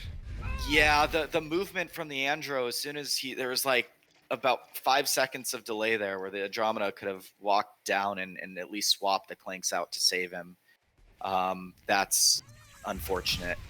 So maybe a lack of communication, maybe they're having Discord issues, but Imbo will respawn and continue to farm up here. So there's like not really that much pressure. I mean, Hellborn should be grouping up and trying to take this tier 1 tower top now, given that. Or at least someone should be pushing this top tower, because there's a tier 1 still there. Yeah, they should be looking to push some more, because Clanks is a very, very big threat late game. And Oh, no one on the Hellborn side actually picks up an aura for magic damage, and Clanks does a lot of magic damage right now. Yeah, there's no Gnome's wisdom or anything. You could see the differences between the European teams and the North American teams is you see people spending gold and getting these early teamfight items like a Gnome's wisdom. I mean, I think that's one of the great things about Oogie is you do a ton of damage. Yeah. You don't need a ton of items to do a ton of damage, whereas a Clanks and a Swiftblade, you both need 3 to 4 items to do a ton of damage. Swiftblade less so, but you can see now what I mentioned, that the Andro just needs to stay next to the Clanks, because the only way that they are going to win this game is if Clanks gets farm. And right now he's sitting at 383 GPM. The Swiftblade's at 540. Yeah, there's no way that the Clanks is going to catch up, though, if they don't make any plays. Oh, Bubbles dodging the mine trap right there. But yeah, they're just sitting behind both the Clanks and the Legionnaire. But I think Huge Soul really needs to start looking towards his own portal key and his own items, because on Hellborn you have Moraxis farming in the woods, you have Swiftblade farming everywhere, and you have Bubbles split pushing. So it's very easy. Oh yeah, Soul getting caught right here, being very deep into their woods. And Legion now getting caught, but is this a fight they really want to take, or are they gonna just let him die right here? The taunt does hit on the Bubbles, and the keg unfortunately misses, and Andromeda can. Andro needs to swap him. Yeah, Okay, he is there we gonna go. swap him, and there's the Bubbles taking cover. The Andromeda Comet Stun, and Andromeda just ends up falling. But this is to save his teammate, and nice portal key coming out from the Legionnaire to stay alive. And Morax is actually taking a ton of damage from that energy field. Yeah, he actually picks up the Gnome's Wisdom, so that Yeah, I like it. very really good. nice pickup, I think, because I think it's going to force them to group up and fight now. And with how far ahead they are, they should be trying to steamroll this game over. But the Swift Slashes aren't out, and I believe that's one of the only ways they're going to kill the Clanks is with the Swift Slashes. Well, Moraxis was able to solo the Clanks just now because he's still not tanky enough. Yes, so that actually did happen, but that shouldn't have happened with the Andro swap. Yeah. And they're just And gonna that's set why up you a pick that combo hero, right? because they have the Whispering Helm on the Swiftblade, so this should be an easy combo for them. Yeah, especially with the axes. The axes do work against Kongor, so Yeah. it should be a fast Kong. They're going to do their own Kong, and I think it's going to be. They don't have the best turtle lineup. Legion doesn't. For them, No. it's like, hey, we They need have to no win. counter push. Nope. I'm not sure why they picked the Kinesis in the end either. I'm not sure it's the strongest hero for the Legion side right now. And there's the initiation actually, as Engineer does jump into them, but he's just going to get spun down by the Swift right there. Clank stays around, but his flight immediately gets cancelled, and he's stuck on this hill. And his team can't even help him. He does get swapped out finally, but Swap. Legionnaire is still around. Power Thrower is going to end up missing the Clanks, and here's the Legionnaire taunt onto the Swiftblade, but it's not going to matter as the Whispering Helm is going to make sure that Legionnaire takes 0 damage. Is Legionnaire going to be able to port out though? No, he is not. And neither is Soul, as he ends up falling as well. Yeah, they picked that fight without the Lego being there, and Lego's basically one of the initiator on their team, at least follow-up initiator that does damage. The Clanks was definitely out of position in that point. They needed the Lego to be there for that fight to be able to taunt someone, to taunt the Swiftblade so he couldn't get this spin off. But it was a great initiation by the NG. He was able to keg and mine both the supports. They just didn't have the follow-up. Yeah, and it didn't work either. That I think the Kinesis wasn't there either from dying before. Yep. I'm not sure, but either way, they weren't all on the same page. Yeah, so I think they're going to reconvene after this game one. I mean, it's definitely not over. They can still win. It's going to be an uphill battle, but you can't give up on a Clanks. A Clanks is probably one of the strongest late game carries. So as long as the game's not over and the fat lady hasn't sung, I see an opportunity for Legion to win this game. Dawnbringer now picked up on Swiftblade, so he's going to be very mobile. He's also got two of the Conger buffs into movement speed. Yeah, he's going to be very difficult to kill.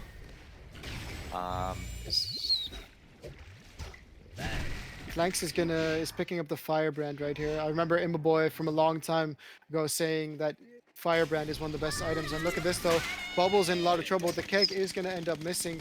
Do they have the damage though? He is stormed up right there, but they can't actually get him as the Millstone was cancelled by the silence from Kinesis. Nice pickup, by the way, on that Millstone. I like the Nullstone on the Bubbles. There's not really any way for him to get killed now. Yeah. The Lego is not able to. I mean, the Lego is not able to at least combo him with the. Look at terrifying this though. charge. Swiftblade is smoked up in the Legion Woods, and they might look to go on this Engineer. They do find him here. Storm is still on cooldown, so Engineer is going to be free pickings as Legionnaire is trying to kill the Bubbles, but Bubbles tanky with that Nullstone, and Swiftblade ulting the Legionnaire, and now finally Glacius getting the ulti off on Soul.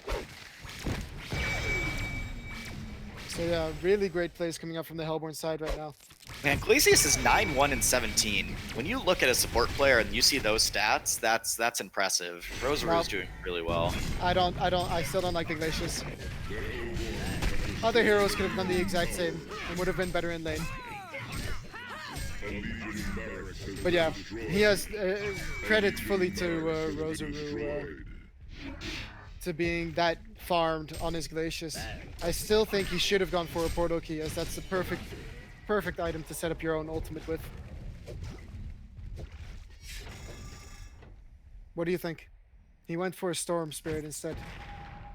I like this. You know, I think he was more team focused at that point, but being 9-1 and 17, I think he can go a little bit greedy and get the portal key. But they already do kind of have a lot of initiation with the bubbles and the Meraxis. I don't think it's necessarily needed. I think Storm's pretty good at least being able to save someone who gets initiated on by the Lego. But yeah, I mean, portal key's kind of core on Glacius. So I mean, you could have let the Aluna have the Storm Spirit as well. So I think they're kind of not really on the same page in that area. But I mean, they're so far ahead, it really doesn't matter, right? Yeah, like what I would have liked to see is Meraxis and Bubbles going for the general team. If they can get 2 targets in their stun silenced combo, then they're most likely dead. And then the Glacius can jump the Clanks in the background with his ultimate. Just Ice Imprisonment, and ulti. And I think Clanks will fall. Yep. Bottom lane though. Yeah. Hellborn side is pushing. Tokens expired, so and they don't choose to push base. No, especially with how far they're ahead. It's a 23k gold lead. So this is what I mentioned. What I saw yesterday versus Donkey Kong and Good Clan Rejects. I mean, they could have ended the game much sooner, and they kind of delayed and delayed and delayed. I don't really think you can delay against Legion's team. I mean, Clanks is still going to keep farming. I mean, he's sitting now at 490 GPM. He was at 300. So given that the rest of his team's dying significantly, he's able to find farm. And he's only died 4 times. So the supports have died a combined 18 times. Yeah. They might actually catch the Meraxis here. Yeah, Meraxis just able to portal key away using that ultimate, but he does get taunted up by the Legionnaire, but Legionnaire does no damage as he still doesn't have any items other than his PK and armor boots. Yeah, But this is what I was saying, right? I talked about this. I said Legionnaire needs to focus on farming this game, because if he doesn't, then they're going to lose.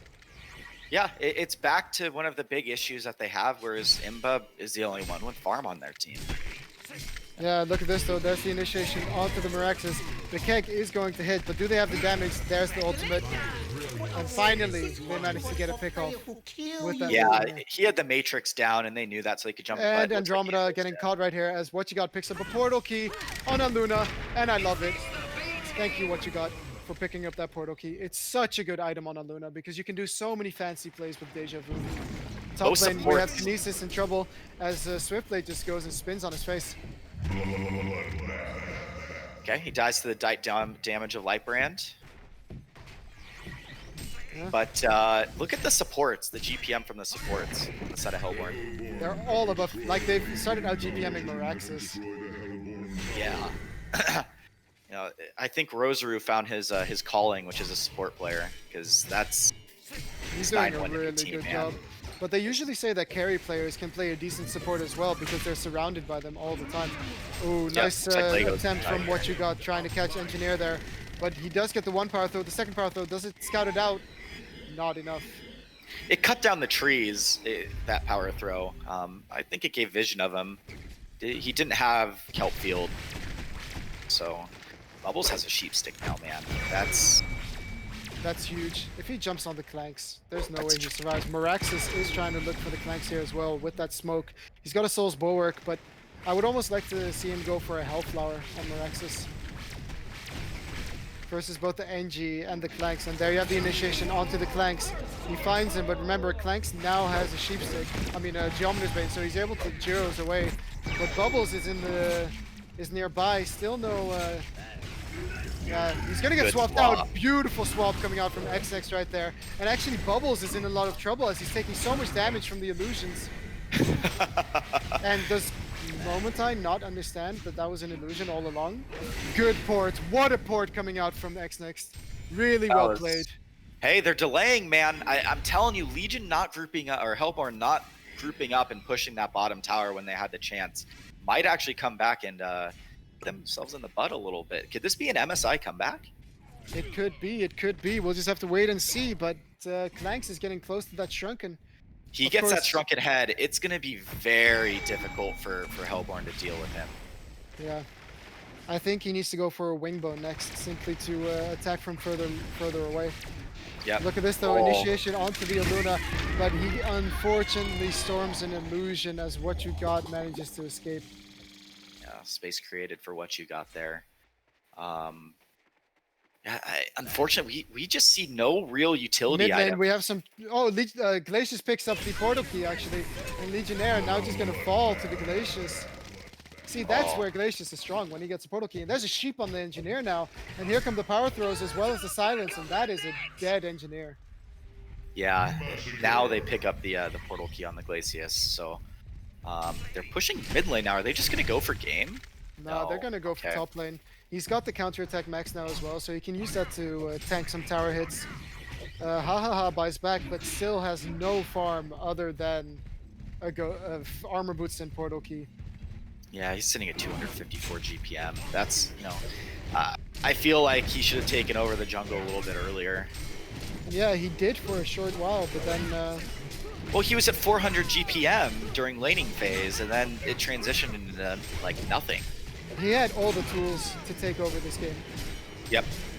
Glacius And actually look at gonna this, catch him Glacius here. canceling the smoke right there, as well as going on the Legionnaire, but Bubble's not following up. But no one on the Legion side even thinks about hitting him back right there. And honestly, Hellborn should have pushed right there. Engineer was down. When Engineer didn't buy back, they should have realized something was up. Yep. Yeah, and still no items on either of the supports on Legion either. So they get some nice vision here of the Kongor, knowing that this is probably where the next fight's going to be. I They still need think to, they need to win this fight, otherwise it's GG. But here Yep, you have this the is- ward. Now they're going to scout it all out. There's the bubble, so he's going to go immediately onto the Kinesis. But look at this though, the Shrunken is up for Clanks, but he's not able to auto-attack as Swiftblade is chasing him down. There you have Engineer, but he's going to be able to... Oh, he actually gets silenced, and there's a taunt in. Swiftblade is taking a ton of damage. He just gets ultied right there. Wow, so good fight right there, but a double stun coming in from the Raxus on the Engineer and the Legionnaire, and now the illusions of Clanks are doing a lot of damage. Tessie ends up buying back. There's a taunt in on the Meraxis, but it doesn't matter, and they're still going to be able to take out the Kongor. Oh, both supports on the side of Legion were out of position again. The Kinesis and the Andro weren't even able to cast a single ability. They just got blown up. Like they can't be frontliners in that situation. I think that's one of the issues that they have with this draft as well, is with how under farm the Lego is. They have no front line. The Yeah. Lego should have been the one scouting out right there and absorbed a majority of that damage, but instead it was two heroes who just instantly died. Like you have to have the Andro because Aurora does a ton of work still. Yeah, for sure. If he gets that off with the Clanks, he's going to be hitting really hard. Yeah. But He yeah, got hit by Kongor Boulder, the Andro did, and then he tried to swap himself to safety and didn't really work out. But Clanks is gonna do some cheeky Is he though? pushing top, but the Look at Glacius is Glacius. prepared for this. I don't think the Glacius can solo him though. No, He's gonna pour it out now. not without his ultimate as well. Nope. But yeah, let's see what Clanks ends up going for. There is the evasion item on the, what's it called, the snake bracelet on Swiftblade. Yep. He's gonna go Wingbow next on the Swift probably, and make it that much more difficult for Clanks to get his own Wingbow because he's gonna have to build a Savage. Yep. But I think he's fine by going, if he goes Wingbow on Clanks, because all of his other abilities, they keep hitting. And there's the initiation actually onto the Illuna. Illuna just going to burst it outright. There's the switch slashes. It's going to be on both the Andro and the Legionnaire. And Legionnaire does end up falling along with the Andromeda, but he's so close to the Mind Trap. Nice counterattack activation right there to dodge some damage as well. And he's just going to symbol back up to full health and go attack the tower, I think. I mean, why not? He does have the spin available. There's the keg. It is going to hit on the wrong side, but there's the initiation from the Glacius with the storm, and he's going to just freeze up Engineer, and he's going to fall. And now Clanks is the only one up, and Meraxis is actually following him, having both the Gnome's Wisdom and the Abyssal Skull. And there you have it. Yeah, Imba had the farm needed to carry the game, I believe. It's just the rest of his team kind of didn't have the impact needed. we're gonna go into a game 2 now. So I'm hoping Team Tim has a little chip on their shoulder after that game, and we get to see a game 3. But game 2 is going to be up next. What are you looking for them to kind of improve on based off what you saw in that game? Planning. It's all Planning. about the draft. Well, I feel like their draft wasn't bad. No, the but issue was planning they lost that along with tri the lane so yeah. bad. The planning along with the draft. They should have won the tri lane if Kinesis had Yeah. just leveled had taken a Luna stun instead of taking the spin, because the spin was useless for him. Yeah, especially since he wasn't putting points in it. I mean, if you're running around as a Kinesis with level 1 spin, you don't really have that much impact with it. But yeah, they need to adjust their planning. So Legionnaire needed to realize that he just needed to get farm this game. For him to have an effect, he needed farm. He needed a Shrunken Head, or he needed a Shamans into a barrier, or he needed an Insanitarius, or he needed a Demonic. He needed Yep. items. And he had nothing the entire game. He only got a portal key. And I know this is coming on quite strong, but you know what Tessie's team is going to do. You know that they're going to go AFK, and you know that they're just going to farm. Yep. So let's see what they do in game number 2 coming up. I'm excited for it. I'm sure they're going to chat about it and get a better game plan. So yeah, I'm curious to see. So this was game 1 of a best of 3. We will be right back.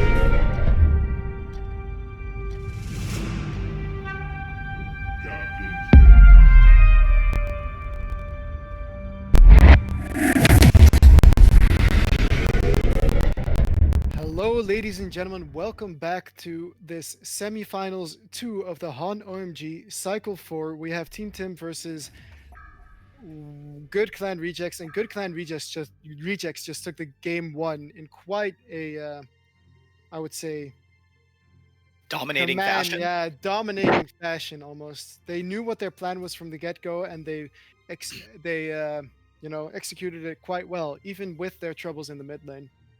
So yeah, we're curious to see what happens in this game, as Momentine is still as the extra player for Legion right now, but they have they have already gone into the banning phase. So there's a Gladiator Ophelia ban as of right now. I would really like to see Team Tim just play super aggressive.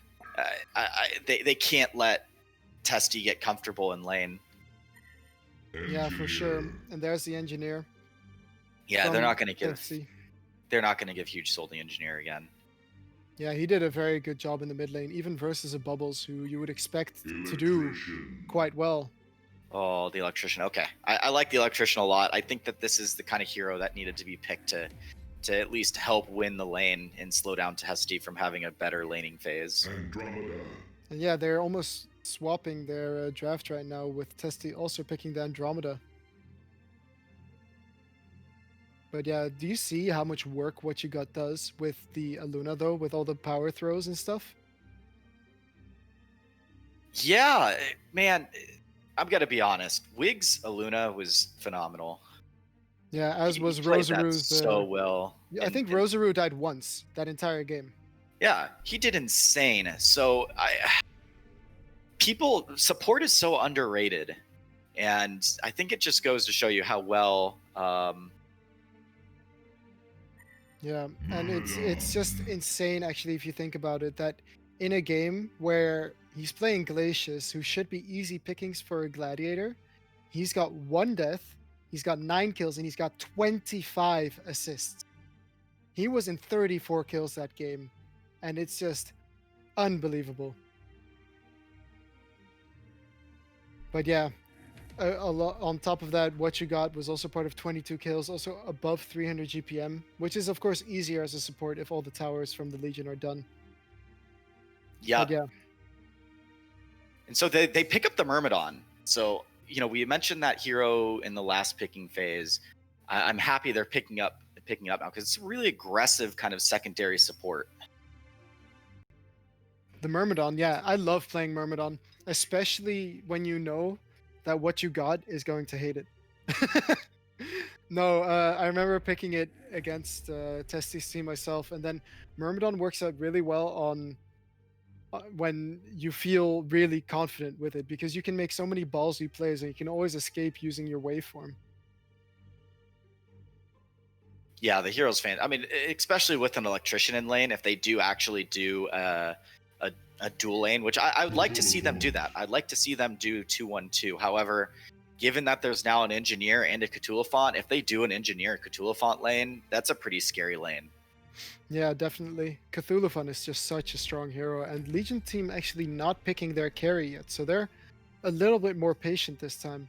So Hellborn needs to think about whether they want to use this pick right now to get a really late game hero like a Sandwraith, for example, who's still available before it gets banned. Yeah, I mean, Malakin's still on the board. You have a Hammerstorm still on the board. You have Oogie. I think that Oogie's not bad here, man. It's just, I don't know. Does Imbu play Oogie? I haven't seen him play a lot of Oogie, to be honest, but the hero almost plays itself, right? The hero's so good because you don't need expensive items to dominate the game. I mean, you need 2 or 3 items. I mean, you pick up the gnomes, you become super tanky. You can even pick up an icon, and later you get a Frostfield plate. How do you die? You don't. Yeah. If there's ever a time to pick the Oogie, it's right now. Yeah, because them picking a South, like what? They pick the South and then what? I mean, you're picking a South to counter one here. Yeah. And then you ban it after this. So, I mean, I think picking the Oogie here would be fantastic, especially given the... But they pick a... Moira's not bad. So I'm not going to complain about the Moira pick either, because Moira is you can never go wrong with the hero. Yeah, Moira is super duper strong versus the Engineer Cthulhu font, because if they initiate on you, you are gonna stun both of them usually. Yep, is I'm expecting Team Tim here to probably start banning some carry heroes. You know, Testy goes on ahead and bans Arachna. I'd expect to see a ban of the Oogie and maybe even a Malakin here. But they could be choosing to pick an Oogie up themselves. I know that Moira is quite strong versus Oogie, but at the same time, does it really matter if you get mana sundered, if you get a teammate with a Jade Spire, or you get a Shrunken in the end? You know, you can get rid of all that.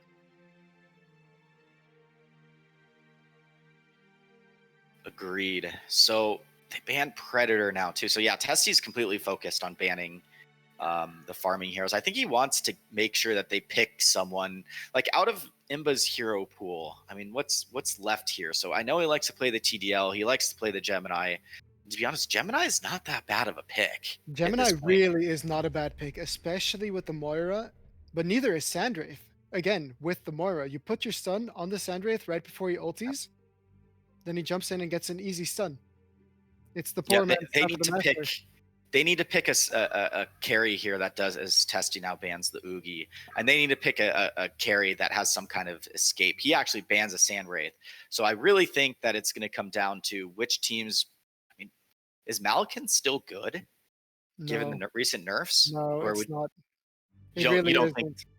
No, Okay. the W nerf is more of impact than the E, simply because you can't sustain yourself in lane as well anymore. It's only 1% at level 1 of the W, and it used to be 5% at all levels, and that makes a huge difference. Yeah. So what do you think is the hero that people are going to pick now in place of this Malakin? As they actually pick it. So with that said, I have seen this draft. What is it? 90% of the time where you see an elephant, an engineer, and a Malakin, and then some kind of super tier 1 type support from Testy's team.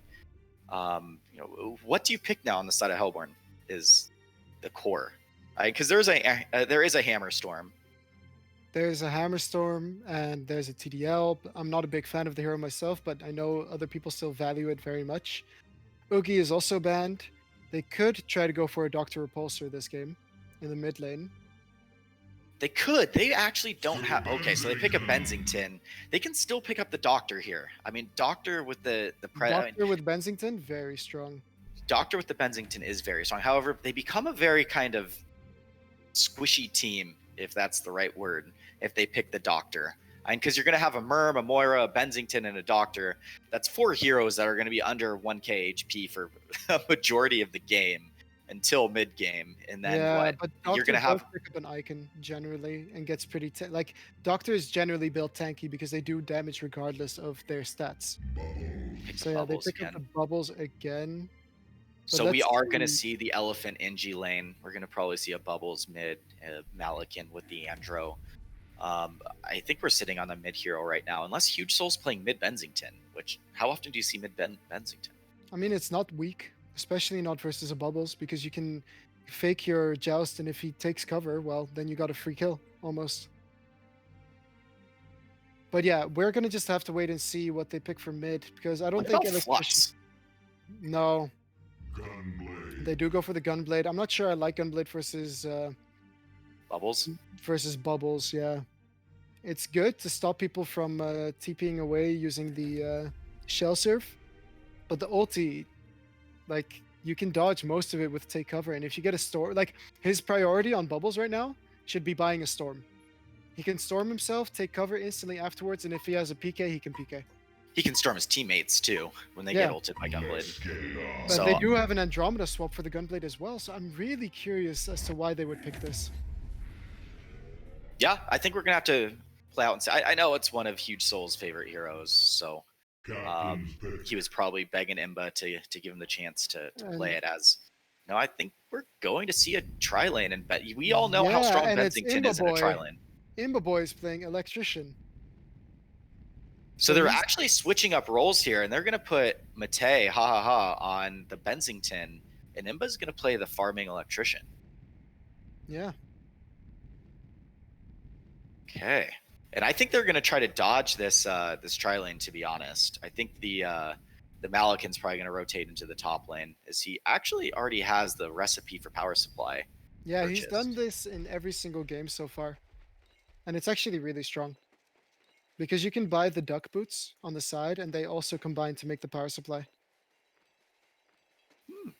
The duck boots? Yep. Any of the three so the crushing claws, the duck boots, and the mark of the novice, they all have the ability to make power supply. It just doesn't say so in the recipe for some reason.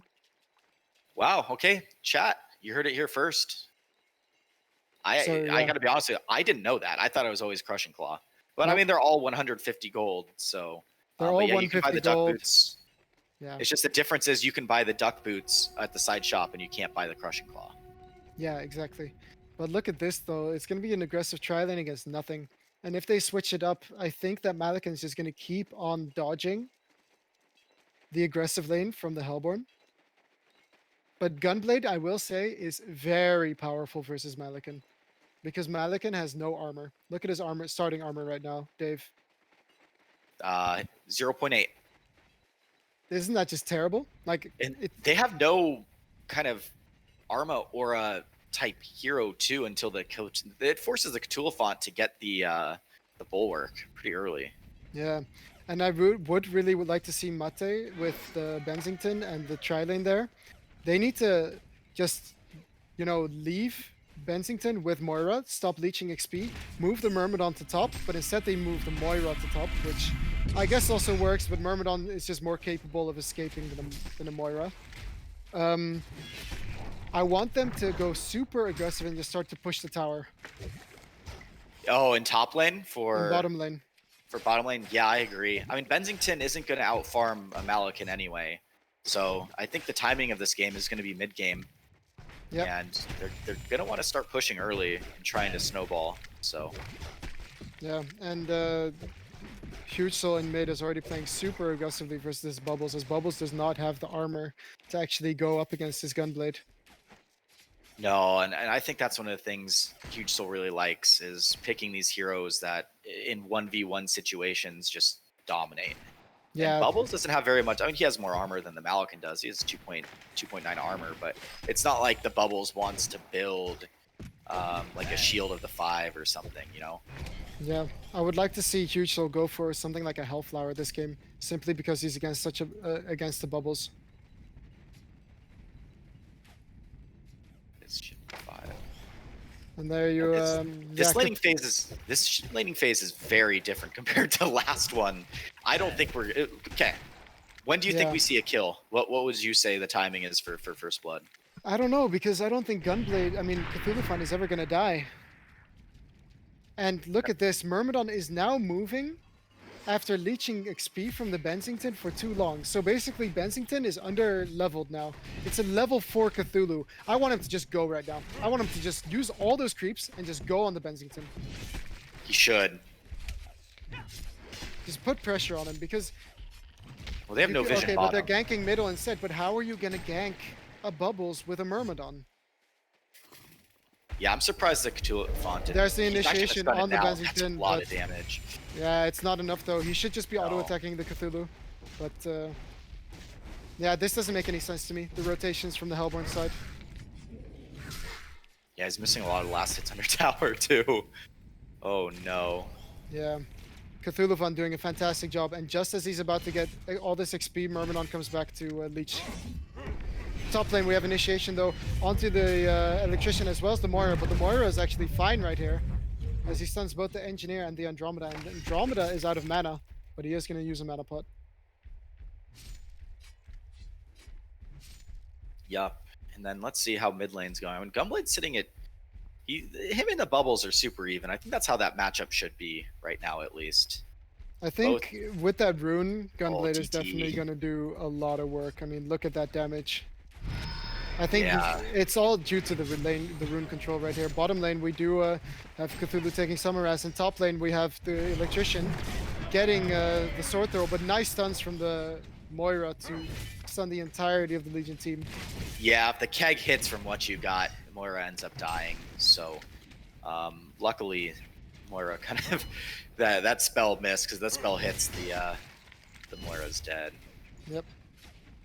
Moira's doing a good job of protecting his electrician here, even versus the damage that can come out from Legion team.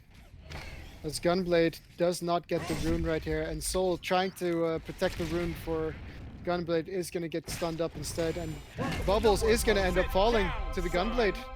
Wow, the Bubbles had a haste rune too, and he used it before he died. Oh no. Nice play there by Huge Soul, because now that haste rune just goes to waste.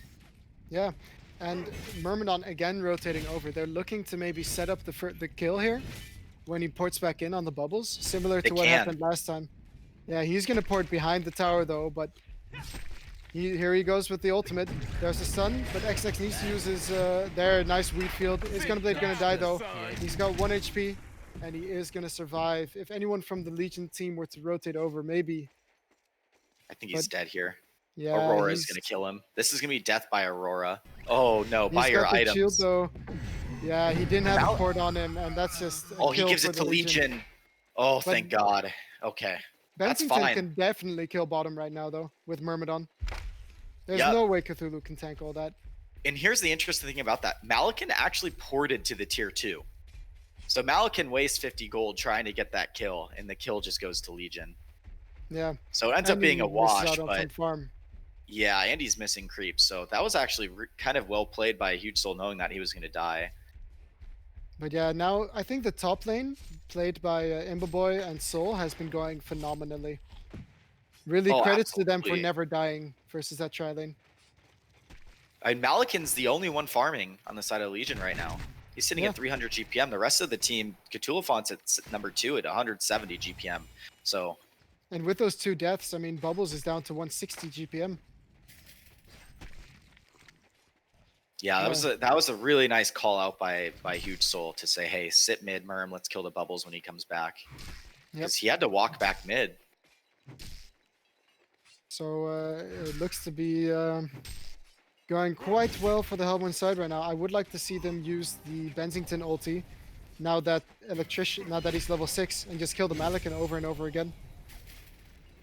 Yep, Electrician grip should be enough, and he can even try and sidestep the keg. Now he should go. He can very easily rotate top with Bensington and get some free kills. Yep, I don't think they know where the Andro is right now, though. The Andro's been sitting mid, and here's another issue with the leeching of XP that we were talking about. Bubbles isn't level 6 yet. Yeah. We're at 7 minutes into the game, and the Bubbles he's gonna get it this wave, but he should be level 6 right now. Yep. And he's just getting so many denies. If you look at the stats, right, there are actually 10 denies on Gunblade and 4 denies on Bubbles. Yep, that's one of the differences in XP. But as you mentioned, we're actually going to have Myrmidon porting top into Creep Vision now. So unfortunately, I don't think they're going to be able to set up a kill here top lane, because they're going to see that. And the Malakin's probably going to either rotate somewhere else or just basically have to play very passive here. There's a port coming in bottom, though. Gunblade, with that ulti, should be enough damage. There's the initiation from the Bensington and the ulti, so he can't get away with Trample, and that's going to be an easy kill. That's nice. And the Bensington still has the Nightfall up, so if the Electrician is able to get a nice grip, he'll be able to get a kill. How many points? So he has 2 points in the grip. So you're looking at, what is that? I'm trying to see how long that stun is so they can try to time it. It's a 2-second stun. So I know it was recently nerfed. Yeah, but they should be looking to rotate the Bensington to top lane and make Malakin move.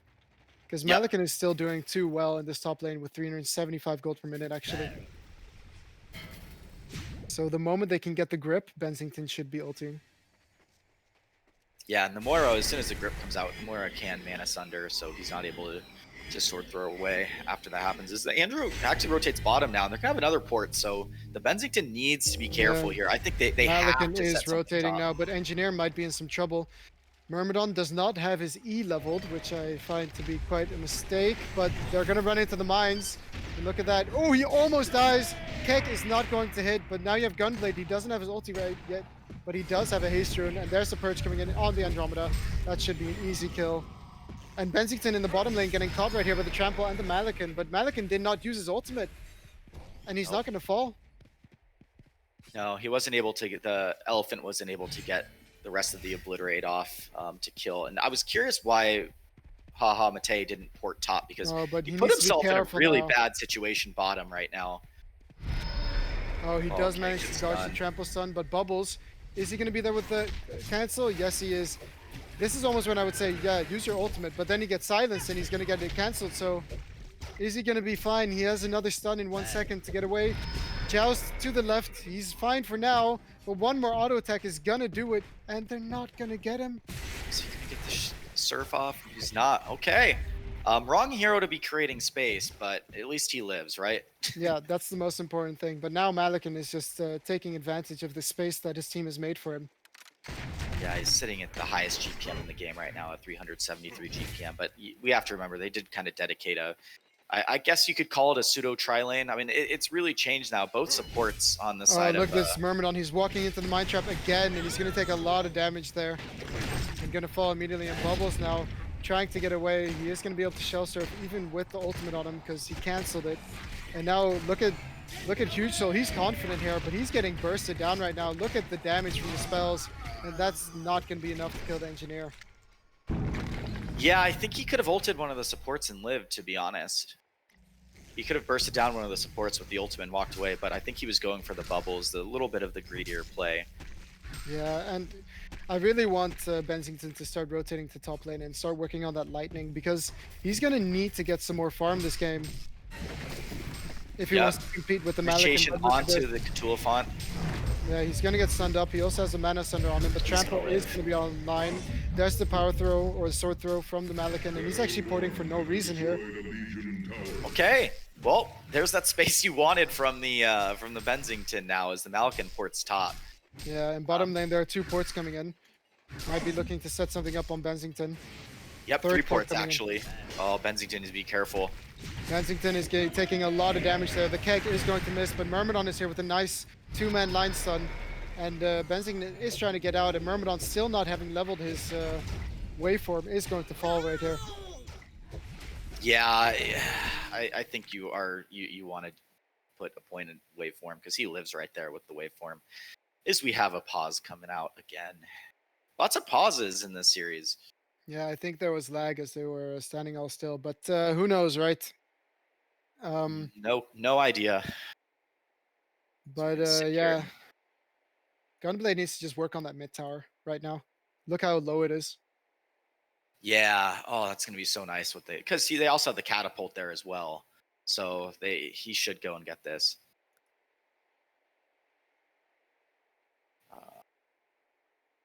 Okay, so we see here. Going from the laning phase looks much better for Hellborn this time. So I think they made the adjustments needed. Would you agree? Yeah, I do agree, but Malikan still has good farm for being in the aggressive lane. But I mean, Electrician has the biggest amount of gold right now, and I'm not sure how that happened. I mean, he's got 1 kill, but for the rest, he's just been farming. He's actually got more creep kills than both Bensington and Gunblade, and even the Malikan. Yeah, this is something Imba does on Electrician, and this is why I'm kind of happy he's playing this hero. He's going to actually use that GPM that he's had, that 400 GPM from laning phase, and purchase the right items to transition into mid game. So he's making right decisions. Keep his decisions. farm up, huh? He's gonna make the good decisions. He's right gonna make. item. I feel like he's gonna make good decisions. I'm gonna stay optimistic and say that the Electrician is gonna maintain his presence throughout the game, unlike the Lego pick. And I just think that's naturally something that Electrician's able to do, though, because the hero is so tanky naturally. Yeah, and now you have the Electrician. He could be looking to pick up a Gnome's Wisdom, as again, all of the damage from the Legion is magic. Yeah, the Gnome's Wisdom is gonna be nice. I think he's gonna go Gnome's Wisdom into the Portal Key. Would you say so, or do you think he's gonna go more into core items and maybe get like a puzzle box? I mean, there's so many options for him, and it's so difficult to itemize on an Electrician because every single game is different. But this game, a puzzle box, although it's strong, Malikan generally just uses it to heal off of until he kills it. Of course, he takes some damage, but it's very good for draining mana. But I don't think it's the right item in this case. I think he benefits more from being the frontliner, as Gunblade and Bensington can't do that.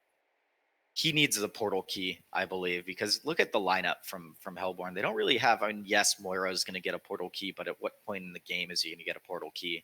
Myrmidon, not really the best hero with the portal key. Gunblade could get portal key, but I don't think it's good on the hero. So really, the only person that benefits from a portal key on this team is the electrician. Yeah, I At mean, least a good Gunblade can timing go for portal key, right? He can, but he wants to build damage items. And you can see he's still trying Bottom to build. lane, actually, the fight is still going on, as now Gunblade actually killed Bilbo's Wagon on that Bubbles. There you have the stun in from the Bensington, and Cthulhuphon is going low, but Gunblade choosing to cancel his ultimate. He's got his Q up. He is going to get the last hit on the Engineer. Engineer trying to hit the kick, but it just does not hit, as Cthulhuphon does escape. And Electrician is just having a decent time farming top. He could even choose to go for an Icon of the Goddess or for a Jade Spire or something like that to provide some good utility as well. Oh, there's a DD rune here. He bottles the DD. That's going to be very nice for him. Is the Brass Knuckles are finished by the by Huge Soul. Which thoughts on Brass Knuckles on the Gunblade? Yeah, for sure, best item, because every time he gets a kill, right, he gets more damage from it, and he's trying to be active this game. And the movement speed from as well. And there it is, that mid tower you mentioned from Huge Souls. And Malik can actually kind of ports as well. Trying to defend that is they're not able to get there in time. Bottom lane's now pushing on the side of Hellborn, so it'd be nice. I mean, it would be a great gold swing for them. He picks up the portal key. Yeah, he does. Interesting. So he picks up the portal key instead of the gnomes, and I gotta be honest with you, I like it. Yeah, it's good to keep the momentum going from his team right now, because Myrmidon and Moira are really good roaming supports, because Myrmidon just does so many spells in such a short time. He, like, in competitive games, I almost always feel, by the way, that if you're in the long lane or if you're not sitting in the lane for too long, you shouldn't pick up the what's it called? No, the support item that gives him gold. Yeah, bottom lane, he is going to get stunned up by the ultimate right there, and he's going to dodge both the wheat field and the thing right there. But Myrmidon now trying to save his teammate actually ends up falling instead, when I think Bensington was actually fine. Nice Moira ulti in the background to catch the Engineer right there, as well as the Andromeda, and both of these heroes are just going to fall as the energy field is focused down. And there's the ultimate. Bubbles does end up escaping, but really well played again from Soul on that Moira, doing work with that hero for sure. Yeah, Electrician was down there as well and actually blinked in and went on the bubbles, but him only having the, I think it's level 2, yeah, only having the level 2 in static rip, wasn't able to bring down that bubbles. So this is nice. It's transitioning into a tier 1 tower for them. And look at this, Electrician ported to top lane. The Bensington ulti is up, and here it comes as Cthulhuphon is going to be in a lot of trouble. He can follow him with the Joust, though. There you have it, and he needs 1 or 2 more hits, and there is another kill.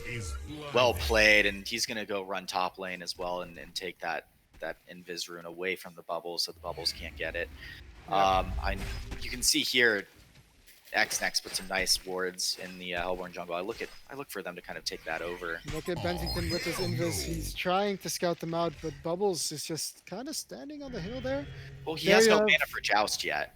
Oh, there you have the Andromeda. It's going to scout out the Myrmidon right here. He's going to get hit by the keg, but Gunblade is going to run into the bubbles. And actually, it's Engineer who's going to get turned on right now with that Invis from Bensington.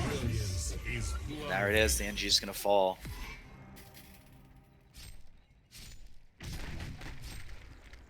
So the tri-lane... Oh, the Moira illusion right here in the background.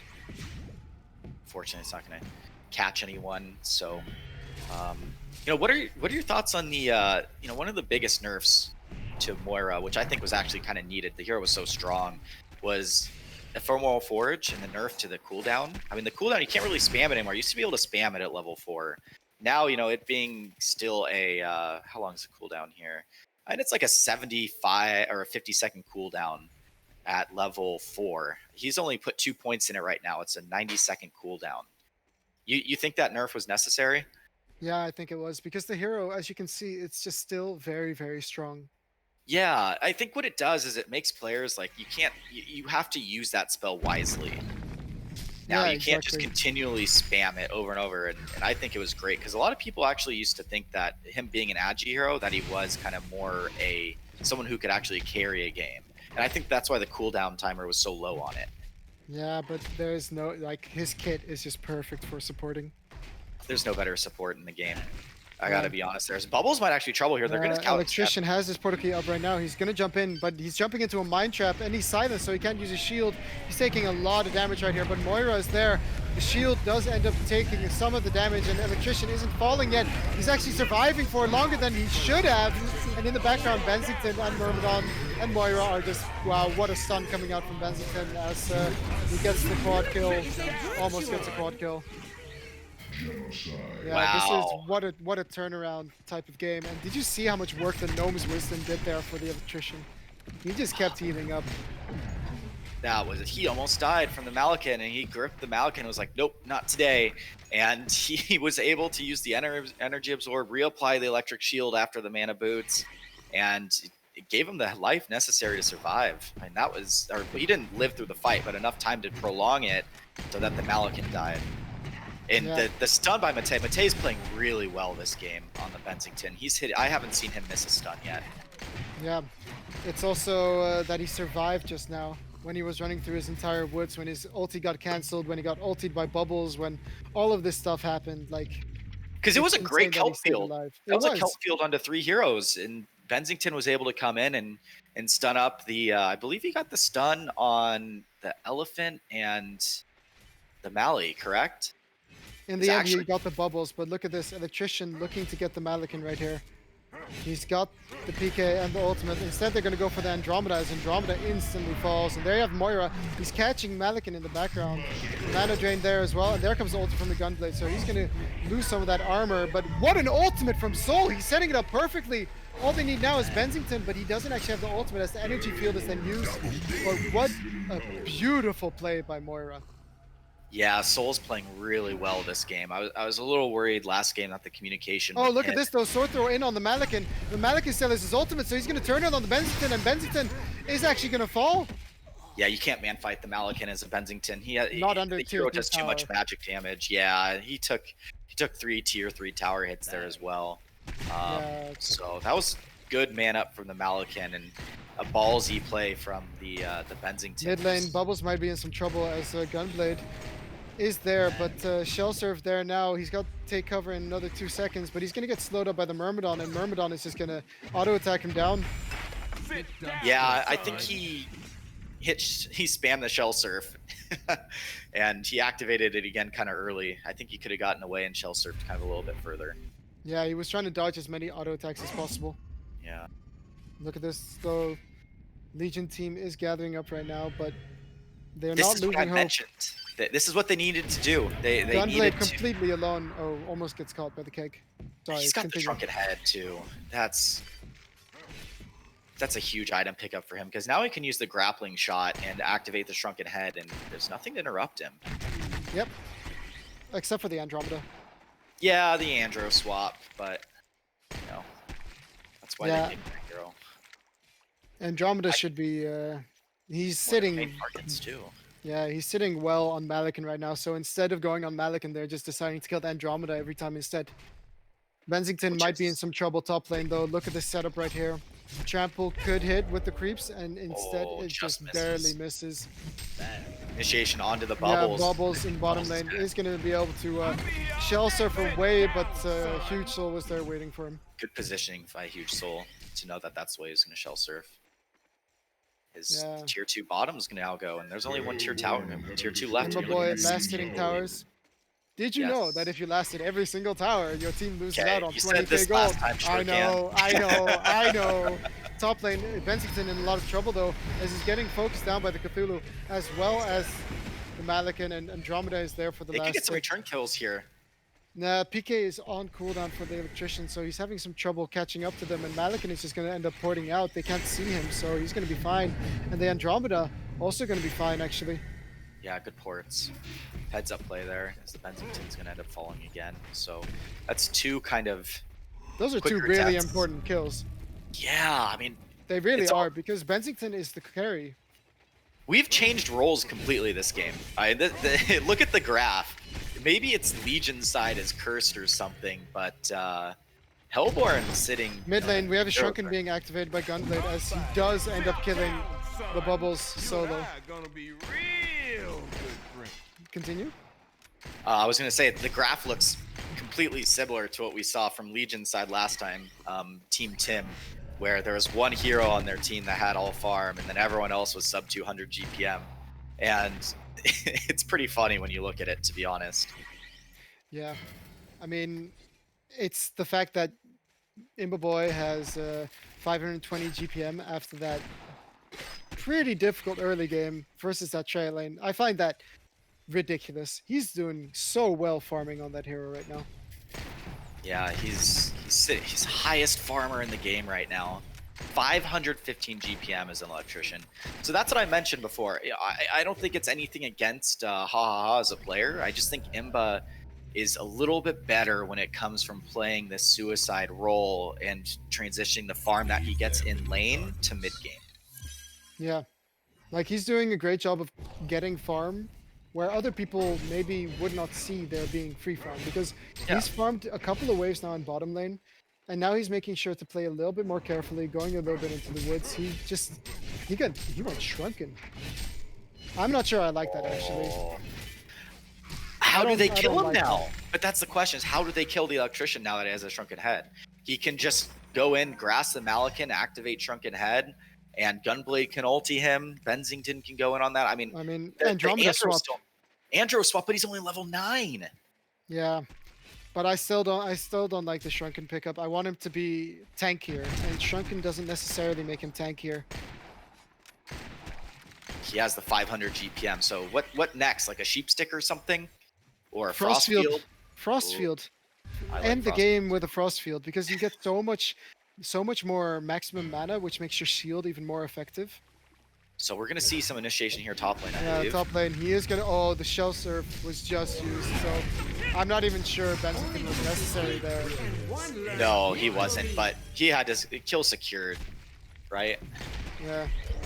I'd like to see the Gunblade has a Benzington. no fire now as well. I like that item a lot this game. Me too. This is typically the build he goes. I thought the Shrunken might have been a little early, but given the CC on Legion, I feel like the Shrunken Head was necessary for him to stay alive. Yep. Because his whole point now, I'd almost like to see him pick up the portal key now, so he can jump in on one of the supports and just instantly kill him. Yeah. Jump in on the Andro, jump in on the Engineer, force them to get a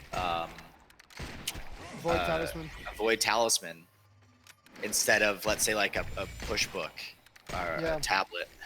Or I still would like to see a Hellflower on the Gunblade though, as it's such a good item versus the Malikan as well as the bubbles. Trisha dropped really low there. But yeah, they're gonna take this Kongor and then probably rotate and do their Kongor. But yeah, this is. I'm happy we're right on way to seeing a game 3 at this point, as there's a 20k gold lead on the side of Hellborn. But Legion actually does have much better turtle than Team Tim did while playing behind last game. The bubbles and the Cthulhu and the NG. Even the Andro and NG, they can just counter push quite well. But once Andro's level 11, the swap range becomes much better. So she's gonna be able to set up kills with swap, and Benzington having to use Joust defensively is never something the hero wants to do. If you're using Joust defensively, it's probably a fight that you're gonna lose. I would like to see them actually give the token to Gunblade this time, because Benzington has more trouble hitting the racks than the Gunblade does, simply due to the range. But look at this, initiation might be happening in mid lane, as Moira has the portal key, but he does use the ulti. Yeah, he gets the Malikan right there, and there's a DD on this hero, and that Malikan just got bursted immediately. An Engineer trying his best to save him, but that was not enough. That DD and Soul with Soul the with MVP. the blind arcane vortex, man. Yeah. That was, I'm gonna be honest, that was super lucky. I don't think did they have vision there? I don't think they had vision. Wow, Benzington tanking pretty much giving up the token right there. I'm not sure that's the right plan. He had a Geometer's Bane. He could have, let one of his illusions eat all the mines. That's okay. They're gonna get racks here. That's true. There's nothing that the Legion can do right now. Cthulhu is actually just working towards a staff right now. They're just run top lane now. Electrician's going to drop pretty low from this. He doesn't have that much armor. He's at 10 armor. He's going to maybe fall here. Nope, he's very close to falling though. Yeah. Maybe overstaying their welcome quite a bit. I mean, Malikan had a buyback that entire time, but I guess they were comfortable just losing the 1 Rex. Yeah, you know, the Malikan didn't even go the Thunderclaw. He went the Insanitarius. Yeah. So he's being the only hero on your team and going fighting items. Then you actually need to fight, as Gunblade just one-shots Bubbles right in front of my eyes. I don't mean to laugh, but he got deleted. He got deleted. He got absolute that. And level Malikan was 6. just standing there, and he was just as shocked as the Bubbles, you know. Well, I don't think anyone has the reaction time to be able to stop that from happening. I mean, he literally got one shot. The the crippling shot came in, and then the auto attacks, and he was a goner. So we have another pause. I mean, this is game of pauses right now. Oh. Well, I think Hellborn is in a very comfortable lead right now. Just They're sitting at changing up their 26k gold lead. Yeah, they just changed up their style a bit, having a lot more aggressive heroes that take fights earlier rather than later. Let's get it on. Yeah, with the Malikan having no real farming items, how do they defend against the bigger creeps pushing down mid? They don't really have lane push. I mean, Bubbles can kind of do it, but mid's going to be pushing the majority of the game now. Yeah, I think the Malikan had to go Thunderclaw this game, unfortunately. Yeah, he does. Just based off the rest of the team's farm. I mean, he's the buying a Cthulhu heart on Malikan. He just bought the Axe of the Malphite as well as the Beast Heart. What are your thoughts on that? I'm not sure that's going to be the item this game. The Insanitarius, though, is really good for the armor that it provides versus the Gunblade. Yes. So that was the one thing, he started off with 0.8 armor. He's now sitting at 14.8 armor. Yeah, there's the heart on the Malikan. And he's really tanky right now with that Insanitarius popped.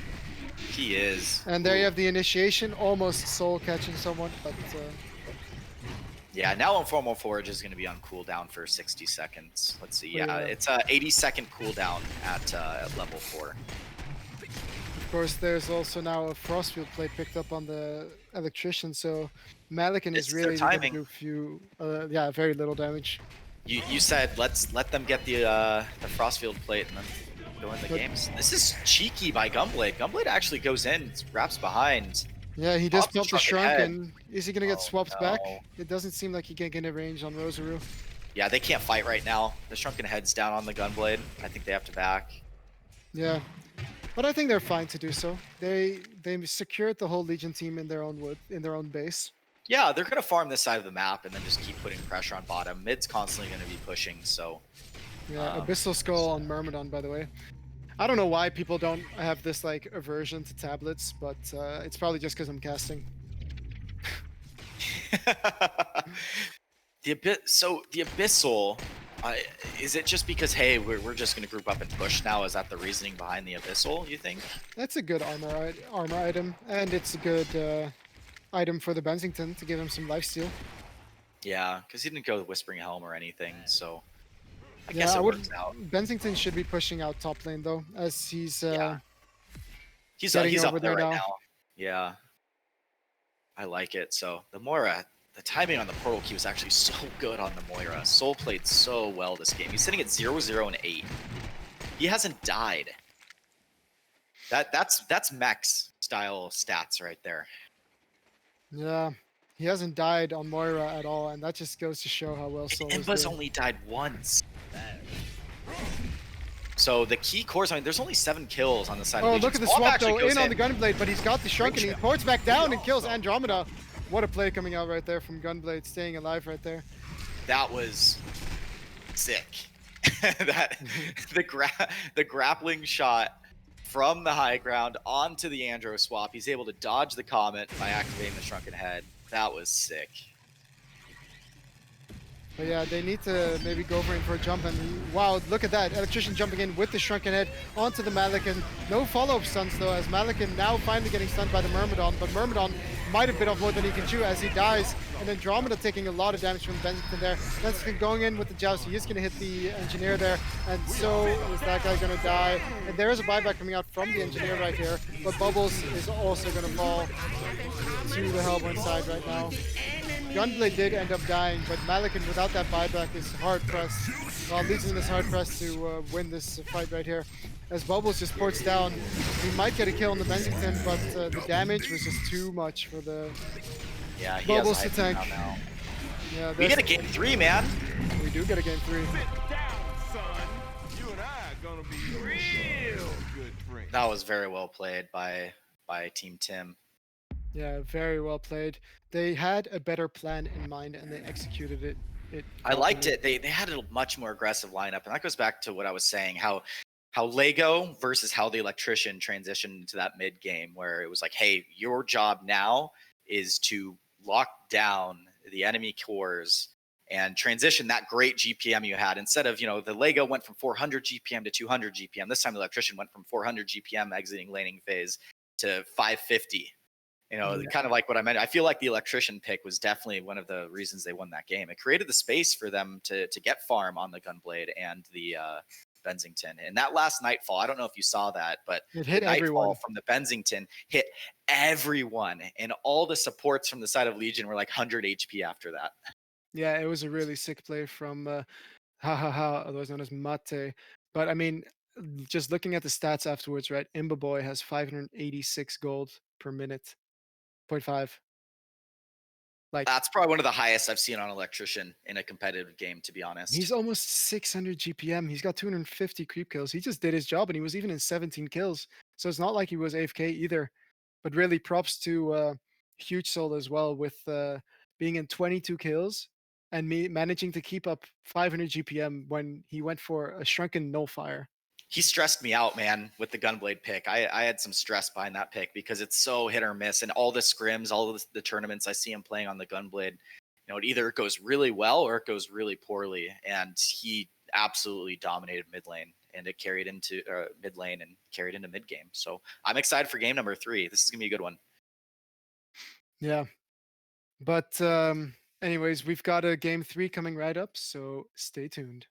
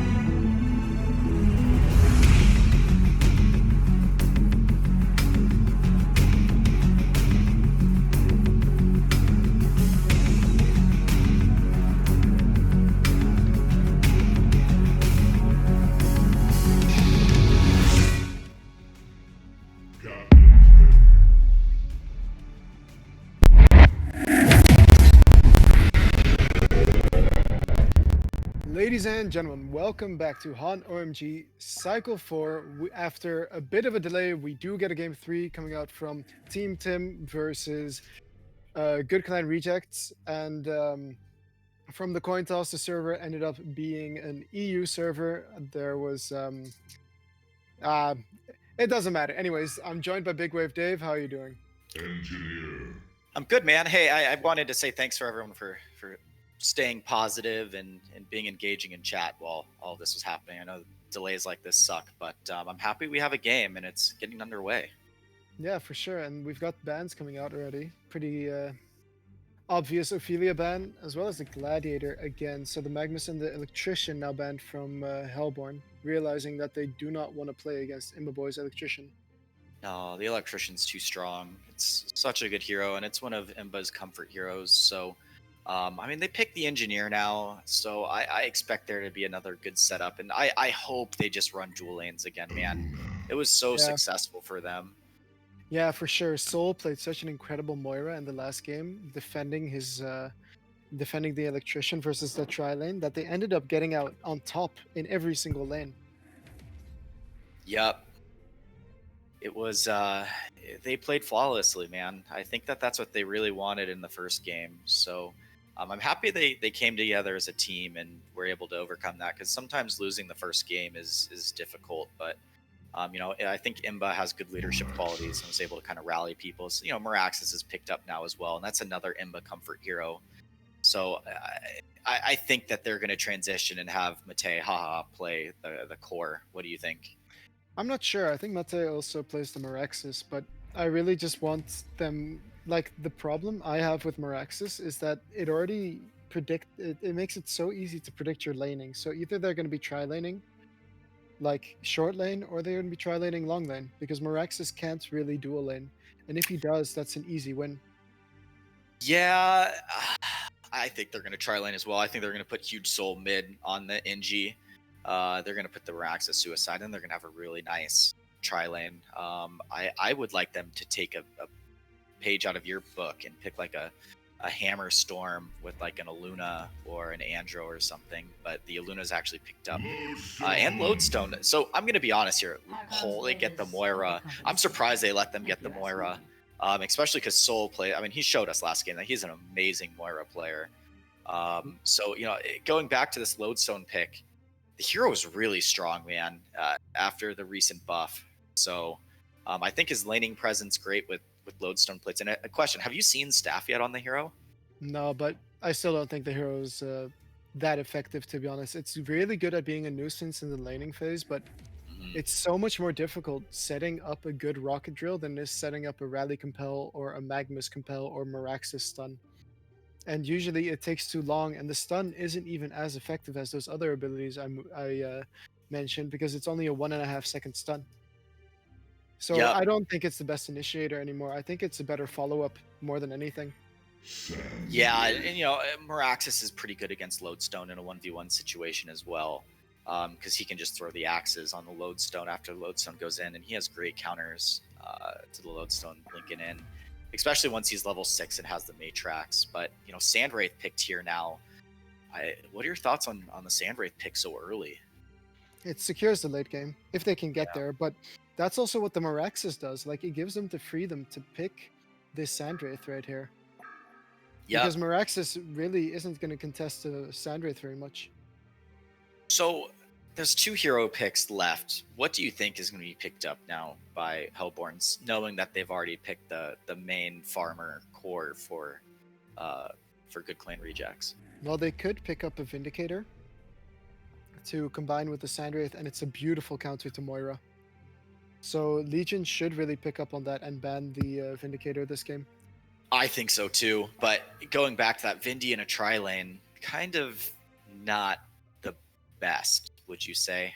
No, but they don't have to tri-lane, as they can dual lane Aluna Lodestone bottom lane and have Sandwraith with That's a true. Vindicator against Meraxis, and I think they come out on top in both lanes. That's true. Let's see. I mean, now that you put it that way, I do think the Lodestone and the Aluna is a really strong combo, and they could actually, if they do dual lane it, the Meraxis isn't going to get much in that lane. No, definitely. Meraxis if he's solo bottom, won't get a lot. But if he's solo versus Sandwraith and Vindicator, Vindicator doesn't have any single target abilities that Meraxis can block. So he can Yep. just freely auto attack the Meraxis the entire time, use the Glyph of Silence or the Sage's Lore to get some harass on that Meraxis. Yeah, so we And got the ban Oogie still. ban. I like the Oogie ban, but it goes back to what I said earlier. I don't know if both these teams don't really have an Oogie player, or they play with it very often. I know in NA TMM I'll see Testy somewhat pick the Oogie, but I don't know if he has a draft that surrounds that. Yeah, and I'm not sure what Legion can pick up right now, which really screams will beat you in the late game, because Moon Queen really isn't that effective anymore, and other cleaver carries aren't that effective either. So you're gonna go for a ranged carry, but which ones are left?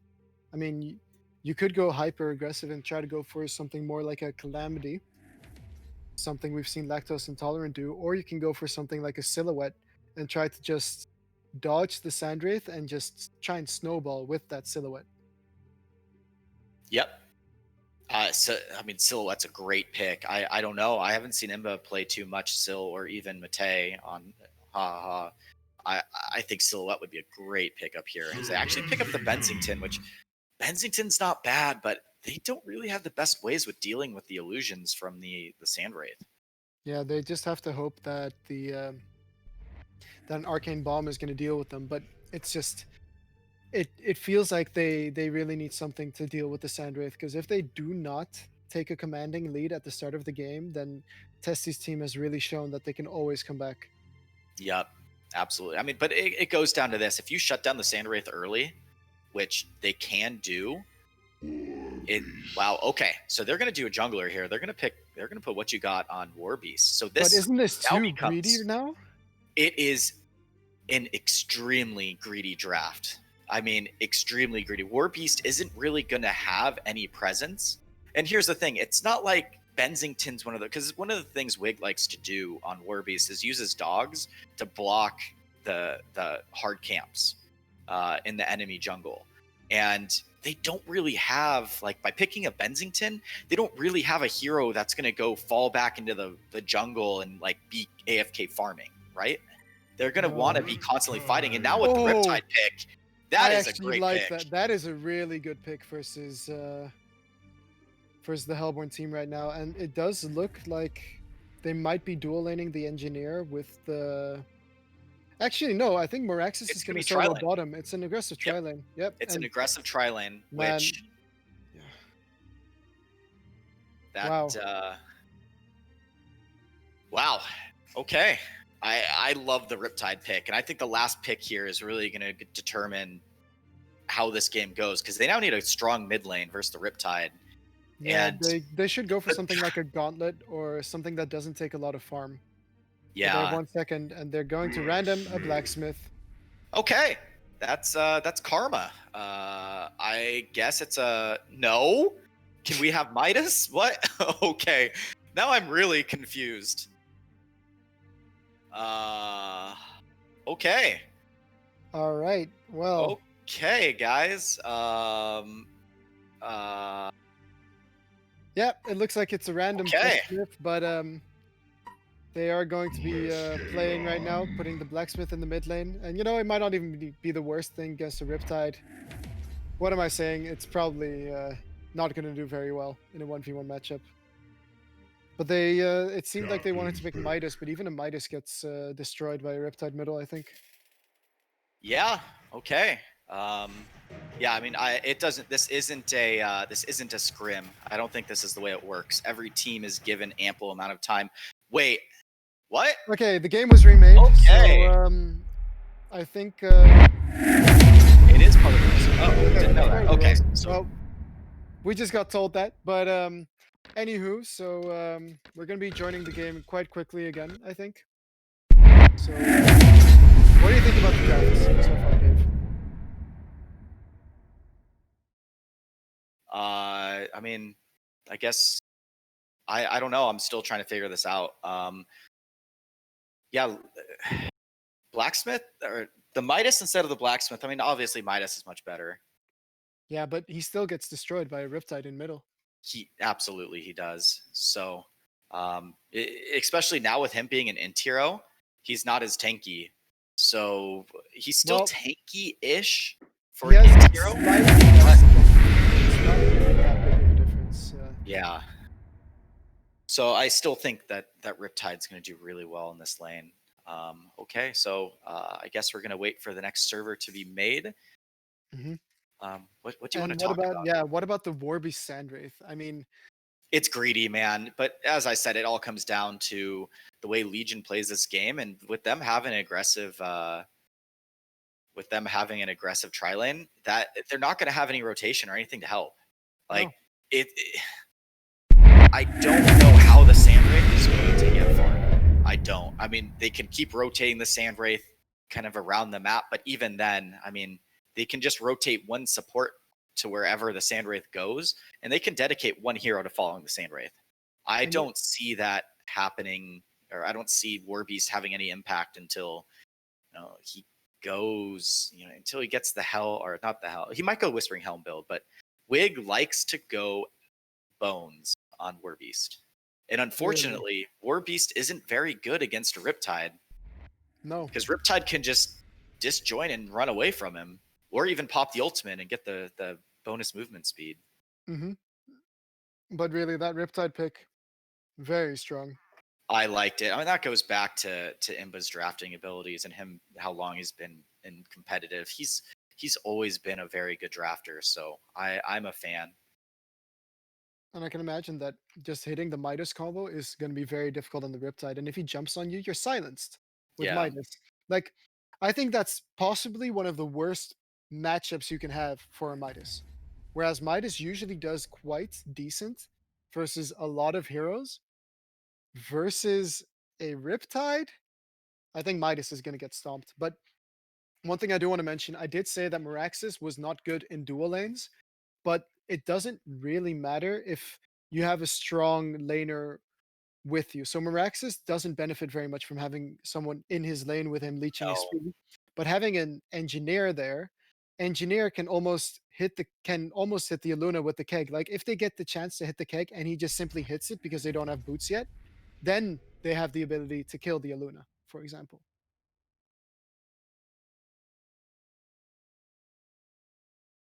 So I really want them to dual lane top and dual lane bottom for Legion, because then they're gonna have such a huge advantage.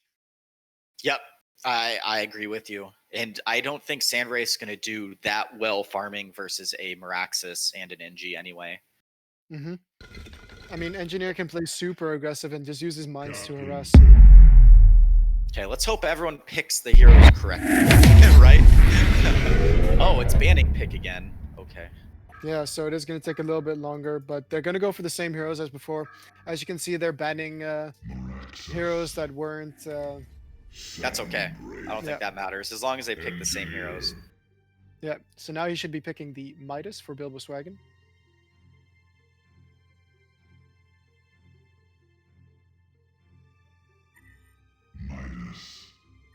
Okay. So it's going to be X next playing the NG, it looks like. I haven't seen him.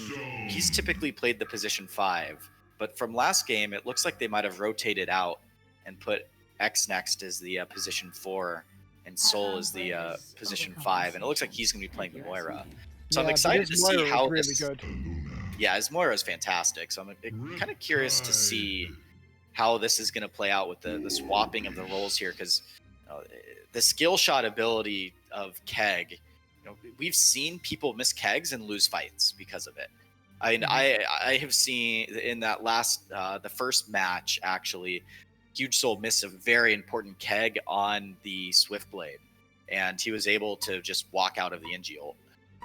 Yeah, that's unfortunate scenario, but yeah, we've got a game on our hands now. We do. I'm have excited for Lothar and this. Aluna. Yeah, but I feel like the Warbeast pick is going to shoot them in the foot. But Wig plays a really good Warbeast. We have to remember that. It's one of his comfort heroes. Yeah, but if Meraxis, if we have a repeat of before where we only have one hero on the Hellborn side that actually has farm, then it's very difficult. But yeah, so they are going to be tri-laning top lane with the Bensington Engineer Moira, which is a strong lane, especially versus a Sandwraith. But I would almost like to see X next on that Engineer be the one to go follow the Warbeast around or the Moira. It doesn't really matter. But Well, he goes they the should- Somaz. I don't agree with that. I think the neither. Moira should have gone the Somaz, and the Inji do what you mentioned, which is go follow the Warbeast. Because here's the thing: Warbeast has to hit specific timings. If Warbeast is farming the medium camp and then doesn't kill the easy camp before it spawns again, he's actually not going to hit level 2 at the timing he needs. Yeah, there's so many little like specific things that you needed to do as a jungler, which what you got has a lot of experience with. But he just Oh, really they countered like the ward. they do. How'd they counter the know that ward. ward was there? That was probably a good guess, unless it was spotted out by dogs. I think Soul has warded there every single time they've Okay. gone aggressive in the exact same place. So Yeah, he might have wanted to mix it up and maybe move that word somewhere else. That's a really nice D word from yeah, Rosaru, as they But- actually are going to dodge this tri lane now, and they're going to send the Sandwraith bottom. Which, you know, in this situation now, what happens? I mean, you can't just port bottom because you can't leave the Bensington versus the Lodestone because they're just going to dodge. So Sandwraith can buy a port, then just go top. basically they need to move Moira bottom right now. Yep. I agree. The Moira and the Meraxis can do really well against the Sandwraith and the Luna, but I still don't see them being able to get kills. No, they could. If a Luna wastes his stun and Moira is there, then Moraxis can set up the smash, and there's nothing Sandwraith can do to help. The But stun yeah. actually was on the Bensington. Yeah, Lodestone used his drill already, but they need to move. So yeah, you see Soul, Yeah, he's the buying a part's port, and he's instantly bottom. Right thing to do. So I'm happy they're doing this and they're going to contest that farm. Yes, definitely. It's a good choice for them to rotate, make sure that the Moraxis still gets good farm, and to, you know, pressure the Sandwraith as much as they can. I would have also just liked to see them do something to try and stop the Warbeast, but they're just letting him farm. And this could be their biggest mistake of the game. Yeah, the Warbeast is going to hit his timing now because of that. Yeah, Bensington does lose to the Lodestone in a 1v1 situation, I believe. It could be close. The moment he levels his, yeah, he's already got his Heart Piercer, so that allows him to just attack from more range. Nice keg stun stopping the pull from, That was in very top well lane. played by XNext to do that and stop that pull. yep. But I think with a dual lane, they're never going to lose this. Bottom lane, we have some action as Sandwraith is taking a lot of damage. Yep. As we mentioned, that was gonna happen. And now look at XNext. He's now rotating into that jungle, and Wig's pretty low. Oh no, he's going for the top rune. If That's he just went okay. up If the he, hill, if he gets a haste rune or something and runs up there, he does get a haste rune, but he doesn't. Oh, is come he? Come on. Oh, XNext, he's running mid. He should be realizing that they need to screw. Oh, the keg does end up missing though, and they do not get the kill on the Midas because of it. But he needs to try and screw up the Warbeast. If this is the timing to do it, because he's gonna heal after this. Yeah, and the Lodestone knows that he's 1v1 right now against the Bensington. Bensington actually is playing really aggressive here, and I like it. Yeah, the Iron Shield is doing a lot of work, but look at Oh, that. he's- But XNext, unfortunately missing the keg. In the bottom lane, Luna is going to fall to the double stun of Moraxis and Moira, and yeah, that's just Sandwraith not being able to help his teammate right there. Yeah, that's nice. The Bloodlust actually goes in the way of the Moira as well, which is going to give him the early boots. I almost think he needs to buy a Somaz here, though. I think he's missing out on quite a bit of gold Yeah. with the Meraxis farming. If you're going to run the 2-1-2, I see no reason in the Moira just getting a Somaz and then getting the Striders after. He Yeah. doesn't need to level it up into Gravelock it, but he should just focus on getting some gold in this lane. As this is actually working out really well for the Bensington, as they're able to farm the stack or the pole camp as well. But the mid matchup, Midas is actually doing better than I expected he would, as they're even on GPM right now. Yeah, they are, and he's hit that level 4 at a pretty good timings, or the same timing as the Riptide. I mean, the Riptide still hits level 5 before, but that's just normal because he is a melee hero. Yeah. He's gonna go for the deny. Yeah, he does. I think he Yeah. can be very aggressive right now on Riptide. Oh, He wants to yeah. get this next rune though, and Luna doing a good job sitting bottom, and Warbeast doing a good job of sitting top.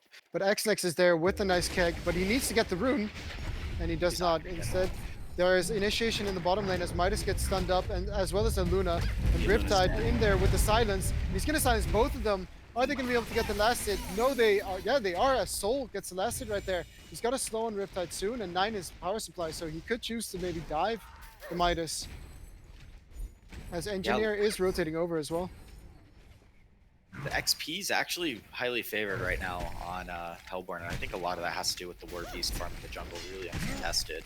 Yeah, for sure. And in bottom lane, Meraxis is gotten a bottle of himself, and he's getting harassed heavily right now by the Luna. But they're looking to maybe turn it. Yeah, I love the bottle pickup because now I think what they're going to be able to do is give the Moira the bottle. Moira can run to the bottom rune, and Riptide can just run to the top rune every time. And now Midas he's never going to get a rune, or he should never get a rune. Yep. Rune control is so important for this mid matchup, as I think Midas is just going to back to base as he realizes he cannot stay much longer in that mid lane. And Yeah. look at Meraxis, he's gonna just Oh, he barely missed. miss the Quake Stun, and now they're turning it on the Meraxis, but nice Arcane Shield to block the Luna stun right there. Yeah, the Aluna used the Q. Wow. Liz playing really well. Oh no, Lodestone might Top be lane, doing a cheeky Lodestone, play he here. is ulting, but you need the keg, and he does get the keg off, but They could Lodestone didn't turn have this. mana. Lodestone didn't have mana, he's got to joust up in 3 seconds, and Lodestone, he's in a lot of trouble here. He's trying to juke down through the trees, and he's able to at the start, but Bensington is going to be able to find him, and there you have it. Is he going to hit the joust, though? He's getting This the is taunt, bad. but They there's need to run. Warbeast. Bensington might actually fall as well, as Warbeast is coming in. He's going to get another kill, because Engineer can't do anything against the Warbeast right here. And wow, in 7 minutes, he gets a double tap, but Soul getting the kill right there on Rosaru. On the support right there, but Sandrith is trying to turn it, but he did not pick up the Toxin Claws. He does get the Q off, but nice power supply use right there, and I think he's still going to die though, as he doesn't have the boots. Yeah, just a little bit too far away. But wow, that double tap for what you got is going to be huge for him. He's up to 420 GPM. He's got the Alk Bones. Yeah, it's paying off. That jungle pick, I'm telling you, if you don't address that, it's going to be an issue. And Warbeans is... Well, bottom lane, we have another initiation onto their Sandrith. He pops the ultimate. Bensington is here as well, but he ports away, actually. He ports to the top lane on Sandrith and manages to survive. Yeah, I think now the Meraxis port's Still top. up lane, though. There's a stun onto the Engineer, and he's fine. Riptide is top lane right now. Yeah, he's top lane, and he's looking to maybe kill the Sandwraith. He's regenning right now, but yeah, Interesting. does not get anything. I think, Yeah, Meraxis is rotating top now. I am not sure what's going on here, but I expected the laning phase to go a lot better for the Legion team. I did as well. I very much so did, as Warbeast is now sitting at 427 GPM, and he's level 9. Yeah. So, Wig, I mean,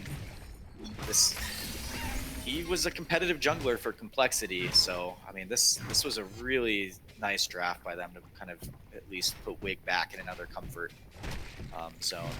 So I think, they're sacrificing a little bit for the Sandwraith to struggle in lane, but, I mean, I think the Warbeast can carry this. What do you think?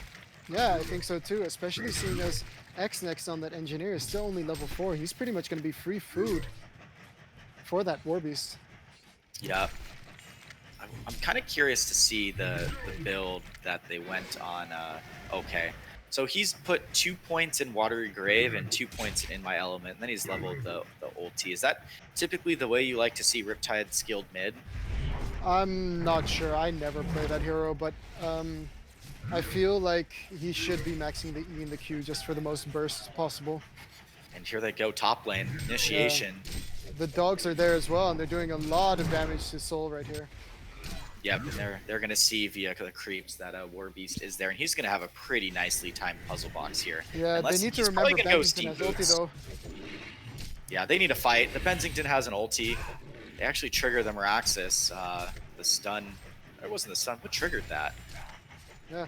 Oh, this Midas though, maybe playing with fire? No, he gets the illusion rune. Soul now in a lot of trouble as he goes He just got caught off guard, I guess. And now the Warbeast is chasing down Imbo Boy, but he realizes that that is not a kill he can easily get. Nope.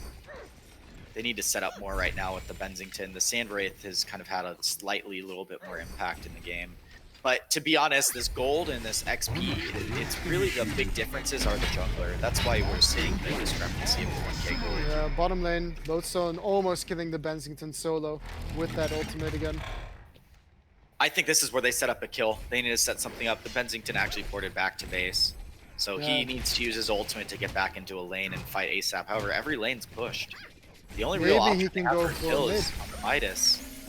As he actually uses the combo and misses. This is actually a time that he can go. Yeah, it doesn't look like they're looking for kills though in mid. Yeah, and Bensington's Midas is doing fantastically, by the way. He is, and the Bensington's actually doing the walk of shame back bottom. So he ported back to base and is now walking back. I would have liked to see him at least ulti somewhere. Good Brev ward coming out by Soul as well. So they're actually going to counter this ward that was just placed by Rosaru. Oh, and Xnex is not maxing his mines. That I feel is also a mistake. As an avid NG player, I can tell you that that ability is fantastic. It's an 8-second cooldown, something like 300 something damage, 350 damage, Yep. 360. But yeah, Agreed. like due to this laning phase though, the Hellborn team has got such a comfort play right here, and Moira again getting the Q on him from the Sandwraith and just taking some harass right there. Oh, Engineer NG missing the is dead. keg.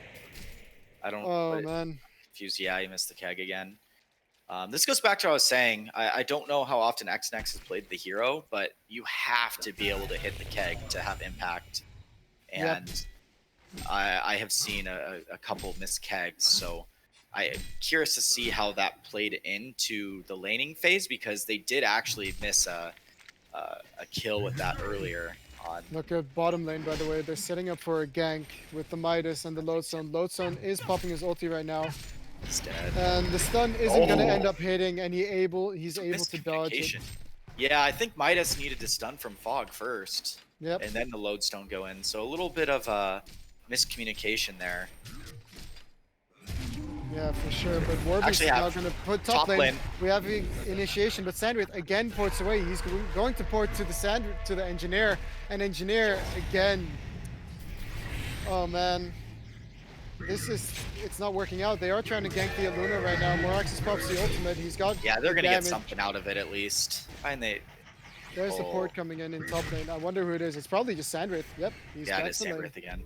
I like the Meraxis getting phase boots. But look at this though, initiation in on the Midas in middle. Riptide trying to do the damage, but man, I feel like he could have done that a long time ago. And Bensington now ulting to middle, but he's gonna end up canceling it, realizing that it's really not gonna work out. No, there's no kill. Look at the Warbeast here. The Warbeast is going to try to get the pick on the Meraxis, but the Meraxis has phase boot, so his movement speed's pretty high. But he is going to kill the NG here. If the But NG bottom walks up, lane- he's dead. NG's dead. Yeah, NG's gonna die. This is what I was talking about with free food, but Bensington in bottom lane, okay, he manages to dodge the gank, so well played by him. That's an ultimate warrior streak for this Warbeast, who's now at 453 GPM. It's unbelievable that the Alkabones is working as well as it is. And I They really went expected so Legion greedy. side.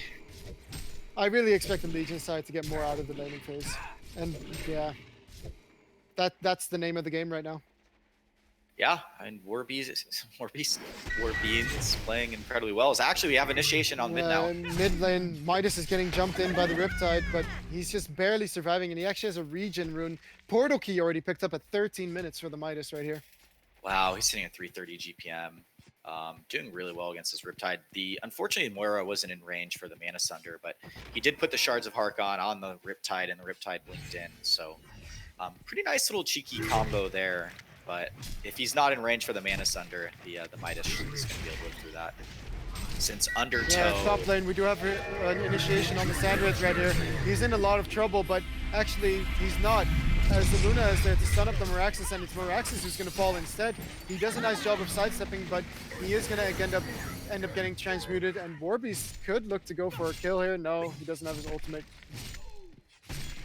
Now Warby's sitting at 470 GPM. He's going to be working his way towards probably that puzzle box now, unless he's going like a battle build, which typically after this you'll see the Soul's Bulwark picked up and then the Basher. Yeah, very strong items. Like the Basher is going to be great versus the Riptide as well. And he spots out these stacks down here as in top lane as well. So curious to see if they're going to group up and try to take this. Unfortunately, until the Sandwraith has the T-Claw, they don't really have the best heroes for farming Ancients. They could be trying to gank Bensington bottom right now with the Sandwraith ulti. But Yeah, they could. actually, They're they're going to actually be going in. initiating on the Lodestone. And instead, it's going to be Lodestone who falls immediately in the mid lane. Is he going to jump? Is he jumping top? No, he's not jumping anywhere, as they do secure the tower with it as well. Yeah, that was an important tower kill. Is At actually mid lane, now. Moira might be in a lot of trouble. He does have the ultimate. He's going to stun up both heroes, but he's not able to deny the tower. But he's setting up the combo quite easily for the Midas, and he is going to fall. Yeah, unfortunately didn't get the deny, and the War Beast is going to run back into his jungle and continue farming. Yep. And Tessie has done a good job of dodging the ganks using his ultimate, but he really doesn't have the best of farm, but it's better than he should have in any case. Well, the War Beast is acting as the carry right now, and what's going to happen is Sandwraith's basically just going to fight whenever the War Beast has the ultimate up, and they're just going to go in on the same target together, disengage, and go back to farming. So I think this is kind of what they expected, was the early game, the Sandwraith to kind of struggle a little bit. Yeah, and it doesn't even matter because Midas is doing so well in the mid lane, which, again, I did not expect at all versus a Riptide. Yeah, so the NG now at level 6, yeah, he has the 3 points in Keg, the 2 points in Spider Mine, and he has the energy field finally. So they're going to be able to set up some kills with the electric field, but let's see how close Imba is here to prove. Imba almost has his portal key. So Yeah. once he has that portal key, I think they're going to be able to do stuff. But look at, they're actually setting up right now to kill him top. He needs to leave this lane Yeah, ASAP. he needs to leave this lane immediately, but he does not see this, and Midas is nearby with the portal key. I think they're very afraid of missing, as Warbeast does run into the Riptide here, so maybe Impa Boy knows something's up in the top lane. Nope, Doesn't look like He's in it. trouble. He is going to get stunned up. Oh, he gets the Matrix off. He does pop the W though, and he does get the Matrix off, and he's going to survive. It's so difficult ganking a Meraxes. You saw 4 of the 5 heroes were there to try and kill him, but he just managed to pop his ultimate. Yep. Let's see, they're This actually... Riptide, yeah, he's jumping in onto the Midas, but the entire Hellborn team is still here, so Riptide is in a ton of trouble right here. He manages to run away using the Purge on the Lodestone to keep himself healthy. Oh, Meraxes is porting in with portal Oh, but key. Bensington is right here with the ultimate hitting too, and what a huge ultimate from Bensington as he does immediately kill the Sandwraith, but Huge Soul does end up falling instead, but they do get the stun on the Midas, set up by Soul on that Moira again. But meanwhile, what you got? Chilling in mid with that Soul's Bulwark. He's gonna gonna be get this picking up tower the too. Shrunken. There's Yeah. no way for him to stop it. He's gonna be working to that Shrunken head. Look at this. This tower's gone. Yeah, he needs to try. Okay. Oh, the keg just missed her thing. Oh, they don't have it. I mean, they did get Oh, the the stun shard now, hits him. but it doesn't matter. He can just run away. Yeah. See, how much time does he have left on the ulti form? Doesn't say in exact seconds while the ulti runs out. He's gonna get that. That's huge. That tier 2 mid. He's sitting at 529 GPM now. Yeah, he's doing such a fantastic job, and he's going to get a Shrunken soon, and then there's nothing that the Legion team can do. Bensington is also mainly magic damage. Top lane, Sandwraith is trying his best to defend this tower right here, but It's gonna fall. it's going to fall anyways as Hahaha gets the last hit. Okay, Yeah, like, through with they the nice really one. need to start making plays with them Meraxes though, but I think Tessie's team is so good at dodging, and X-Next placing that ward in Vision of Rosaru's ward, so they're going to get the easy counter as Soul might be running into Midas, but instead dodges him. He's right on him though. There's the Oh, port away. port's out. Okay. Both were afraid that there was follow-up. Yeah, it's unfortunate that the NG needed a little more impact in this game. He's sitting at 0, 3, and 1, but actually Meraxes Trying to, almost. He tried. Yeah, the Testy was able to just walk away from that. As wow, that's going to be a really nice time Typer crown for the. oh, but look at this Riptide. He's farming in This. Vision, and he does get Oh, the W off. He manages to dodge the combo completely here. And Soul is there with the Moira. He's gonna catch the Luna, so this is good free kill if they can manage to get it, but it doesn't look like the Hellborn wants to fight at all, as now Warbeast is here. They don't have any stuns left though. Engineer gonna miss the keg, and the energy field is there, but they're just gonna focus it down immediately. And Lodestone is now there with the PK, and Engineer ends up falling. The combo hitting two, Miraxis and Riptide. Riptide actually whiffing his W right there. But what? An ultimate coming out from the Bensington as Warbeast falls! And what? That was the sickest Bensington ulti I have ever seen. It landed on everyone. That is the sickest Bensington ulti I have ever seen, Dave. I am repeating you right now, but I don't even care. That was ridiculous. I think we're gonna see that in a HoN OMG top 10 clip at one point. It must be. That Must was be. phenomenal, and that was a huge gold shift. Is now the Bensington sitting at 487 GPM, and the Warbeast is dropping under 500. Oh my god. And they managed to survive on both the Riptide and the Miraxis. I think that's even the Yes. biggest part. The only one who died was Xnex on that NG. Yep, and you saw like the Warbeast literally killed that electric field instantly. Yeah, It was instantly disappeared. gone. It was ridiculous how quickly it was gone. And Hypercrown now picked up on the Bensington, so he's very farmed. Yeah, he's gonna snowball out of control. Oh, look at his mid lane though. There's initiation from the Miraxis.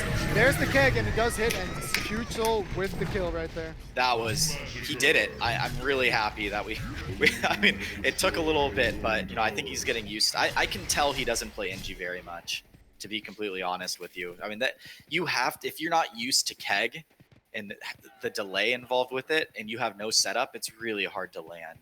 For sure. But that time it was a perfect keg. The timing was perfect. Midas wasn't able to leap away, and I mean the impact of the Moira. I mean, Again, that hero's worth banning now. Like if you're playing Imba's team and you see that that there's a Moira available, I think you can ban that hero. Okay. Xnex places a really aggressive ward. yeah, I didn't really catch that. He should know though where they are at the moment. Yeah, his original ward's getting countered right now. They're actually going to try to jump Defend this that here. ward. Aluna does he's have gonna get the last port hit. back, but look at those illusions hitting so hard. And Soul actually managing to die to Lodestone in the mid lane. Ulti was popped for it, but that's definitely worth it to delay the game. Yep, absolutely. Is Miraxis now with the portal key and everything? Mirage is up from the Sand Raid, so we can actually look for the Midas to try to set something up. Shrunken Head is now picked up by the Warbeast, so I don't know how they kill the Warbeast now. Well, The Bensington, right clicks from I mean, Riptide, right? Bottom Yeah, the lane, we do have the Riptide Bensington ulti into the Midas, as Morax is getting Yeah. that pick right there. And they're getting a Hellflower on Miraxis, so if they ever get the jump on the Warbeast, he won't be able to pick to use his Shrunken Head. Yep, I think they found the niche, which is letting Imba play comfort heroes is suicide, as they let the tower fall to Legion so they can inch their way towards that 20k gold you talk about every single game. That 20k gold, that's the limit, then you can push base. Exactly. So I mean, Riptide's pretty farmed as well. I mean, he's got the bulwark. He's got And the Abyssal now. He has an abyssal now. I like his build a lot. Oh, this he's game. trying to port away. Is Losa going to cancel it? No, he is not. I would have liked him to do it just for... Why not? Just rocket PK on top of him and stun. Yeah, because he's not gonna die in the tower. I think they might try to bait it for a fight at one point because they should have a glyph up. Yep. Yeah, he now has the abyssal, so he does quite a bit amount of physical damage. And now with the Sandwraith rotating into the woods, what you got isn't farming as fast anymore. But that's why he picks the Alch Bones, right? He picks up True. the Alchemist Bones as his farming item to try to, stay in lane and do that. Are they going to be able to pick off the Sandwraith here? I mean, he saw the illusions. The Miraxis running around Invis. He needs to be careful, though. They're going to spot him out with that Invis rune. So Yep. Testy probably going to just walk back to base, send some illusions into his jungle and farm. Look at all these rev wards. They're the They illusions. have so many rev wards. And that's so because many rev wards. they saw Xnex very deep in their jungle. So they know, like, hey, they're placing aggressive wards over here. We need to counter all of them. As Rose, Hellborn, given that the game's kind of even right now, which I still think Legion's slightly bit ahead because of the fact that Warbeast was jungling.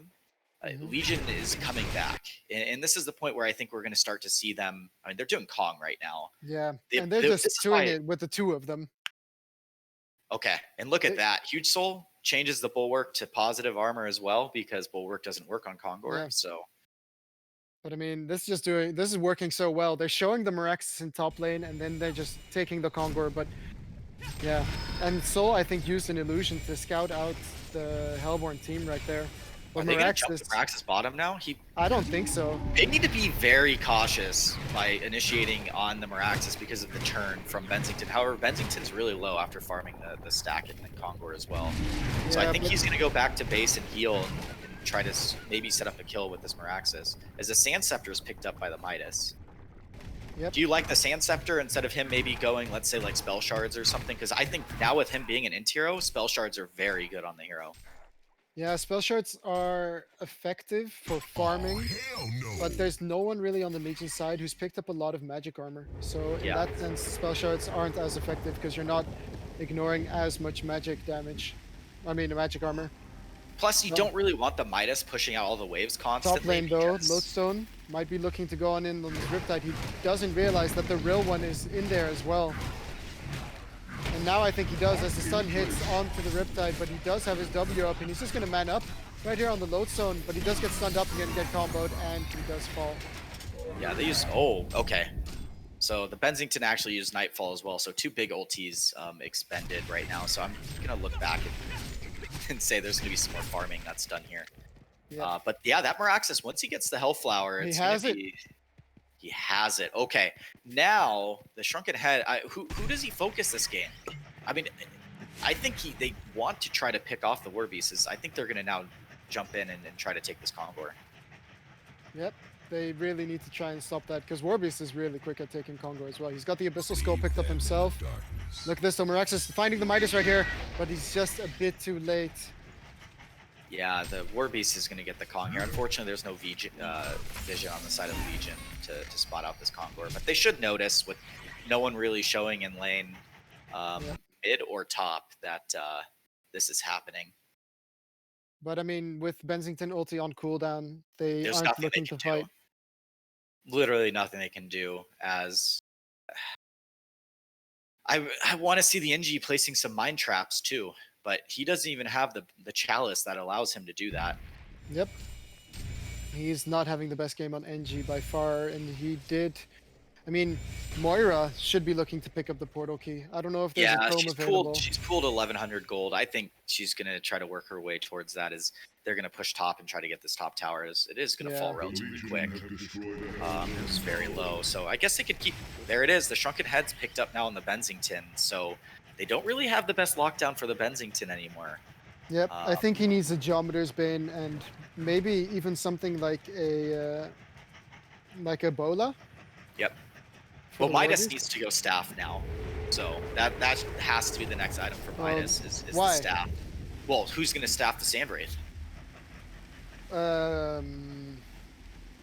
No one at the moment. Someone's got to staff the Sandwraith for them to win this game, I believe. Yep. Because if you might be right. But yeah, I don't see anyone on the Hellborn side building towards exactly. But if anyone's going to, it kind of has to be the Midas, right? No, it looks like the Midas is either going to pick up a Cyclone or a Sheep based off the Luminous Prism being picked up. it. Yeah. Not the worst thing in the world. No, but that Hellflower on Miraxis, that's beautiful. As Roser actually, this ward's been down here for a while. I'm surprised why they haven't countered it yet. They've basically been without that medium camp the entire time. And Wig's been farming some creeps. You can see this hard camp's missing everything but the single Vagabond. Yeah, they need to be very careful though with wherever they farm on Hellborn side due to that Hellflower. Yep, exactly. So you have another Cyclone Stick picked up by the Lodestone. So I expect the Midas to maybe be getting the Sheep Stick here. You don't want to have too many storms on one team, correct? Yeah, As actually, Riptide disjointed the the combo. He tried to jump on Combo. him with that DD. He could have probably soloed the Midas right there. Yep. So, something to notice here is it is kind of like a tri-core versus a duo core right now. And the Midas is still considered a core hero. However, look how far behind he is in farm compared to the Meraxis and the Riptide. Yeah, I'm also just wondering where the arcane bomb is. It does look like Engineer might be the one picking it up. Yep, the NG is going to pick it up. It's not only good. Oh, bottom lane. Bottom lane. Merax is getting cycloned up right here, but he might still be able to. No, he is not able to. But Soul doing a really good job right now of saving up that gold. They He's need up to to dedicate some 1600. farm. They need to dedicate some farm to the Moira, right? Yep. They need to dedicate some farm to the Moira. Yeah, and it's unbelievable how much. Oh, actually, Riptide with the dodge right there on the Lodestone stun. He's able to just run away as the Sandwraith ulti is popped, and they're absolutely fine. So if there's ever a time to do some risky plays, it's now. But oh no, Engineer is getting caught right here by the Lodestone stun, but there's the stun from the Meraxis. It is going to stop the Lodestone right here, and the Hellfire on the Warbeast is going to stop him from shrunkening. And there you have the Benzington ulti, and it's going to be cancelled by Moira. But they are trying to focus down the Lodestone right here. They do get the stun on the Warbeast. Warbeast needs to get stunned up. He is going to fall, and Salty Soul picks up Rosaru in the background. And I mean, that Sandwraith did nothing. And oh, the axe! It hits! It hits in on the Lodestone, and he's using his W to stop the storm. Missed. But he doesn't have his portal key ready yet. So really good fight coming out from the Legion, even though they kind of screwed up the Benzington ultimate with the Moira ultimate. Yeah, but the Moira ultimate took precedence there, because if he doesn't do it, I think some heroes are going to get bursted down.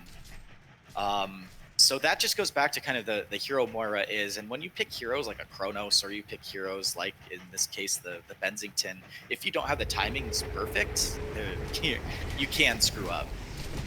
Yep. Arcane Bomb is going to be picked up by the Engineer soon. They're just trying to backdoor mid tower right now. And actually, Lodestone making a huge mistake right there with his jump, and he's going to get stunned up, but instead it's Benzington who's going to fall to the entire Hellborn side as they realize that Lodestone is quite tanky and he wasn't going to fall that easily. PK is ready on the Meraxis. He doesn't jump that far with the Riptide, but it doesn't matter. Actually, the power throw almost hitting him right there. Yeah, that was a very greedy backdoor attempt right there. Yes, they used the perfect storm to increase the base damage of everyone around him. However, you know, with the backdoor protection and everything, it's kind of difficult to do that, especially when you're against a Midas and a Lodestone. I mean, the Lodestone just ultis in, and you lose all your armor, you lose everything. Yeah, for sure. And Midas is getting closer to that cheap stick. He is, and So, that's going to be huge once he gets that item. Lane. Meraxis is trying to get a pick off right here. He realizes Midas wants to combo this. Is he going to pick up on it? No, he does not. So he actually picks up the gem here. So he needs to be very look at careful. this, though. They're running not to into get each picked other. off. But he's going to go in on the Midas right here, but he doesn't realize that the Warbeast is right there. Is he going to get the kill, though? Yes, he is. But he is going to get stunned up by the Aluna right there, and that is going to be an easy kill. Kill the gem! Kill the gem!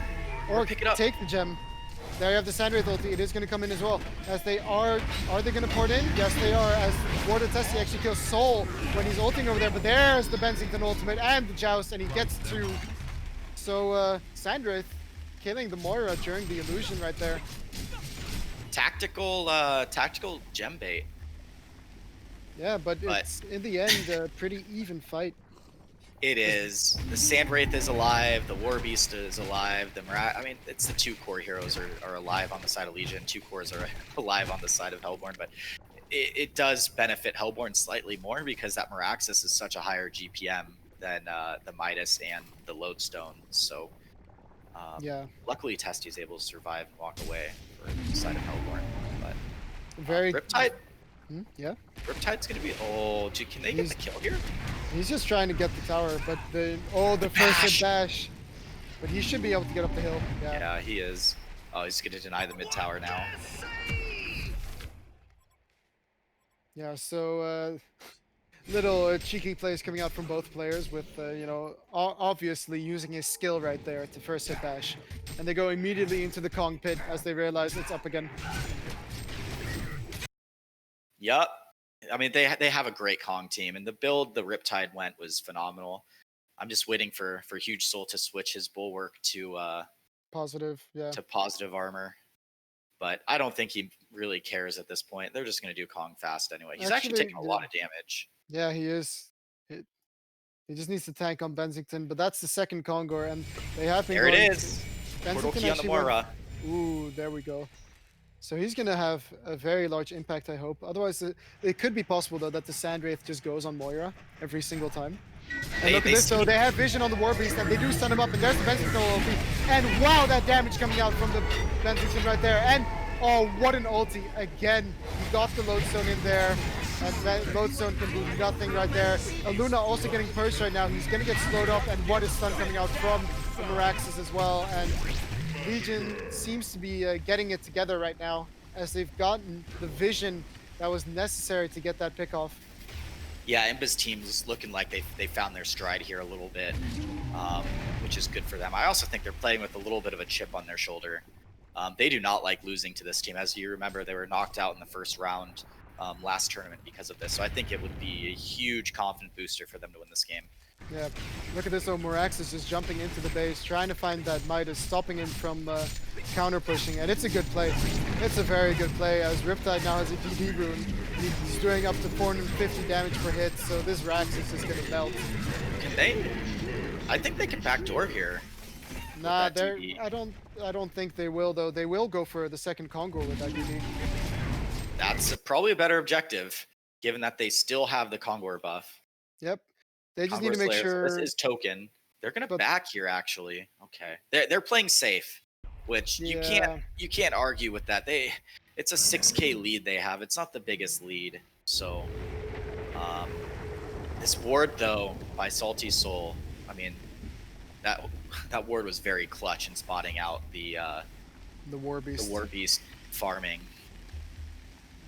the And ancient Riptide camps, is so. hitting for 296 damage right now with his ultimate on.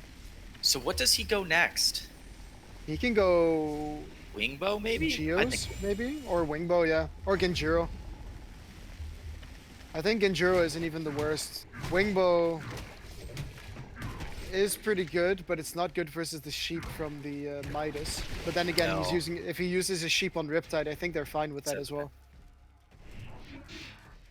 True is actually they're gonna blink in here with the Moira, kill the illusion instantly there. But you know something else, the Lodestone's only level 15 at this point. It's Yeah, and they're 36 going minutes back in into the game. onto the Kongor.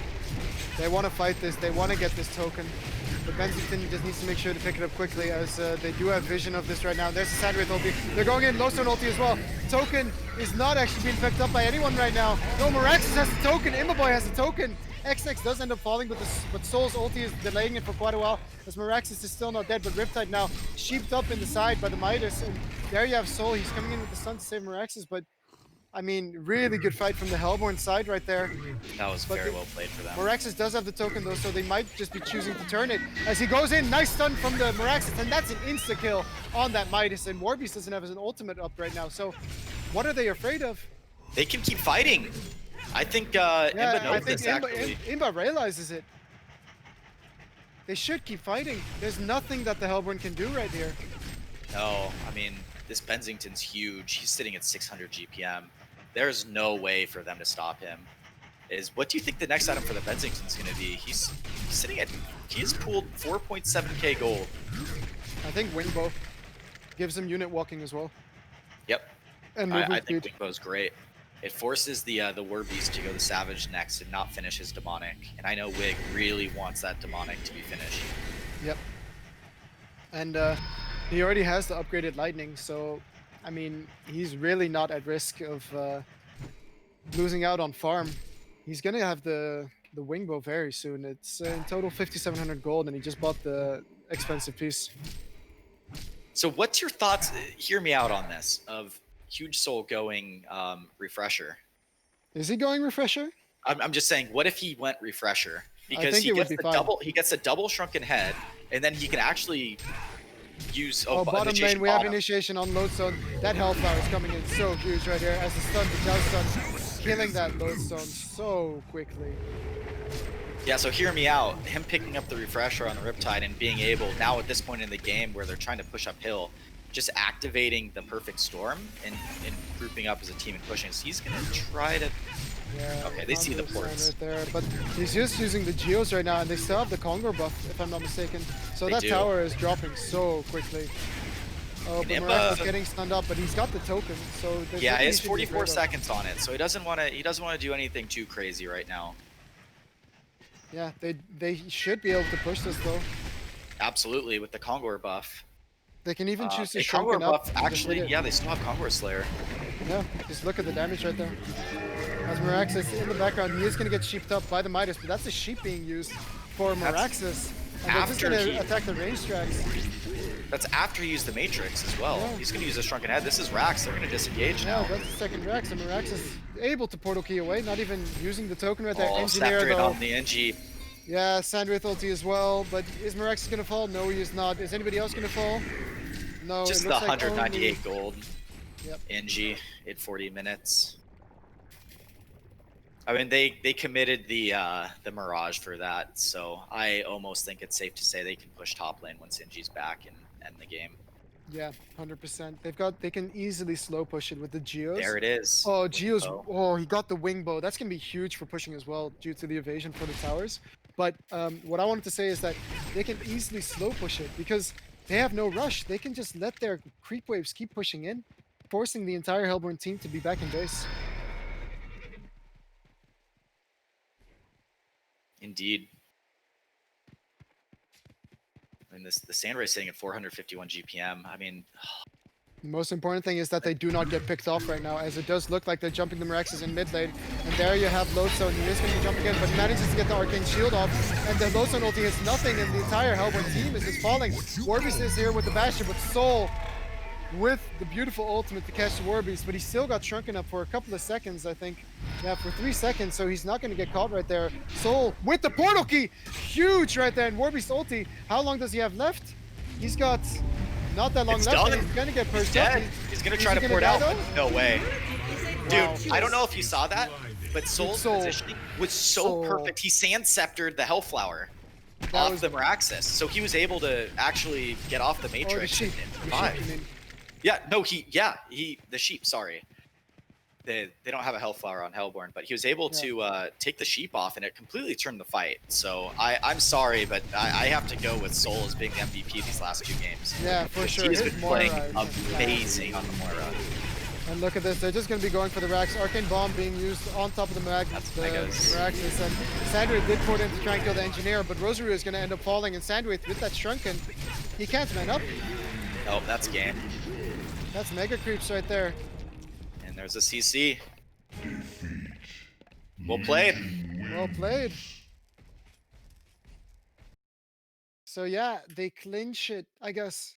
Like, they wasn't sure at all. Warbeast was doing such a good job early on with that farm, but I guess the fights taken by the Legion side were just so good, especially from the moment that Bensington got that 3-man ulti. Oh, That ulti was huge. I really wish that I want to go see a replay of that. So I will wait until HoN OMG does that on, on their own and post the YouTube video of that, because I want to look back on that and see the slow motion of the Nightfall landing on everyone. But I gotta be honest, Soul played absolutely amazing on the Moira and showed his skill and ability on that hero. So I think next time, maybe instead of picking the Engineer, they pick something else for X next. Maybe you can run there's nothing wrong with running 2 hard support heroes in a lineup, right? You can run like an Andro and a Moira. You can run like a Rhapsody and a Moira. The Electrician seemed a little, or the Engineer seemed a little underwhelming this game. I think that's the only kind of criticism that I have on Point and Click's team. But we have to be honest too. Beans played really well on the Warbeast that first 20 minutes, and he was the reason the game even went as long as it did.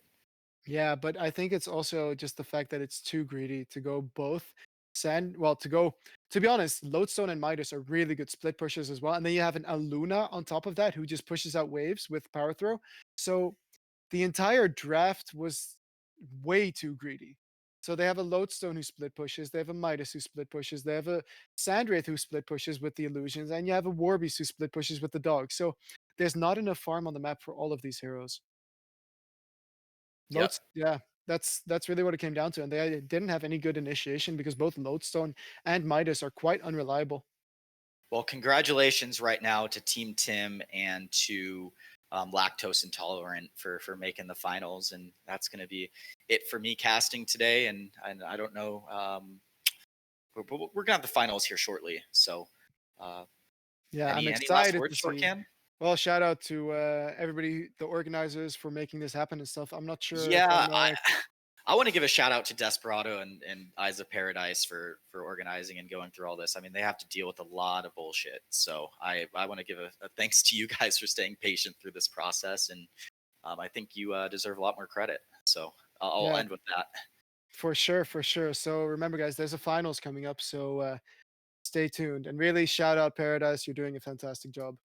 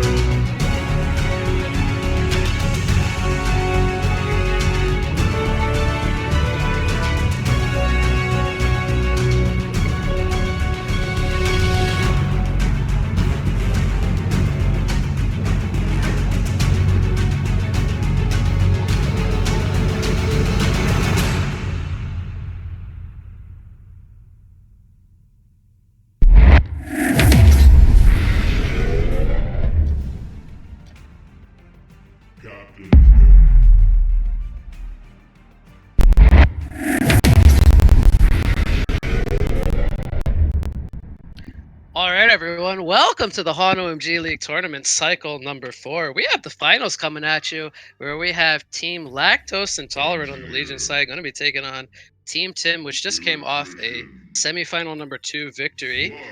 So they are looking to claim cycle number 4 here against, well, Lactose Intolerant, who's been here quite a few times.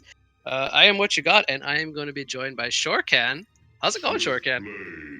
I'm doing quite well. I mean, I've casted every single game before this, so I'm getting a little bit tired. So I'm gonna be letting the main casting go to you right now, as my head probably can't deal with all the things that are happening on the screen, anyways. All But right, yeah, that's fair. So, what are you expecting from these two teams? As this is a new finals matchup that we haven't seen yet in any of the previous cycles. well, yeah, I was playing in each of the previous cycles. Yeah, if we you haven't gotten to see Big Ego Crew this cycle, but you guys will be back for cycle 5, I'm sure. So you Yeah, I guys will think be so, looking I think to so. take on whoever does win here today. But anyways, let's get into it. We got the bans and some picks already taking place. We got the Gladiator and Andromeda banned out by Lactose Intolerant. Wild Soul and Oogie banned out in the first bans coming out from Team Tim. Do you think that's something that's unusual, or any insight Nah, behind some of these bans, or? I mean, Black Daffy plays a pretty good Wild Soul, so they don't want to give him that, and Oogie is just a ridiculous hero at the moment. Okay, so some respect bans coming in. So we got the Engineer being picked up, first pick into Electrician, Flux into Swiftblade, and Polywog Priest into Moira. What are we looking at so far? Well, the Snooki plays a really good Polywog Priest, and he's going to take that in mid for sure, I think. And then they've got a Flux Engie dual lane if they want it in the top lane, and that's already a really good team fight lineup. On the side of the Hellborn, though, the Electrician, Swiftblade, and Moira are all just 3 solid picks, and Soul just played an absolutely fantastic Moira in the last series, which I'm sure you realized. Yeah, the Moira was very disruptive in the last semifinal match, so they're gonna end up picking that up here again as their support choice. So we see some secondary bans almost finished. The Doctor Repulsor, the Hellbringer, and the Clanks are banned out here by Lactose Intolerant. We have Predator and Sandwraith, and one more ban to follow, but primarily some carry choices being banned out by both sides. Yeah, I find Anything sticking out? I mean, they already have the Swiftblade, right? And it's not really that they go for a very heavy dual core on the Hellborn side, so they should be looking to ban huge soul heroes instead, because they've got Imberboy's Electrician, they've got Mate's Swiftblade, so now they just need a hero for huge soul. So, in my opinion, the bans that Snooki has done make very little sense. Only the Doctor Repulsor really stands out to me as being a good ban. Okay, so some fair points. They did ban the Draconis as the last pick. We have seen Lactose love their Draconis. I mean, quite often they even get it banned out in the primary ban, so they make sure to get rid of that one. I don't think that one stands out too much. But yeah, I agree with you. I think seeing as how what we see so far, very likely that they should have maybe looked to invest 1 or 2 more bans to follow up the Doctor to address the Huge Soul. But they choose to get rid of the Clanks and the Hellbringer, which those are some pretty scary heroes on their own rights. Yeah, but what Um, sticks out for me a lot is the fact that the Magmus is still up. Yeah, that's actually a good point you bring up. Magnus is a hero that we typically see either picked up like first or second pick, or he's just not able to be played. And Yeah. neither team really looking like they're interested in taking the Magnus so far. And We do Scout, see Scout wow. pick up. That's interesting pick. Definitely, it does work pretty well versus Swiftblade, but also it doesn't because of the way counterattack works. It goes through. Even when he's silenced, he's still able to counterattack 25% of the time. But Yep. you know what I always find interesting, Wig, like you also you've been drafting a bit. You've been looking at these drafts. Whenever my team plays, Rally is banned a lot more, and in all these series that I've been casting so far, Rally doesn't get banned at all. Like, what's happening? What's going on, I mean, Wig? I don't know if it's people don't like running Rally, or they just see other combos that they would rather pick up. But Rally still hasn't, he's still the same hero that he was pre-patch. There's nothing really changed about him, so he's a very solid hero. But we're not seeing him picked up. I'm right with you. I'm not too sure. Yeah. But what the deal behind we're not seeing any rally or not much rally this cycle. Yeah. But It's something I because wanted to point out is Yeah. the scout doesn't have the ability to silence through magic immunity anymore. That got changed like a couple patches ago. So there is that kind of counterplay with the Swiftblade that I just wanted to bring up, where he can't silence him through spin anymore.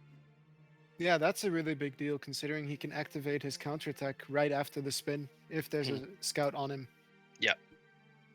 Or just, use the swift slashes because scout really isn't the tankiest. But Yeah. like we've seen Flux, right? On Snooki. We've also seen Polywog on Parallax Snooki. is So I'm really curious. here. Ooh, Parallax. So Yeah, they're really so going they for like the late game esque build, but versus a Flux NG, they might be in some trouble actually. And does the Scout Silence stop the Parallax ulti? uh, I'm not sure actually. I'm not sure the mechanic of how Earth Shatter actually works if you silence him, if it stops it or not. I guess But it doesn't, right? I guess it works kind of like a Let's get Devourer it decay on. that you can't turn off. I think it would make it so he can't turn it on or off. So Hellborn finishes with a Luna and then the Parallax, and the Legion team picks up a Rampage. So I we mean, it's do see good, the right? completed lineups now. Yeah, I Yeah. think the Rampage is a great pickup this game against heroes like the Switchblade and the Parallax. Just being able to kind of control their positioning, which those heroes love to be in the right place at the right time.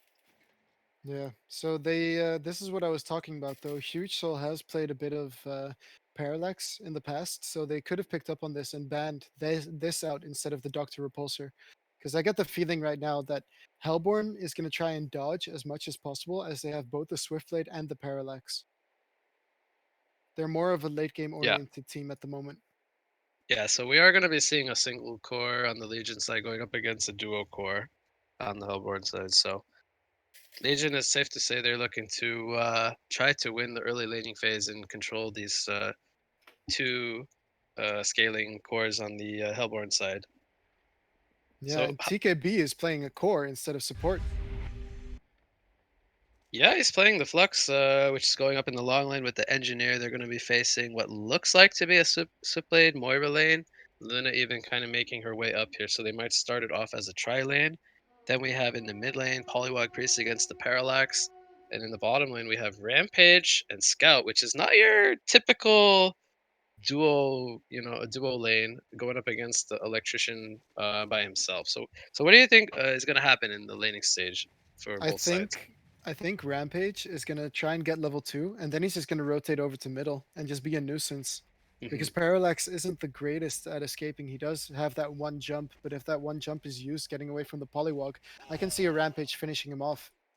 And Yeah, yeah, I yeah, agree. that's pretty much it. And then Rampage also does quite well versus an Electrician because they're like Rampage is tankier than the Electrician right now. Yeah. So another thing I want to bring up is Rampage got a small buff in the last Top patch lane. where you can, top lane. So we see an engagement, but it looks like the Legion side gets the distance away from the initiation.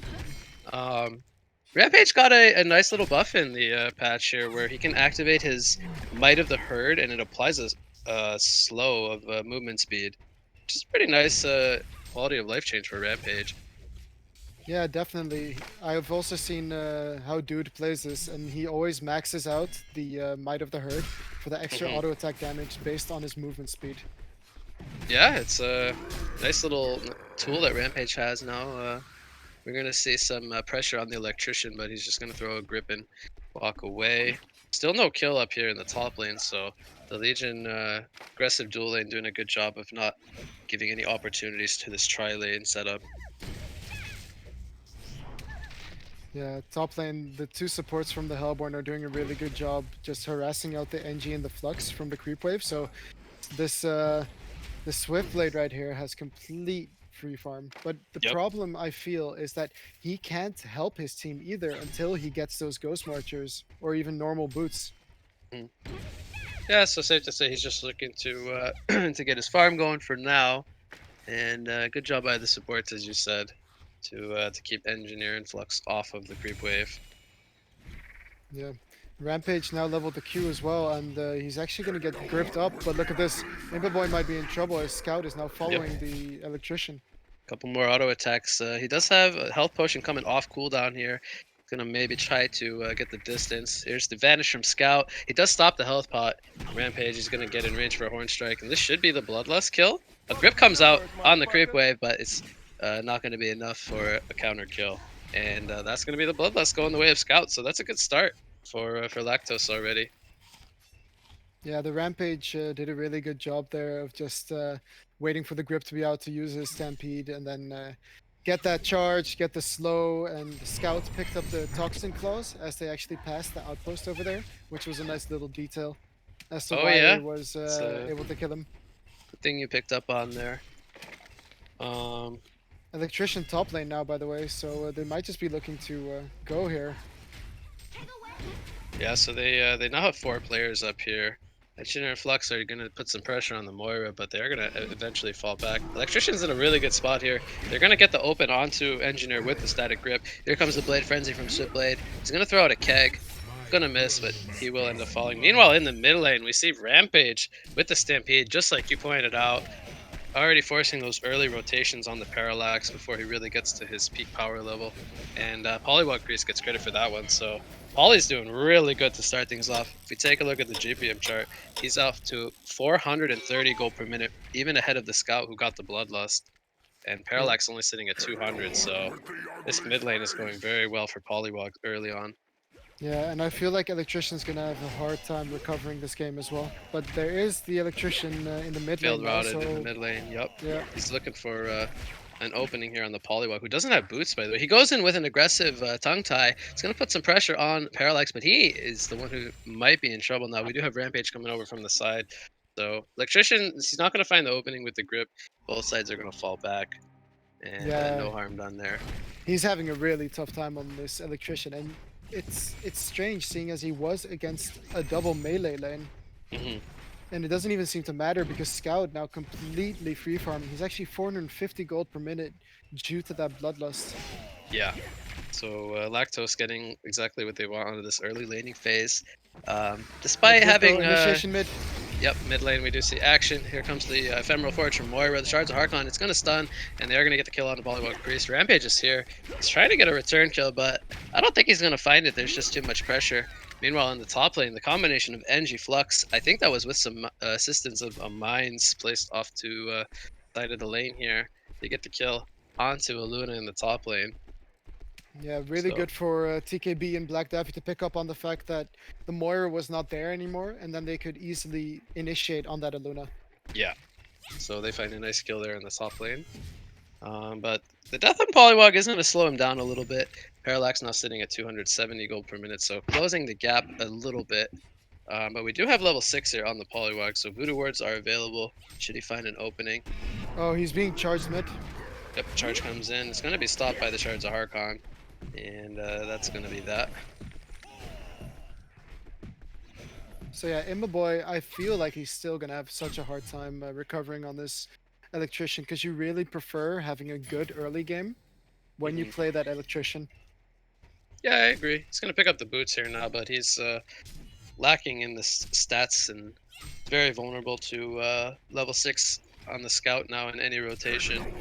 We're going to see a Horn strike in the bot river. The rune does get picked up, I believe, by Moira. And Parallax is now here with that Earth Shatter, and that's going to be too much damage for Rampage to handle. He will go down. Meanwhile, in the top lane, Switchblade, he's putting some pressure on the Flux. Here comes an Emerald Lightning Stun. Power Throw, they actually choose to go on the Engineer, and Engineer might end up falling here. A nice pull from Flux. It's actually going to buy Engineer the distance with the assistance of the power supply, so...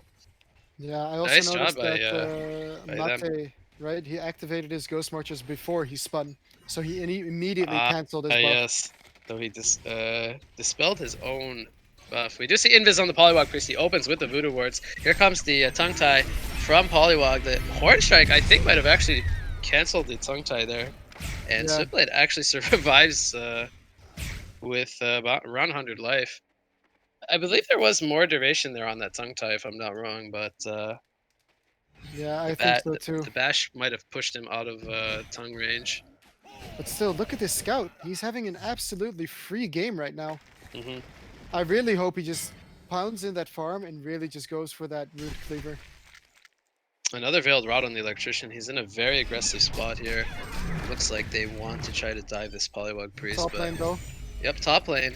We see a release come out onto the Moira. She does end up surviving. Swift Slashes come out on the solo Engineer, so they get the 1 kill onto Engineer. Rampage is now here, though, with the Flux. They might look to Mid try lane. to get a kill. Ooh. Mid lane, Electrician goes in with a dive, but Polywog Priest is playing in a very great position, not allowing the That's initiation.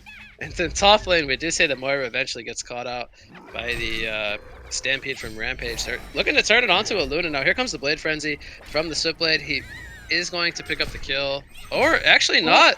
The power supply from Rampage and the slow actually going to keep him alive. He has that bottle that was given to him by the teammate, so he's going to heal up some regen. And Switchblade now is the one who's in trouble. He goes down to the mine from Engineer. Credit for the kill goes to Flux. Flux is now in a very deep spot. Can he make the jukes? I don't know if he can get out of this one. He has a TP available, but no he's mana. safe He has for the now. power supply. Here comes the power supply into the TP with Parallax with that double. Fulcrum ends up taking him out, so he gets the double tap as he got the kill previously on the Engineer. So this engagement, who ended up coming out on top? Well, while this is all going on, Scout's still just farming bottom. Yeah, so they got the kill on the Swiftblade. Does that Yeah, alone give them the advantage, I think despite so. getting a couple return kills? I think the main problem is going to be the parallax right now. Swiftblade has actually dropped to only 300 GPM after having absolute free farm Yeah. at the start. Yep. So they got the 1 kill on Swift, and that kind of slowed Oh, him down. that a bit. trap! Oh, Where he trap almost got the double trap. is actually going to be missed there. Here comes the keg stun onto Swiftblade. The tongue tie is going to land onto Swift. They do bring him down. Parallax is now here dealing lots of damage with that Earth Shatter. Are they going to be able to bring him down? Here comes the Shards of Harkon. Polywog Priest will end up falling. And now it's Parallax who's going to eat a keg stun. He's going to go down to the auto attack for Flux. And Flux, is he going to be able to make it out alive? No, he's not. Engineer, he's trying to juke in the trees as well. But the Shards of Harkon, that goes through Fog, and that's going to take him out. So they do end up getting 3 kills from the side of Hellborn, and they end up losing their Switchblade and their Parallax. So I mean, I still think that the Legion is Rampage! fine with this. he's gonna go in on a Luna here. Is he gonna actually have enough damage for the kill? Looks like he will not. Shards of Harkon is gonna prevent any follow-up. Look at this though. There's a setup on the bottom lane for the Scout. Here comes the grip. Yeah, Scout. He's gonna throw down the electric eye. It's gonna silence them as Parallax ports in, and he's gonna be fine. Meanwhile, in top lane, Rampage.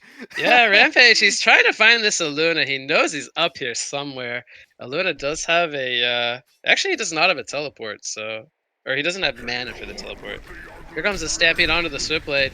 Kexton is unfortunately going to miss. Here comes the relief from Flux. Switchblade gets off the Swift Slashes. Here comes the Shards of Harkon. It's going to buy Switchblade the distance. Electrician ports in with the static grip. They're looking for a kill.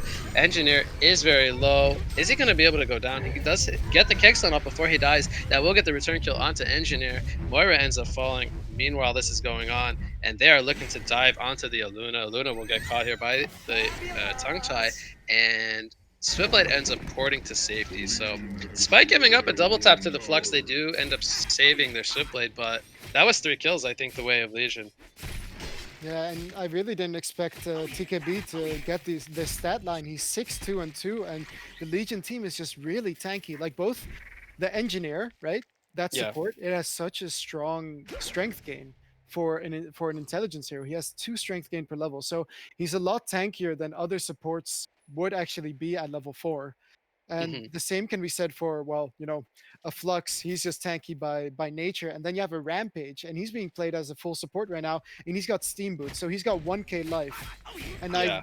I don't think they have the damage to really deal with it right now. Only Parallax could.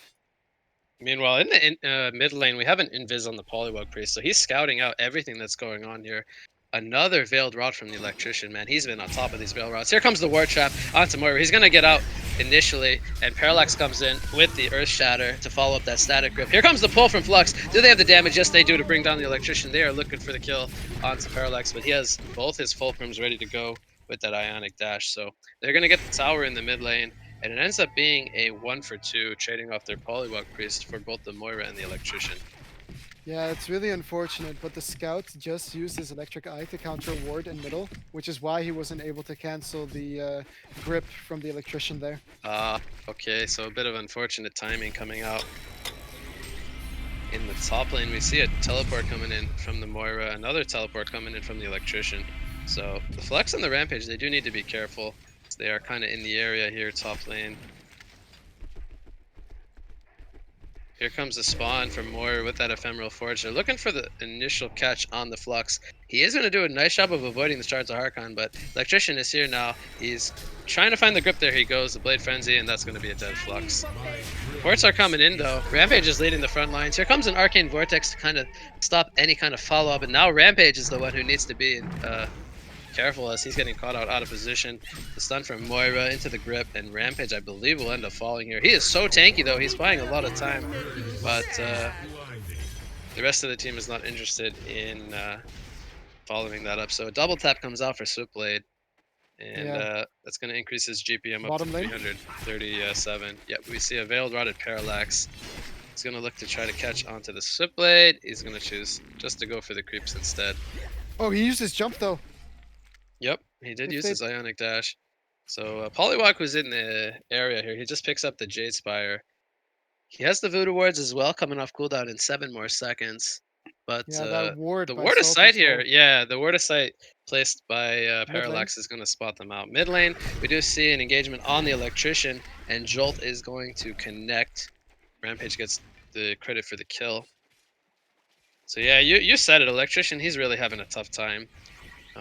Trying to make do the best he can. Swift Slashes come out onto the Flux. Here comes the pull into the release. They're going to put some return pressure on the Aluna, but there's no follow-up. So TKB I think he saying meant the wrong to way. push them off. Yeah. Yeah, for sure. But Not I mean, the, this Rampage release. is having a huge impact this game already, man.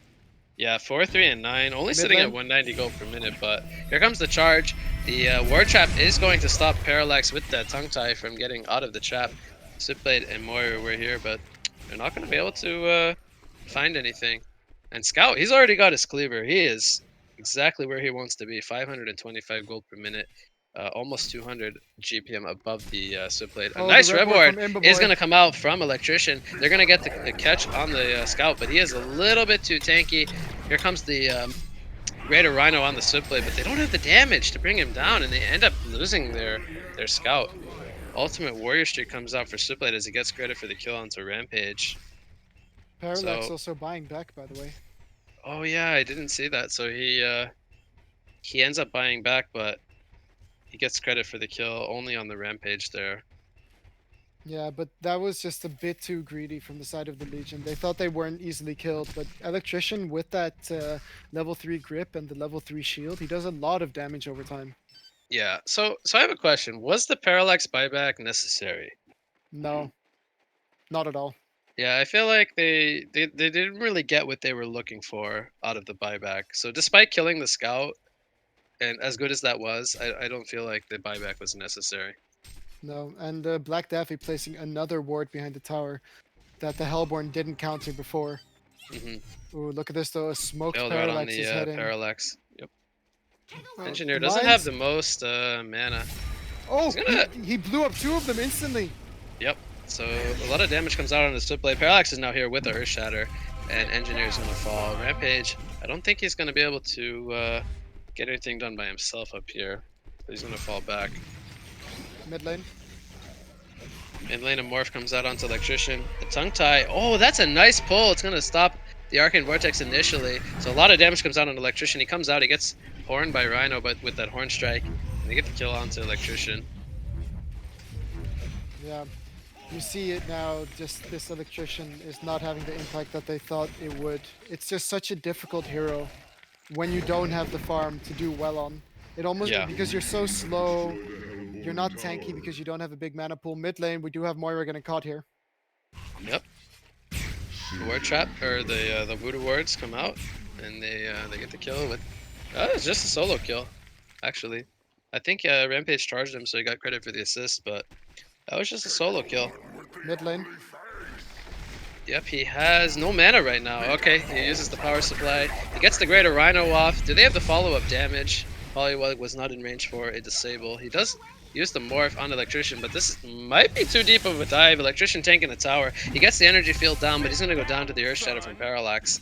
And yeah, the Legion team definitely overextended there as they give up a kill on their engineer. Yeah, with this early cleaver from the scout, they should just focus on stacking for him and making sure that he can get all the farm he wants to, because he's just got a free game right now. This is like Yeah. the dream of any carry, I think.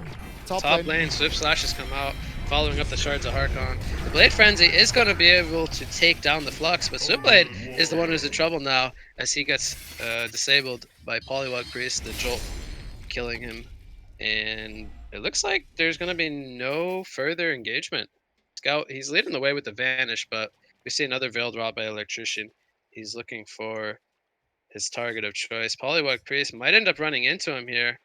Oh my god, they're both teetering on top of each other. Here comes the morph from Polywog Priest. Are they going to follow it up? Parallax jumps in with the Ionic Dash, but it does not connect to reset the dash. But Polywog Priest gets caught all by himself, so he ends up falling.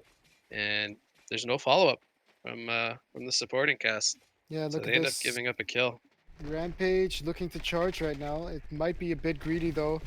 But Comes who the knows? silence on onto two. both the Electrician and the Parallax. Yep, double damage rune on the Scout, by the way, so he drops really fast. Here comes the release from Flux on the Parallax. He jumps in to that Arcane Vortex with the Earth Shatter. Actually, no Earth Shatter was used. He ends up falling. Zipblade trying to get the kill onto Rampage, but meanwhile Moira does end up falling. Luna now, he's going to end up going down to the pull from Flux. So it's a great fight coming out from Lactose as they get 3 kills, or 4 kills actually. Everyone but Switchblade ends up dying. Yeah, that was And a they beautiful fight. didn't with the lose scout anyone there. silence on 2 targets at the start. It just opened it up for Rampage to charge that Parallax, and he also managed to ulti the Parallax. And that was enough burst to actually kill him right there. Yeah, so Lactose getting 4 kills. They jump out now to a 23-21 lead. But more importantly, 10,500 gold and 6,000 experience lead as we're making our way toward the 20-minute mark. Yeah, I think that's mainly in the towers. As you can see that no towers have been killed on the Legion side, whereas 3 towers have been killed for the way of Lactose. And look, this Here initiation comes block. a jump on the bot lane, yeah? And Electrician, he's just going to get caught all by himself. Too much damage coming up between the Scout and the Poly wards. And Engineer actually gets credit for that kill. So they're going to use the wards here to try to put some damage on the tier 3 tower. And they're actually going to do quite a lot. They're going to get about half damage on the tower before the wards do end up getting taken down. Yeah, I mean, this Polywog has just been doing very well getting those solo pickoffs, and that was at the base, and there was no response from the Hellborn side. Yeah, so I just want to take a quick second to talk about some items. So we did see the portal key there in the bot lane, but Flux also picks up a portal key. Do you like the portal key on Flux this game? Yeah, with an engineer, it's almost the most important item that you get for your Morph team. on the Swiftblade here. Rampage is coming in with the charge. They are going to have the damage to bring him down. Electrician now, he is leading the front lines. They have the damage to take down Electrician as well. Polywog ends up falling in the background. An Arcane Vortex. I'm not too sure who's in there. Okay, it's just the Flux. Here comes the pull into the energy field, and that was beautiful. Engineer getting credit for a double tap as the Electrician, or excuse me, the Moira and the Luna end up falling, as well as the Electrician. So 4 kills go in the way of Legion as they only lose their Polywog Priest. Yeah, the Flux Engie combo is just very strong, and they managed. Actually, it was Moira who managed to delay that fight so long, allowing the engineer to even port in and just walk over there with the Striders. Yeah, so I think, yeah, I think I'm agreeing with you there that the Arcane Vortex actually kind of helped Legion get off their combo a little bit easier. Yeah, and I saw what Duder did in that fight is he, with that ward by Black Daffy, he was able to scout out the Moira using the illusion in the background. So he actually chose to stop focusing on the Swiftblade and Electrician and stuff, and he just walked through the woods and ultied the Moira right there to stop the illusion. Yeah, I missed that completely, so Greater Rhino definitely playing a part of that fight as well. We just see a Veiled Rotted Polywog Priest here in the bottom lane with Rampage in the area. So they're looking for a target, but Hellborn's not falling for any of that as they kind of just make their way toward their own jungle. I almost feel But like he should just ulti the tower right now. Just get more damage going. Force some the voodoo response. wards on the bot tower, you mean? Or Yeah, it's half-life. Less than half-life already. so we say the full geometer's being picked up on the Switchblade, so he's got his second tier of item already. On the Whereas scout. yeah, the scout. Whereas the Switchblade, he's just sitting on the rune cleaver. He is not where he wants to be. But Yeah. It's the because of all these parallax, fights have been happening in the lane of Swiftblade, right? Whereas Scout has really not been bothered at all, mhm. being up at 600 GPM. Parallax picks up the Gnome's Wisdom to follow up the Ring of Sorcery. Is that something you like to see as I well? would have preferred the Icon because he's only got 900 HP on Parallax. Okay. I mean, the Gnomes is definitely going to help a lot, but it's very important for him to get those early Icon charges. Yeah, If any. I agree that we could have seen an icon. Just allow him to be more in the front lines. But it looks like Legion is trying to steal Hellborn's Kongor, but they actually have a Ward of Revelation and a Ward of Sight, so they see this going on. Yeah, but I don't think this is a fight that the Hellborn wants to take unless they get really, really low on the side of the Legion. Yeah, Legion is in a pretty comfortable spot right now, so they are feeling confident that they can take this fight. Look at Soul, by the way. Side. On that Moira, he's just delaying that from happening for such a long time. Scout's taking a lot of damage here. The Kongor does end up going down, so they get the first one. Polywog Priest, meanwhile, he's setting up in the top lane. Here comes a Morph onto the Switchblade. The wards plus the tongue tie is going to hold him down long enough for the team support to get there.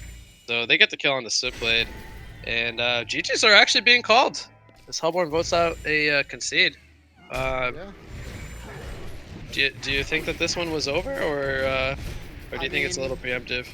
It's a bit preemptive. They could wait a little bit longer, considering that, you know, Parallax is going to start dealing damage because he's only now just getting to level 14. And when he gets to level 14, that's when his max mana is so high that he does so much more damage. Because right now he's got 44 charges, and he only needs one more level for it to increase even more, from 9 per charge to 12 per charge. So yeah, it's a whole another 120 mana. A little early, but they don't really have too much on the supporting cast behind the Switchblade and the Parallax as well. So it is not looking the best for them. They have picked up a Portal Key now on the Engineer as well, so the Flex Engi combo is going to be a little bit smoother. They get the fully completed Barrier Rattle up on the Rampage. And look at this initiation on the Swift right here. Yep, they're going to catch Switchblade. He's going to end up going down. Scouted out by Scout. I love it. I love it. Yeah. I think it's safe to say the impact from Polywog Priest and the Rampage this game have been very well felt here by the Hellborn side, just buying a lot of space for the Scout. And even for the dual lane that went up against the tri lane in the top lane. So well played coming out from Lactos in game number 1. Final thoughts? It really just comes back to the laning. If an electrician does not have a good time early on, he's not going to recover. He's not a hero that can recover well. He doesn't have the ability to instantly burst waves from range, so you know he can't get back into the game. And they're tri-lane top with Swiftblade. I don't like Swiftblade in tri-lanes for this reason. Swiftblade was never able to help his teammates early on. So the tri lane just not getting enough done, going up against the dual lane. Yeah, because the moment that the Rampage and the Polywog just decided to rotate into the enemy woods, they were ready. The Engineer did so much damage. The Flux was doing really well. He got the Ghost Marchers. You know, he got quite a timely Portal Key as well. And while all this was happening, even if they took a sort of even fight where both teams lost 3 heroes, at least they had a Scout farming the bottom lane, just building up that GPM. Yeah. I personally loved the impact from both the Polywog and the Rampage this game. I felt like they really set the pace of the game, and also the Flux and the Engie did, I think, a great job of not giving up too many kills in the top lane, so the tri lane didn't really get out of control, thus making the top lane like a very focal point of the match. And meanwhile, as you pointed out, Scott was just having the game that he wanted, completely free farming down in the bot lane. So that's Yeah. credit to Lactose. I think they played this one very well, and they take game number 1. So we're gonna go on a short break here, and we will be back with game number 2 of the finals of cycle number 4.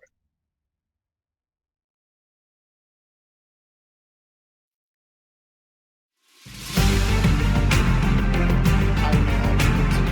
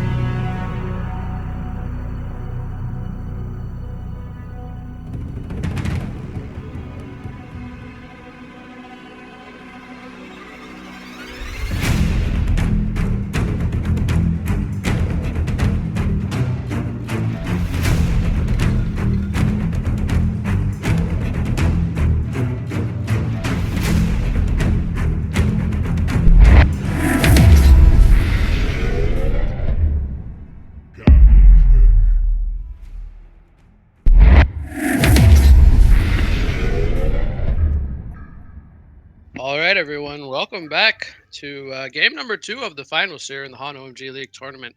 This is cycle number 4. I am What You Got, and I am going to be rejoined here by Shortcan. How's it going, Shortcan? What are we expecting here in game number 2? Yeah, it's going pretty well. I expect Imboboy's team to maybe, turn it around a little bit, to maybe find their groove, but they go into the exact same pick as before with the first pick Electrician. So how about Yeah. that? Yeah, so we see Wild Soul, Oogie, the Gladiator, and Engineer banned out. I think those are the same bands. I'm not too sure about the Gladiator one, Well, but Engineer was in the game, right? yeah, before? okay, so we do see some different bands here in game number 2. Does anything stand out to you, or is it all pretty straightforward? Well, I think Snooky recognizes the power of the Engineer, and if he can't first pick it, then he's just going to ban it, right? Mm-hmm. I agree. And now you have a Lodestone picked up for the Hellborn. What do you think of Lodestone as a hero right now? So Lodestone got some nerfs again. He's been receiving nerfs, it seems like, every patch. The hero is just in a very, very strong point, and I think the hero is being brought down back to where it was some time ago. And we always used to see Lodestone in the past. I mean, this hero, time and time again, he's seen competitive play. So I think it's no surprise that the hero is still valued by teams. But as far as what he used to be, he is definitely brought down a step from where he used to be. With that being said, I think the hero is still in a pretty good spot. He does what he's supposed to do, which is he gets a lot out of the laning phase, whereas other heroes wouldn't. And he has a great team fighting ultimate in the Shatterstorm. So that's my opinion about the hero. We do see it followed up by an Andromeda, into a Chipper, and a Deadwood. So what are we seeing from the draft so far?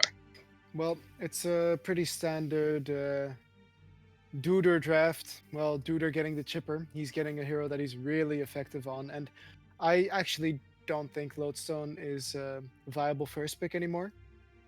Actually, when you compare it to a Cthulhu Font, who is similar in the lane, as they're both really tanky and very difficult to kill. But I feel like Cthulhu Font just does a better job in team fights later, and he also has a far easier initiation than Lodestone, because Lodestone's initiation is very slow. The rocket drill takes quite a while to use. Magnus. But yeah, that's my main thing. And on the Legion, you now see the Deadwood as well as the Andro and the Electrician. So they've got two strong strength heroes, but they still don't have any effective initiation. Yeah, a lot of early game heroes picked up by both sides. We even see the Magnus, which we talked about last series, didn't get banned or picked by either side. We're gonna see an appearance by Magnus this game, so he gets picked up on the 3rd slot from the Hellborn side. But yeah, a very aggressive makeup so far from both sides. So going into the second stage of bans, we're gonna see primarily carries banned out. Predator, the Clanks, the Predator, the Sandwraith, and the Malakin get banned out by Team Tim on the Legion side, and then Kinesis, as well as the Clanks and the Hammerstorm, get banned out by Lactose Intolerant. So 5 out of 6 heroes are going to be carries. Does anything really stand out to you, or are those pretty much the carries that neither side really wants to see in play? Well, I think Malakin really isn't that strong anymore, so they could have chosen to maybe ban out the Swiftblade instead. But Okay. other than that, they're pretty standard. The Kinesis ban is so that they don't have Soul taking over the Magma Stun. Yep. Which makes sense because that's such a strong ability. But yeah, I'm very curious to see what they're gonna do, because the Magnus is I find that hero, it's unbelievable. You can play it as a support, you can play it as an offlane, you can play it as a mid. It's such a good hero in situations like this. Yeah, when I think of versatility of a hero, I always think of Magnus. This hero can just, as you said, fit so many roles. So you never really know where the hero is going to go until the draft is complete. Now, with that being said, they do pick up a Puppet Master. So this feels like they're going back to their roots and their playstyle with the aggressive tri-lane sort of makeup potential.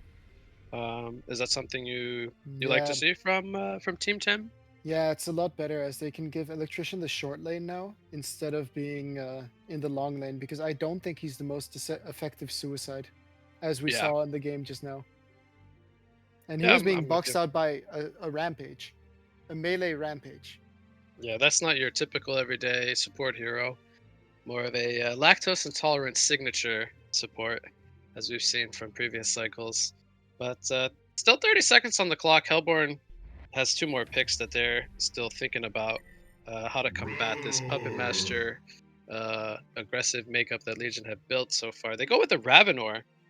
This is a hero we don't see too much of, but what are your thoughts on the Ravenor It makes pickup? it makes sense versus with what they usually do, which is just going for those team fights and going in and out, being able to fight like that. And Ravenor is pretty good at bursting people down, but Mhm. he's very weak versus Deadwood. Yeah, Incredibly weak versus Deadwood. I think against this Legion lineup, Ravenor might have some troubles.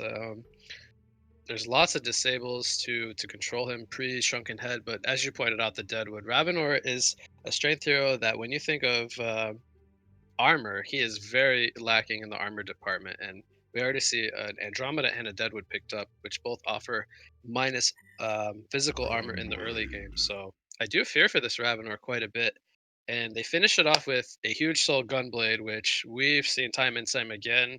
That's a hero he is very comfortable on, and it is very scary when he is off to a good start. And So it's also very good versus Ravenor, man. yeah, another style of hero with a grappling shot doing up to -7 at level 3.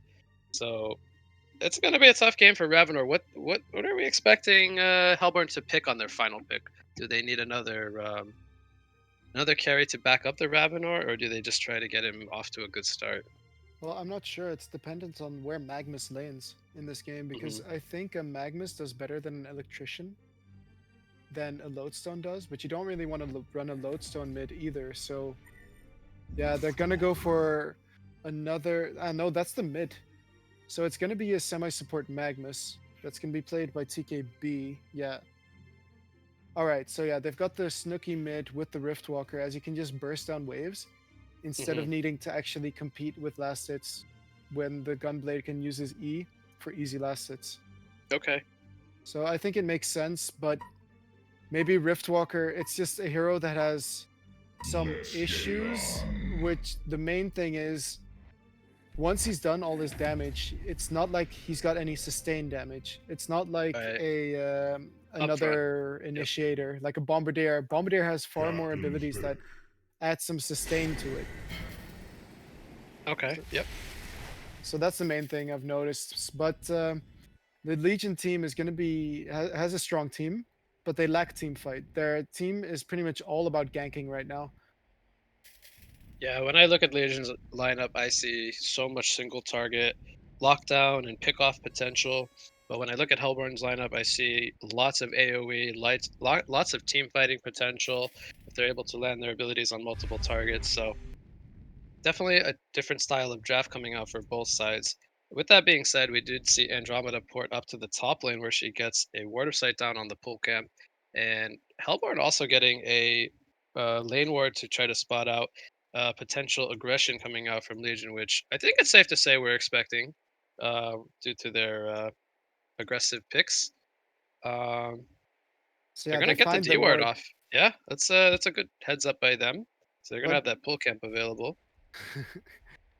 but I mean, I feel like the Hellborn actually has the better tri lane almost right here, because Deadwood, he is going to be able to hit his grasp with the puppet show, but I mean Ravenor just does so much damage even early on, so it might be difficult for Puppet Masters to stay alive here.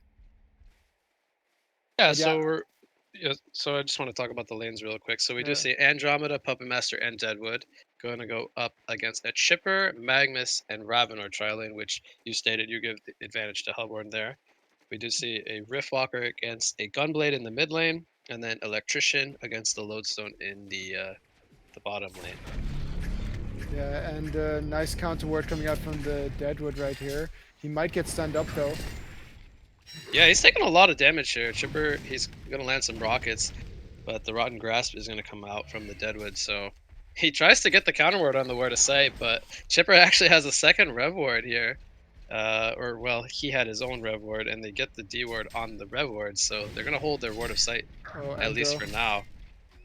Yep, Magnus going to stun in onto Andromeda, and here comes the Ball Lightning from Ravenor, and that's going to be the Bloodlust very early on onto the Andromeda, so... Yep, you pointed it out. Hellborn having a stronger tri-lane, they get the first catch, and they get the Yeah. Bloodlust kill. They can just, obviously, they can take advantage of this right now and maybe just go for another kill on this Andromeda as he's running in again. Yeah, and something to point out is they got that kill on the Ravenor, so he's going to pick up Yeah. Boots, I believe, early on. He's going to land a nice Ball Lightning stun to follow up that Lava Surge. They're going to get the kill, as you pointed out, onto Andromeda again. They're looking for more. Deadwood is going to eat a second Lava Surge stun. Is the damage going to be there? Yes, it is. Magnus gets credit for the kill. So already a 3-0 start coming out for Lactose Intolerant as Puppet Master. He's trying to get a return kill here on the Chipper. Does he have enough damage, though? The power supply comes out, and it's going to buy Chipper the distance. And now Puppet Master is the one who might be in trouble. A Rotten Grasp is going to land onto Ravenor, but they're going to turn it around onto Puppet Master. He's going to go down with another Lava Surge after that power supply. So 4-0 start. Chipper, it looks like he's going to deny himself here. The root is going to come out. It's going to miss onto the Magnus. So Chipper deciding that he wants to free port home to base. And he picks up the Strider, so he's just going to run his way back up here. But it's already a 1,000 gold lead 2 minutes in for the Hellborn side. Yeah, I think the Legion's saving grace is going to be the bottom lane and the mid lane, as I think Electrician takes it quite hard versus his Lodestone. Mhm. As Lodestone is only down down to 140 GPM right now. But look at Yep, this. so Electrician doing a great Top job lane in the again. bot lane. Yep, Chipper, I think he got rooted there. And it looks like they're turning it around onto Deadwood now. Puppet Master does throw out the Puppet Show onto Magnus, but they don't have the damage that the Hellborn side has. Here comes a Ball Lightning stun onto Andromeda. Who is the target they're going for? It looks like they're going to go for the Andromeda as the Lava Surge does come out, and Ravenor is going to get another kill. Chipper, by the way, is a serial killer already. And dude, it's almost 300 GPM there on the main support. Chipper. Yeah, he's got Striders already. He can just chase this Puppet Master if he feels like it. Yeah, how do you? What are your thoughts on neither support going for the Orb of Zamos? Both picking up the early power supply. It seems like it's proving to be quite effective. Yeah, I think the power supply has really been what has been keeping them in the game. I mean, Soul on the Deadwood also picked up a power supply, but Deadwood is just a lot weaker than a Magnus at level 1. The Yeah. Grasp is a lot more difficult to hit, and I mean, Magnus has been absolutely fantastic. That Illusion Rune allowed him to use those 2 stuns, by the way, and now they've chosen to rotate the Puppet Master to bottom lane. And now, yeah, what's Imba Boy gonna do? Where is he gonna farm? He's up at 300 GPM, but he's actually gonna go middle. Look at this. Yep, so we're going to see a grip come out as he does catch him. Here comes the Deadwood Rotten Grasp, and that should be a dead Riftwalker, or not. The bottle sips from Zanuki, keeping him alive for now, but the Electric Shield is up. Here comes the Focus Buffer from Chipper, and Riftwalker's going to buy himself the distance. Now it's Electrician who might be in trouble. Magnus does Lava Surge onto Gunblade, who's diving very far behind the tower, and Gunblade is going to fall. Kill credit going to Magnus. Meanwhile, we do see Chipper on the chase with the Deadwood. Electrician, he does not have any mana, but here comes Lodestone. Does he have mana for the head smash? Yes, he does. And that's going to be a kill on the Deadwood. Chipper getting turned on now, but do they have the damage? Chipper is just so quick with those early Striders. He's going to survive with nearly 12 life, and Electrician and Puppet Master and Andromeda trying to get a return kill here onto the Magnus, but he is sitting in the Steam Bath. And will he be fine? It looks like he will. So Hellborn not giving up a single kill to the Legion side as Chipper again denies himself to the neutral side. I chuckled there, but it was a little bit funny as we've now seen Chipper deny himself twice. So there are still no kills the way of Legion. And wow, they're playing so fantastically on the side of Lactose Intolerant this game. Especially Snooki surviving there. He had so Yeah. many power supply charges, and I think it was actually a mistake, but Huge Soul actually used his Q on the creep wave before they initiated. Oh wow, I missed that completely. So they lacked some damage there. Magnus, by the way, he's taking some heavy damage from those Clipperling slugs. Root comes out from Deadwood, and that's going to be a kill onto Magnus as we do see the smackdown coming out from Gunblade. He now is level 6, and he has the grappling shot. So Now Snooki will have to be a little bit more careful here on the Riftwalker, as there is that threat of the ultimate. But we do see, as you pointed out, Puppet Master, he has decided that he can no longer be top. He's rotated into the bottom lane.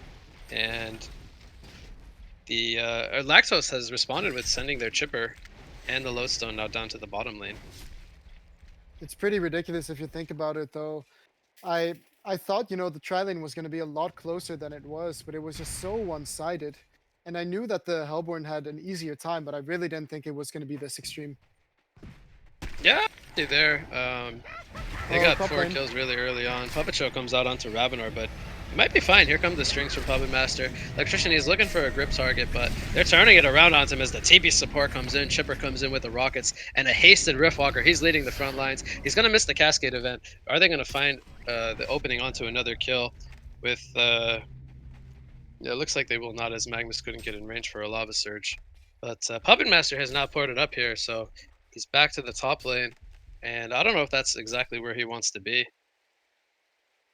No, they're giving too much space to the Lodestone now to recover after his poor early game. He's going to get his boots now. But yeah, top lane there is initiation happening. Deadwood no boots, so he might end up getting caught out here. Rockets are trying to snipe. They might turn it onto the Puppet Master, actually. Wormhole comes out and they get the kill onto Puppet Master and Deadwood. They're diving very deep. Magnus, he just dies to the tower. That would look a little silly there. Now Chipper, he could be in trouble as Andromeda. I don't know if he spotted him. It looks like he did. Here comes the Comet Stun. Gunblade is now here. He does end up using the grappling shot. Actually not sure if they needed that. They might have had enough damage with just the slugs and the auto attacks, but they do use the grappling shot there, so they finally get some return kills on the side of Team Tim. Yeah. But they're doing a very good job on the rotations from the Hellborn, but Legion isn't out of this at all. I mean, Huge Soul is holding it strong with the 300 GPM right now, but they're still doing quite decent. Yep, tower goes down in favor of Hellborn. The Puppet Show is going to lock down Ravenor initially, and now Gunblade has ported in. Magnus does use the Steam Bath. They're looking to turn it around onto Gunblade. Is he going to go down? He's very tanky with that shield that he has. Magnus, he has another Lava Surge coming up, but Ravenor is going to go down before they can look to save him, and Chipper and Magnus are just going to fall back. So they get the tower, but they end up losing their Ravenor in the process. Yeah, it's a decent trade for either for the Hellborn. They still get the tower, and that's what's important. Those tower denies really build up, Yep. So if we take a quick look at the GPM chart, we do see Riftwalker leading the way. He's sitting at 385 gold per minute, so Snooki off to a fantastic start. And then we see Ravenor doing the next best at 325 gold per minute. So the Lodestone has recovered quite a bit as well, sitting at 290. The Ball Lightning is going to connect onto Puppet Master. He is going to pour it into it. Here comes the Lava Surge of Magnus. Power Supply is going to keep Puppet Master alive for now, but he will end up falling. And that looks like that will be the end of that engagement. We do see a buyback coming out for Puppet Master, but I'm not sure if they're going to get anything out of this. He does port up to the top lane. Let's see if they can find what they're looking for with that buyback. And there he's back. Here comes the Voodoo Puppet on the Ravenor. Ravenor is going to choose to go in with the Ball Lightning Stun to follow up the Lava Surge, and Puppet Master is going to go down. Ravenor survives the Voodoo Puppet with 30 life. He might even look to re-engage here as they go in with another Lava Surge Stun on the Andromeda, so that is not what they were looking to get out of their buyback. They lose both the Puppet Master and the Andromeda, and they don't even get the kill on the Ravenor. I mean, if Andromeda had used the stun on the Voodoo Puppet, I think they would have killed the Ravenor right there. Yeah, that's a good point you bring up. You can use spells on the Voodoo Puppet. By the way, did you know that you can Elemental Void the Voodoo Puppet and the guy who's tied to the puppet will actually stand still? Really? Yes, you can. That's amazing. That's incredible. I did not know that. Thank you for telling me that. I tried it in practice mode once. I just really wanted to see if it worked like that, and it does. It's a very neat mechanic. Yeah, for all you listening at home, you can Elemental Void your teammate's Voodoo Puppet and lock the enemy down without them being in your hole. Top lane again. Top lane, we see another Lava Surge into a Ball Lightning stun, and Puppet Master stands no chance as he just melts to the damage from Ravenor. I mean, I don't know why did they think that this tri lane was gonna work so well when it's really man. I don't want to say it's down to the laning phase, but very often games are very much decided by how the laning phase goes. Yeah, that is very true. But we do have Gunblade farming very, very well. He's 327 gold per minute. Electrician still, despite having Yeah. to roam around a lot, is sitting at 300. Bottom lane, we have a little mini engagement going on, but Lodestone going to do a nice job of avoiding the rotten grass from Deadwood, and he will be just fine. The Legion is rotating 4 players down here, so they are definitely looking to try to get something out of this rotation. But Riftwalker is here as Here well. comes a Riftwalker, Cascade event. It's going to miss with the Wormhole, and will they get anything out of the Shadow Storm? Does connect onto Electrician, but the damage was already there, or missed by Riftwalker. Chipper is now coming in, as well as the supporting cast. Ball Lightning is going to miss. Electrician, he's not going to be able to get out of this one. A nice 2-man Lava Surge comes out, and Deadwood, he is being turned on now as well. Here comes a nice pull from the Riftwalker. They are going to get a couple of kills. Gunblade ends up getting a double tap before he ends up going down, and they do get the kill onto Ravenor. Andromeda, the last one to go down, so it ends up being a 4-for-3 team fight where only Puppet Master survives. More so, he was just up in the top lane, and both the Chipper and the Riftwalker end up surviving in the bottom lane. So another engagement that Hellborn takes in their favor. Yeah, and I don't know if you saw it, but the Legion team, they need to think more about where they're positioning themselves, because they stacked up for the Riftwalker at the end the there near tower, the yeah. tower, and they managed to get so much more damage just because they stacked on top of each other for the Cascade event. And it's really unfortunate to see, because originally I thought it was going to be quite a decent fight for the Legion team, especially Yeah, if when the the Puppet Wormhole had decided to port. Yeah. Speaking of the Puppet, he could be in some trouble here. Magnus is in a pretty good position, and the Veiled Rotted Ravenor, he's going to catch him with the Ball Lightning following up that Lava Surge. And, well, we've seen this story quite a few times this game. Bob Master Yeah. just not able to survive the combination of Magnus and Ravenor. Yeah, I have no words for it anymore. He's farming so aggressively, and of course he's gonna get punished. Like, this is the Yeah. finals, right? Yep. This is the finals, the last I checked. Yeah. I Uh, mean, what is going on? But I mean, really credits to Hellborn team as well. If you look at TKB, he's actually been in 15 kills of the 19 kills that have actually happened. Shatterstorm in the top lane. He sees the Spore coming in. Are they going to get the kill on the Puppet Master? Oh my god, the damage. The Ball Lightning actually misses, and that might be his saving grace. Yeah, that was a really close one. But this is also why I don't like Lodestone very much. His stun is actually only 1.5 seconds. Mid lane. Yep, mid lane we do see Magnus going to go down to the Comet Stun here. Riftwalker, he's trying to get some return damage in on the Gunblade, who used the grappling shot initially. A swap out from Andromeda is going to save Gunblade initially, but they do get the kill onto Deadwood, who did not get his Willowmaker off. Here comes Ravenor now, as he's going to land the stun onto Andromeda. Double tap coming out for Riftwalker. Ravenor taking heavy damage from the Electrician, but here comes the focus buffer from Chipper, and they might like to turn it around now. Electrician just a little bit too tanky, so they decide to fall back, and that could be the end of that fight. So Riftwalker does end up getting a double tap to close that one out. He picks up the post ace, by the way, and the Void Talisman. So what do you think about his item build that he's chosen to go for? I mean, he just wants to be saved. Yeah, Gunblade is going to caught right here. Yeah, yep, Gunblade ends up going down. Really good swap by the Andro there, by the way, to save the Gunblade at the Gunblade. start. But his build, like, I would prefer him to get some more utility. I mean, I know that the Void Talisman is very good versus the Gunblade, And but at the Deadwood, same yep. time, a Storm Spirit is the same, and a Storm Spirit can also be used for your teammates, right? Yep, I agree. Could look to invest in something else as well to follow up his talisman. Ball Lightning is going to miss in the bottom lane, but Riftwalker just poured in with that illusion rune. Do they have a stopper to the TP? It looks like they do not. Could he have channeled the wormhole there, or? No, he would- was gripped by electrician. Oh, he was gripped. Electrician ported during that. Oh, he grip. ported while he gripped. Okay, so nice heads up play coming out from Oh, electrician. top lane. Top lane, the grappling shot is going to be avoided by the lava surge. Yeah, well played by TKB there to get out. I would like to see him try and farm a bit because he doesn't actually have TKB on the Magnus. Shatterstorm Oh. hits the Puppet Master, but Lowstone might get turned on now. Here comes the Ravenor damage from the Ball Lightning. And Lowstone will go down to the Voodoo Puppet, but they are going to get the kill onto Deadwood. Ravenor gets swapped into the Puppet Master. Another string comes up, and Ravenor, I believe he will fall. So that's a double tap coming out for Puppet Master.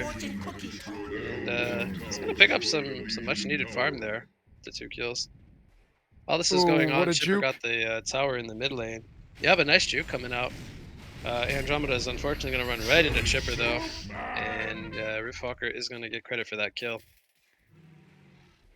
Almost 500 GPM, 704 on the Riftwalker. Gotta say that's a very impressive performance. As he picks Yeah. up the portal key as well. So I like that. It's good. you like the portal key pickup? I think Yeah. it's a nice pickup as well. He's then Here allowed- comes a oh, what wormhole in the mid bait. lane. What Grappling a shot didn't bait. go in, and they get the kill onto Gunblade. They even survive. I believe it was Magnus who got initiated on. So he gets his Lava Surge off, and Legion gets nothing out of that engagement. Man, that was such a huge bait. Duder knew exactly what he was doing when he was clicking that TP back. Oh, Here PK comes on the Lava electrician. Surge on the Electrician. Yep. Runs right into Magnus though.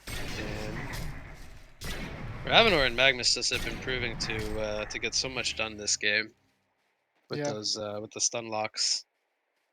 And I would have liked to see just now. I know it's maybe it's a bit nitpicky, but Deadwood used his ultimate on the Lodestone, but he should really just be focusing on using that on the Ravenor. On the Ravenor, yep.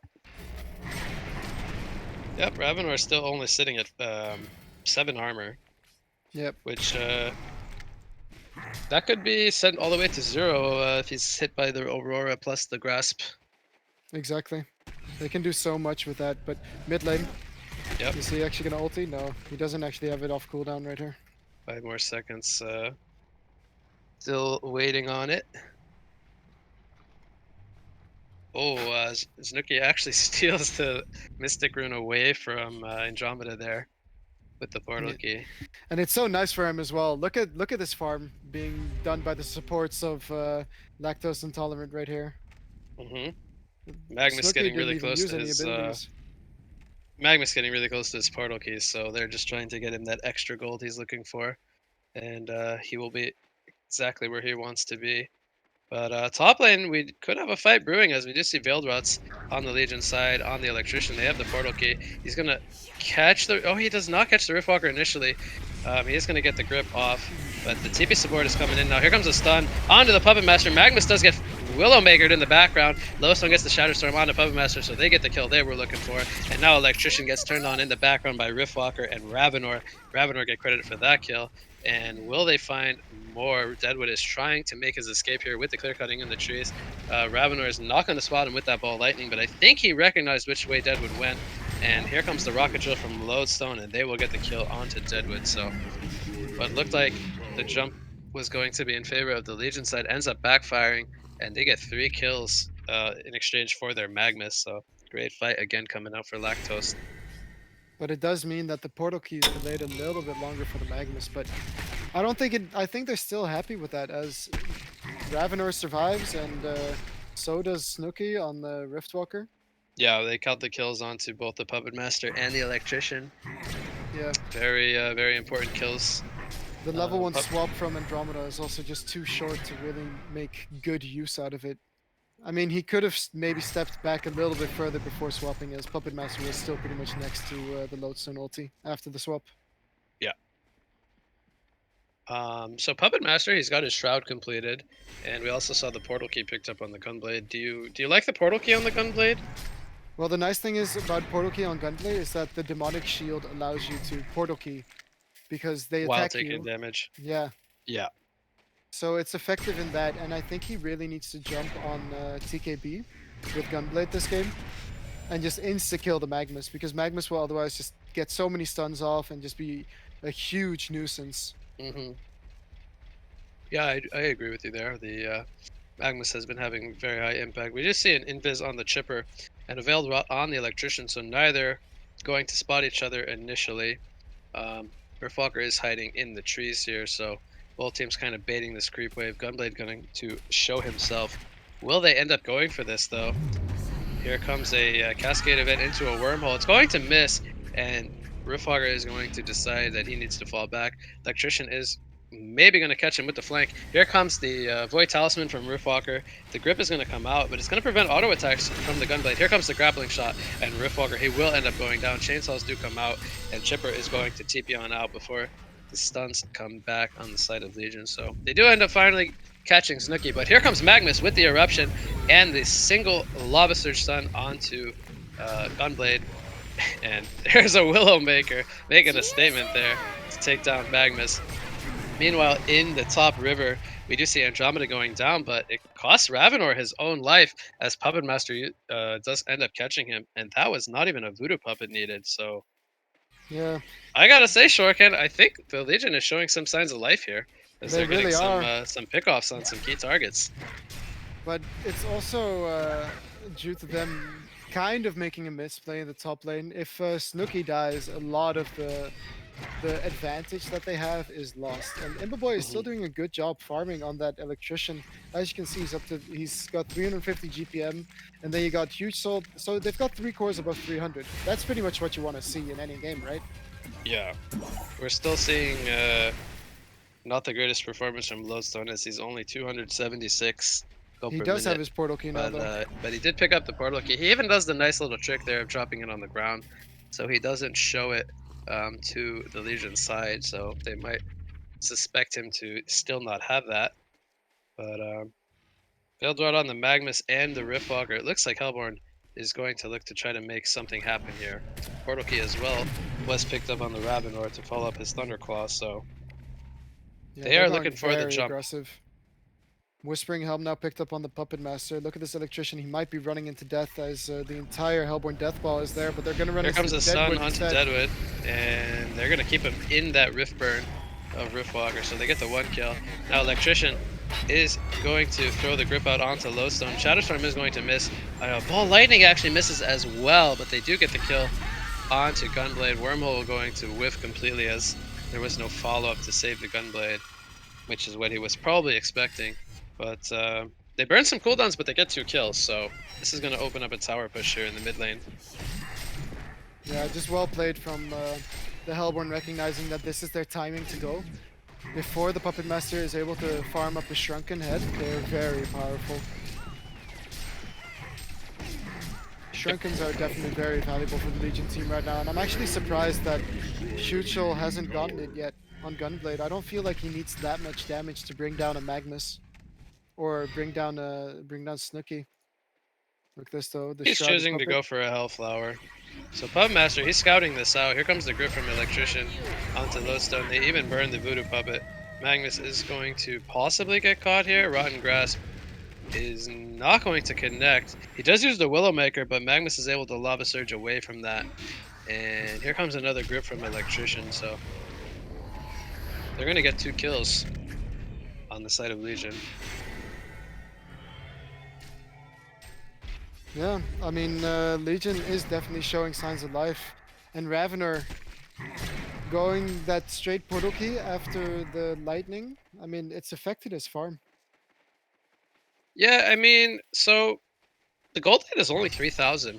And we talked about at the draft that Legion has the duo core with both the Puppet and the Gunblade. Should the Hellborn side be worried only running the single core Ravenor, who's only sitting at 397 gold per minute? Like, are they in a comfortable spot right now? I think they really should be, actually, because the Riftwalker really doesn't put out the same sustain damage as a Gunblade. Yeah. I agree. I think the Legion side is actually in a pretty good spot despite being at a golden experience deficit. Yeah, the next power leap or whatever power change for the Hellborn is going to be when that Riftwalker picks up his sheep, because he's actually got it quite soon. Yeah, he's sitting on almost 4,000 gold. So actually, he has the perpetual cogwheel. He's very close to picking up that cheap stick. Deadwood he actually just- has a portal key as well. Just needs he needs the acolyte staff and the luminous prism, which He can almost afford it. He he's needs almost just a got it. couple hundred gold. 200 gold or something. At mid lane, they're gonna get the kill onto Deadwood. Portal keys coming in. Did they? I actually don't even know if they needed the Shadow Storm there to Yeah. bring him down. It's just for safety, I guess. But you see Ravener now, he's going to be going for a shrunken head, I think. And yes, it's effective against, 80% of the Legion team right now. But that Gunblade is not going to care. Nor is the Deadwood, as he can still use Yeah, his Willowmaker true. through the Shrunken. Portal Key picked up on the Chipper as well as a Bound Eye. So they have Portal Keys on all 5 heroes. It's not often we see a 5 Portal Key lineup, but they're looking for something in the mid lane here. Here comes the Portal Key Sheepstick from Roofwalker. They're going to get the kill onto Andromeda. I don't think that's the guy they were looking for, but they will gladly take whatever they can get Yeah, for as sure. far as the pickoff goes. I think As, Ravener really needs to start focus a bit more on his farm, though, as he's starting to fall behind the Puppet Master now. He's up to 460 gold per minute, just taking stacks here. Like, they took the Ancient stack of the Hellborn, and now he's taking the Legion Ancient stack. Yep, I agree. That Top Shrunken is lane. going to be very crucial. So we have Riftwalker setting up in the trees here.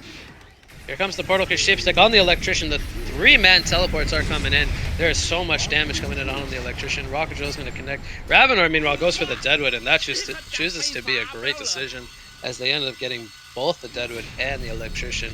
And that was a 4-man TP.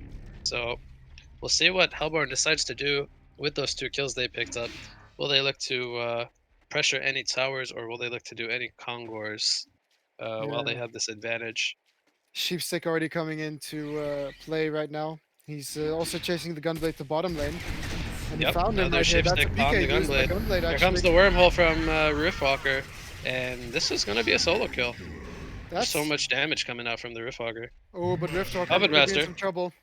Yep, he's very dead. Puppet Master might have... actually, he's got the Shrunken Head completed, so there's no stopper to that. But they do know he has used the Voodoo Puppet and the Shrunken Head usage, so... Yep, that's a lot of cooldowns popped for the side of Legion, but it's not looking like the Hellborn is really that keen on pushing anyways, because they're quite split up all over the map. What do you think about the Gnome's Wisdom picked up on the Lodestone? Yeah, it's good. I mean, it gives him much needed mana regen, which he doesn't have otherwise, and it's just a great team item, and I know that he's not going to benefit from it when he uses his ultimate, but he's still going to be buffing his team. Yeah.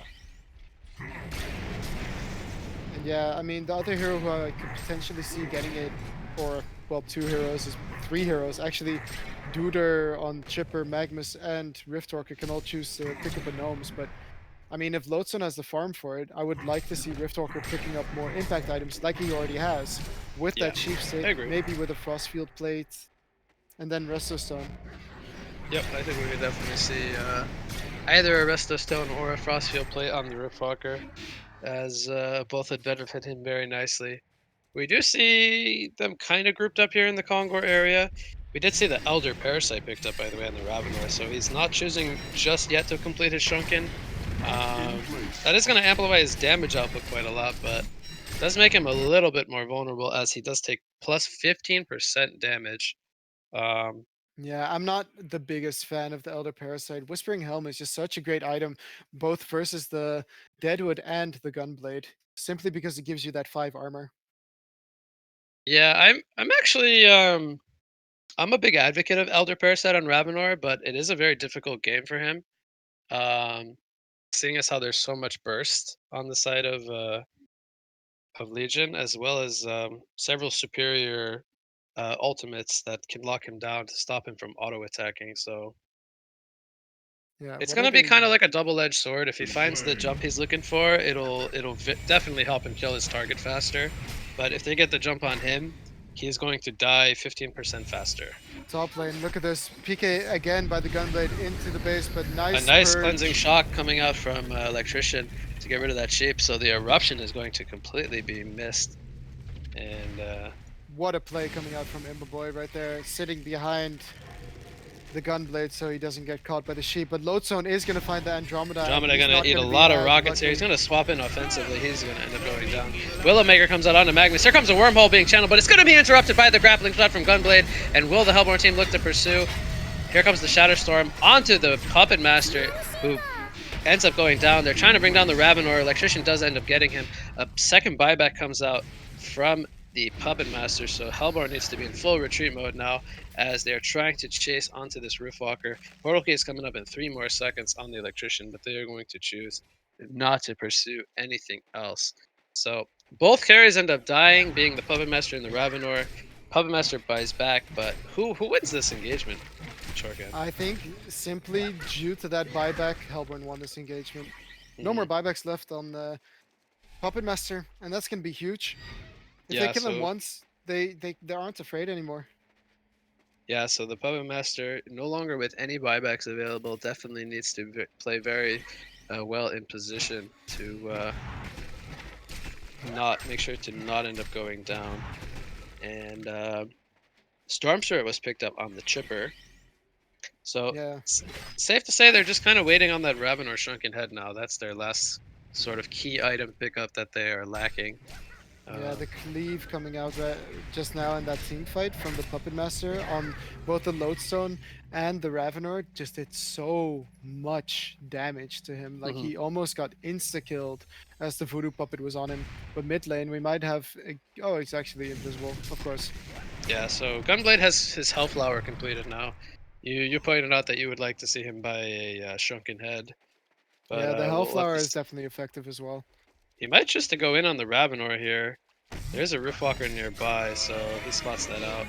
And Andromeda gets caught out by the Hellborn side. So they do end Yeah. up losing him. Oh, Boundeye! Dive, They're dive. gonna run right into Gunblade. Nice sheepstick coming out from Riftwalker, and Gunblade is going to go down. Very unfortunate there. This Gunblade In does bottom lane, he's immediately little bit- rotating. too overconfident there. Yep.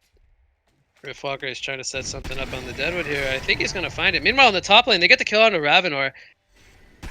And that's going to be a kill onto Deadwood. And when I say they, I think that was just a solo kill from Puppet Master. He caught Ravenor with the Voodoo Puppet, and he just brought him down. Yeah, it's very unfortunate that the Ravenor dies again before finishing his Shrunken, and really a heads-up play from Ha to get that kill when the entire Hellborn team was ganking the bottom lane. Hmm. Yep. But yeah, It's like- so after a little bit of a struggle, Legion team is still showing signs of life. Oh yeah, I think they're in a pretty good spot considering they have this Gunblade to fall back on. Electrician, Yeah. he needs about another 30 gold there to finish his Shrunken as he picks up the Mighty Blade, so he needs a creep or two more. Might get it from this tower that's inevitably going to fall, but Riftwalker ports in and does prevent it from going down initially. Meanwhile, in the bottom lane, we do see the tower go down. Here comes a Shatterstorm from Glowstone onto the Gunblade, and Gunblade will end up falling. So Gunblade farming a little bit too greedy there in the bot lane, as they had just taken down that tower prior to his death. But there's the Shrunken Heads completed on both the Electrician and the Riftwalker for Hellborn. So some more key Or items being He picked sold up. it again. Yeah, he sold it actually, so he's deciding what he wants to spend his 3,900 gold on. Oh, Voodoo Puppet Magmus. is going to be used here. They are going to get the kill on the Magmus. And Ravenor is here. He's looking for a target to go on. Here comes a nice pull-in from Riftwalker with the Cascade event. And they are going to bring down the Andromeda and the Deadwood. So both the supports go down. They do get the kill on the Ravenor. But now Electrician is Sheepstick. He does not have a Shrunken Head anymore. But there goes a lot of Hellborn's damage. The Ravenor again dies without completing his Shrunken. So I want to say that's three times he's gone down now. Here comes a grip from Electrician on Chipper in the bot river. Voodoo Puppet comes out and Chipper will end up falling. and that actually gives the Boundai over to Legion. So actually, Yeah, a that pretty Shrunken pickup was pretty huge important for pickup. Boy. Yep. And actually a Nullstone picked up on the Riftwalker, and I'm not sure I like it very much, but the Resto Stone would have been my decision for the double sheep. Yeah, I Yeah. think he's caught in kind of a tough place because they do have the Hellflower on the Gunblade, so he's feeling he needs a little bit more survivability, but Yeah, we'll see how the Nullstone ends up coming into play. I mean, it's a 'Cause good item versus all of the Legion team, pretty much. Like, they need to yeah, waste valuable spells to get rid of it. So they've got the yeah, the grappling shot. Maybe the uproot is the least expensive one, so to speak. yeah. So the issue becomes there are so many single target spells that the Nullstone blocking one of them almost might not be worthwhile. Yeah, but And we will we, just we were we were have to see. expecting something like a Frostfield Plate or a Resto Stone. Yeah, I think it's better to get tankier now on Riftwalker rather than going for items that simply benefit him. Hmm. They're looking for a pick on the top lane, but instead, I think bottom lane is in Ravenor is going trouble. to go down here in the bot lane. A nice Stormspear comes out from the chipper, but Ravenor is going to go down. Magnus, he is probably going to end up falling here as well. And Legion is capitalizing on their pickoffs. Top lane, Riftwalker does split push and get the tier 2 tower in the top lane. He's going to force back TP. It actually gets cancelled, and Riftwalker will port home. Yeah, they need to set up for this fight because I don't think they want to lose Rex versus a Puppet Master. Because Puppet Master gets so much freedom then to just move around. And yeah, he's got a Hellflower on Puppet Master on top of the Shrunken. So they have two Hellflowers now on the side of Legion. Yeah, this is going to be a Rax. They don't have their Ravenor. This is not a fight that they are comfortable taking. And I understand completely. Ravenor is a large chunk of their damage, and if they don't have him, then the game becomes difficult. So, Legion team, come back. They're still down by 2,500 gold. They find themselves at a Rax advantage. Mid Sheepstick, lane, by the way, coming out in the mid lane onto Gunblade. He has that haster, and he's going to get swapped out by Andromeda. This could end up backfiring for the Hellborn side as Ravenor is still dead. Riftwalker ends up going down, and now Magnus is in trouble. He pops the Void Talisman, but I think this is going to delay the inevitable. He's going to channel the Eruption, but that's not going to go off. Here comes the Shatterstorm onto several heroes. He picks up a Frostfield Blade, by the way. He will end up going down. It's a hat-trick coming out for Gunblade, and that's going to be a completed genocide as Ravenor, he respawns and ports in and just dies immediately. yeah, that was a bit too greedy of a jump from the Riftwalker onto that Gunblade. And they're gonna pay for it with their Rex. Yeah, they have no buybacks on anyone. This could be the game. They could Yeah. just go for the megas here. I mean, they just played these team fights really well. Special props to Imbaboy with that purge on the Sheepstick. I'm sure it's been very effective these games. Yep, I agree. The Legion side played the last 15 minutes of this game very well, finding the pickoffs that they needed. Very many pickoffs on the Ravenor as well as the Riftwalker, really setting the pace of the game in the latter half. Nice survival by Magnus right there, by the way. Comes a Sheepstick onto Gunblade. Chainsaws are down. They're going to do some damage. And Riftwalker lands the Wormhole, so they get 3 kills, so they do end up losing the Rexes. They are now at Megas. And Seaboat is going to come out. Puppet Master will end up falling. But I think that's going to do it. Yeah, there goes the concede. And Team Tim is going to take game number 2. So that's going to even up the series at 1-1. So final thoughts on game number 2 here, Shortcut. Ravenor needed to secure farm, basically, and he was maybe playing a bit too greedy, which made him get ganked a couple of times because he did die quite a lot of times in that later part, and he really needed to build that shrunken earlier. And although the dark side did really work for him in one of the team fights to get some more damage, it's not worth it in the end. I think because the added damage versus Puppet Master, it's very dangerous. Yeah, we saw the effectiveness of Ravenor without the shrunken head in the later stages of the game really hindering his performance. So credit to Legion there for finding a way back into that game, as it was looking very scary for them early on. But that's going to even up the series at 1 game apiece. And we will go on a short break here as we get into the third and final game of the finals of cycle number 4. So hang tight, everyone, and we will be back shortly with game number 3.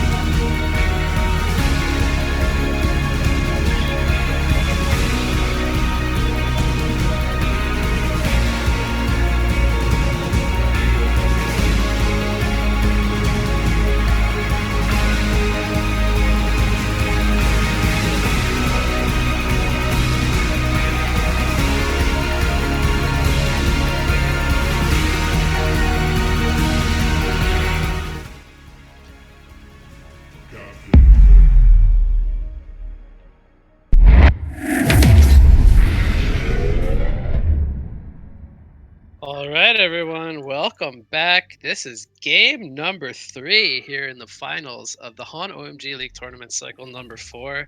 I am What You Got, and I am going to be joined yet again by Shorcan. Shorcan, it's been a long day, man, but we've come to this. This is game number 3, so are you excited? It's always good to see game threes in the final, man. It makes it just that much more exciting. There's so much more on the line, and people need to give it their all their best to, Yep. get the win.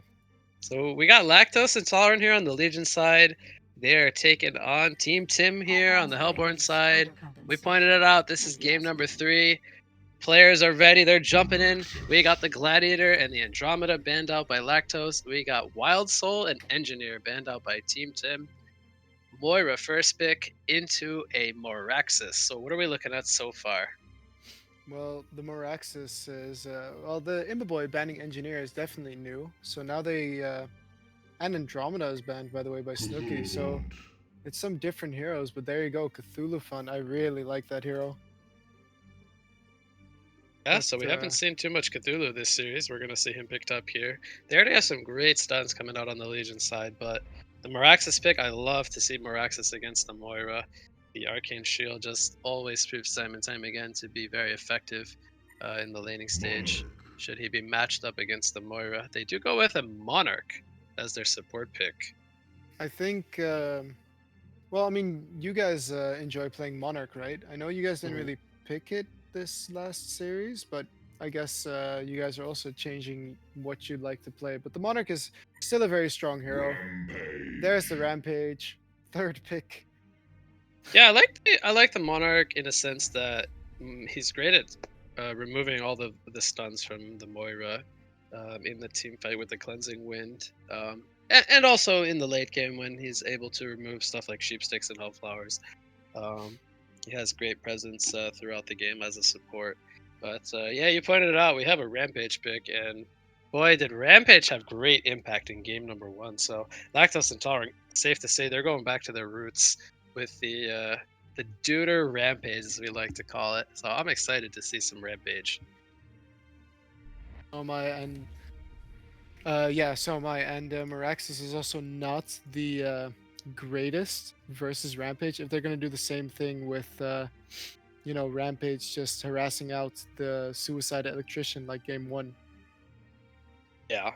So they ran the solo Electrician in the offlane in game number 1, and even the wonky dual lane of the Rampage and the Scout proved to be too much for the Electrician. So if they do decide to send Moraxis in that same style of role this game, they could end up meeting a similar fate. But they do have 3 picks still remaining, so they could choose to change up their style, do something similar to game number 2, which did end up working out for them in the end. But yeah, I'd be interested to see how these teams end up shaping the rest of their lineups. And they're already using a lot of extra time as they are still deciding their third pick. They do end up going with the Myrmidon. So I'm going to turn it over to you. You love the Myrmidon, so go ahead and take it away. I mean, Myrmidon is just a fantastic hero. Unfortunately, he received a huge nerf recently to both his Q and his W by increasing the cooldown by 1 second. Huge. And that was meant to be a joke, but yeah, I think Myrmidon is really good in tri-lanes, and I think that's exactly what they're gonna do, because I don't think they want to make Imbaboy play Suicide anymore. They want to secure the farm on him a bit more by putting him short lane.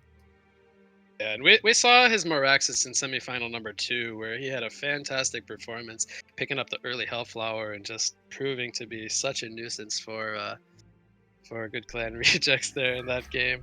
But the bans are almost done, as we see Clanks, Arachna, and Sir Bensington get banned out by Lactose Intolerant. Ugi and Malakin so far, plus 1 more ban. Yep.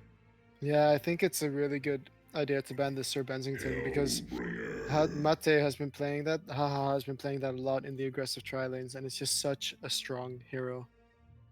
Yeah, the Bensington tri-lane definitely outputting lots of high burst potential, and Bensington does translate into this Sandwraith-esque style of hero where he has the global map presence, so he's always very scary to go up against.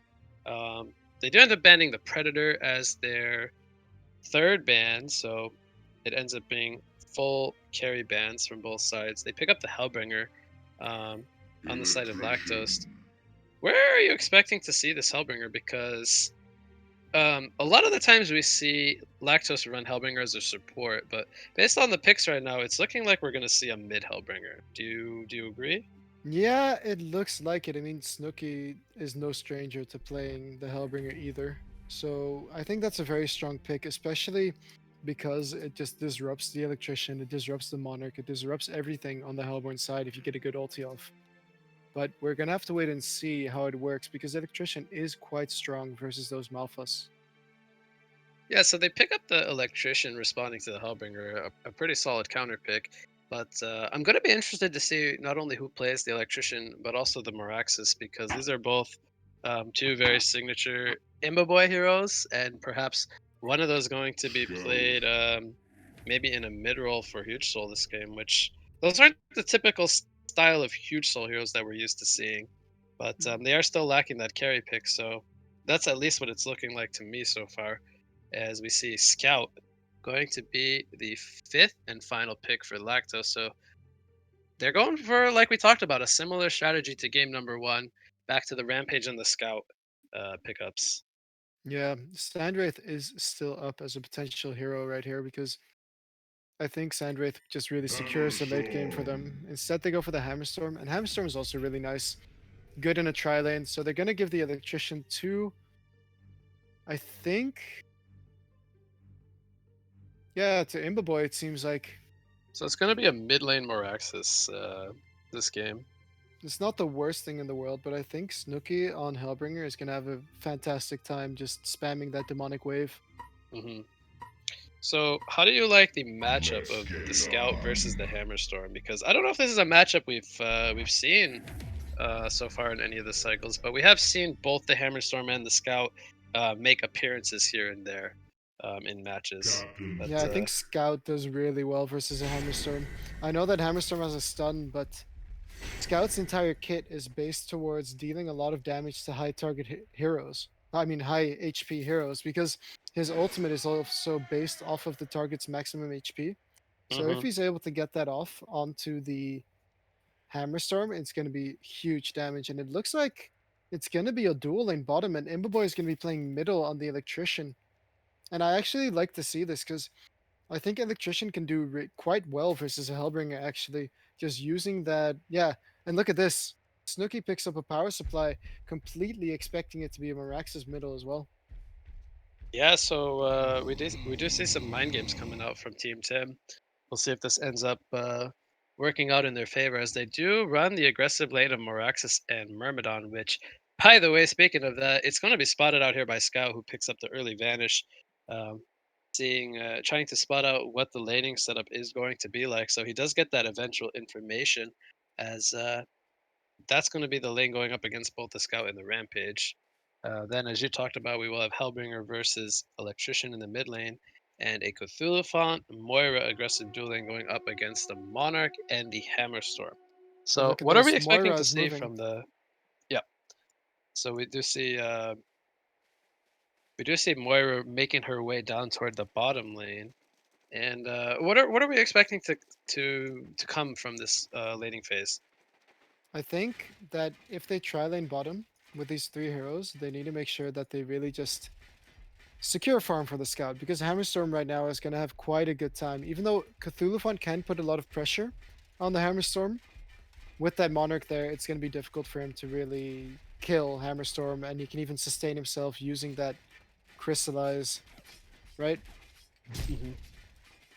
But yeah, in the bottom lane, we have Moraxis playing quite aggressively, but there's the Rampage. He's coming from behind. They see that he's already leveled the Axis, so he's going to get stunned up right here.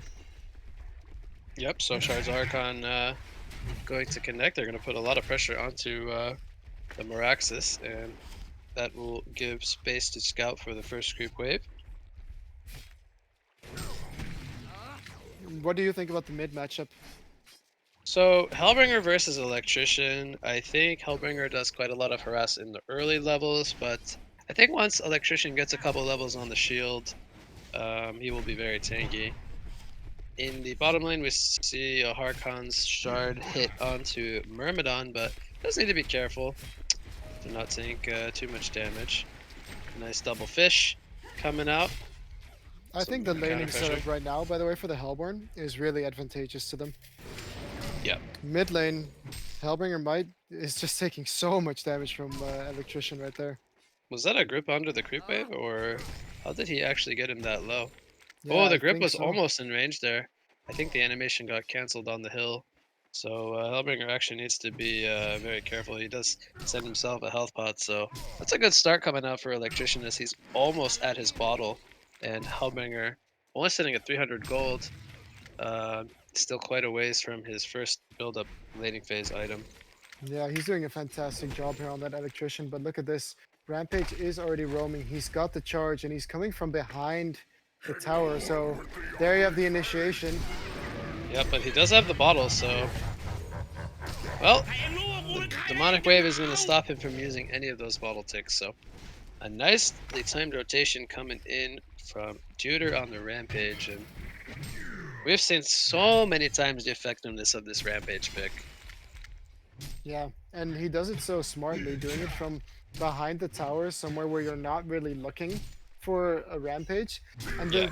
thing is, they also don't have any wards in bottom lane to actually spot out that Rampage. Charge in bottom lane. Rampage is going to get stunned out by the Magic Carp from Myrmidon, and I believe Arcane Shield was procced there. Maybe not actually, but Yeah, it was. either way, they both end up being completely fine from that Rampage rotation. Yeah, and I mean, even with that kill, Snooki is still doing worse than Imbaboy right now.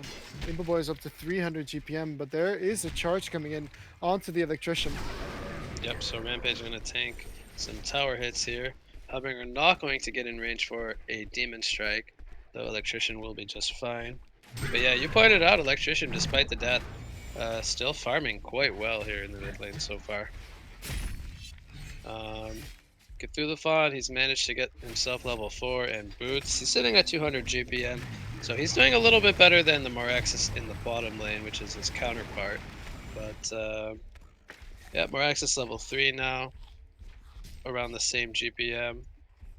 Yeah, Myrmidon and is rotating toward the Imbaboy bottom. is now starting to feel the effects of the Rampage ganks as he's forced to skip an entire wave under the tower to get the top rune.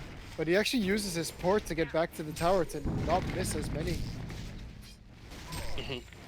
So interesting play there. He's not going to have a TP if anybody gets ganked. But yeah, this early in the game, nobody really does get ganked. Yeah, so they give the regen Bottom. rune to Rampage, and he's going to use that to apply some more pressure. Moira, though, is going to take a Quake Stun and an Axe, but with Moraxis only being level 3, he's not really able to chase with the continuous Axe throws. Yeah, Monarch is also trying to rotate mid with a smoke play right here, but Hellbringer scouts it out, and without the boots on the Monarch, it's super easy to dodge. So But there's a Hellbringer charge just in mid. a little bit too evasive there. Crippling Pollen Stun is going to stop the Rampage charge.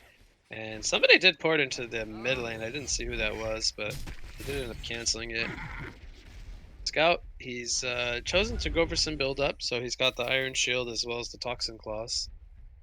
And sitting on 500 gold, so he is farming 360 gold per minute. Here comes the Shards of Harkon out of the Vanish, and here comes the charge from Rampage. They get the kill on the Myrmidon, and Moraxis, he's going to be fine, but they got what they were looking for.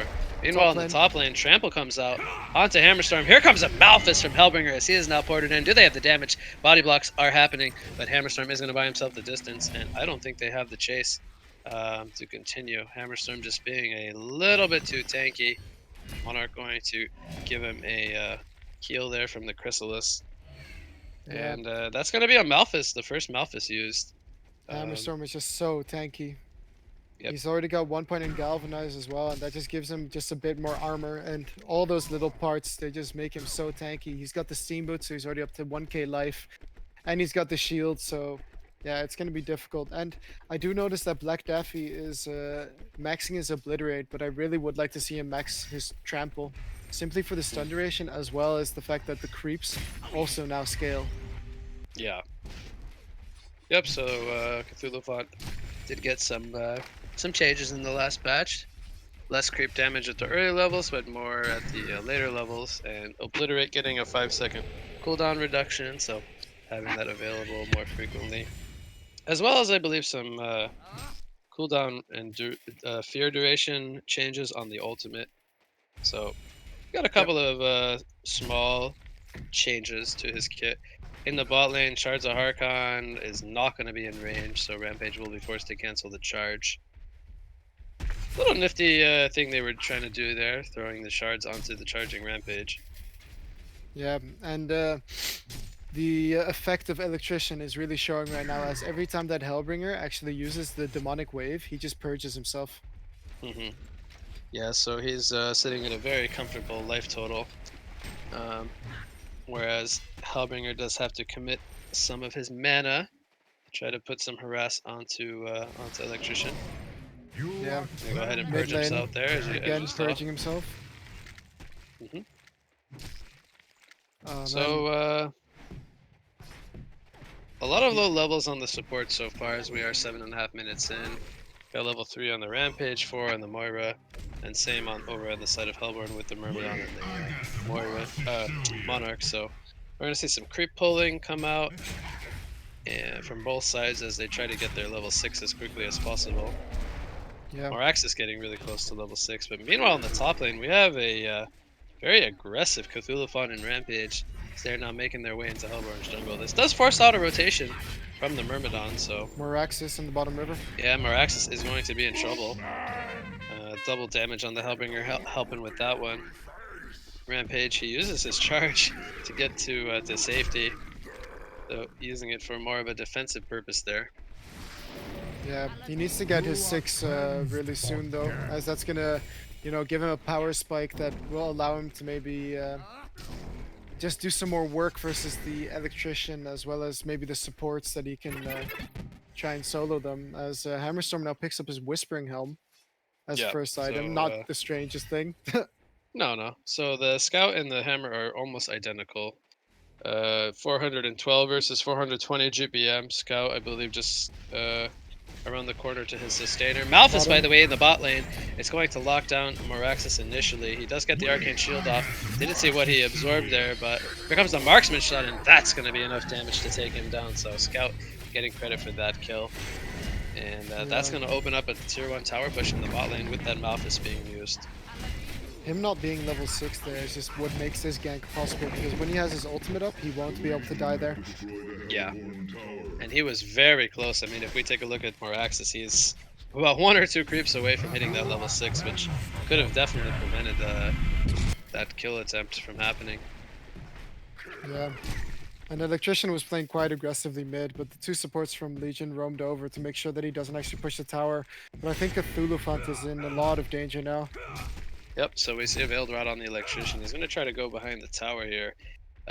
As the creep wave does end up pushing into the tower. Here comes the grip from Electrician. Monarch did already use the Crippling Pollen, and the hammer throw from Hammerstorm with the auto attacks is going to be enough. TP does end up getting cancelled. Rampage does try to stop Monarch here, but she ends up TPing away to safety. Meanwhile, in the bot lane, Scout has a Sustainer finish now. The 2 carries are literally identical in JPM.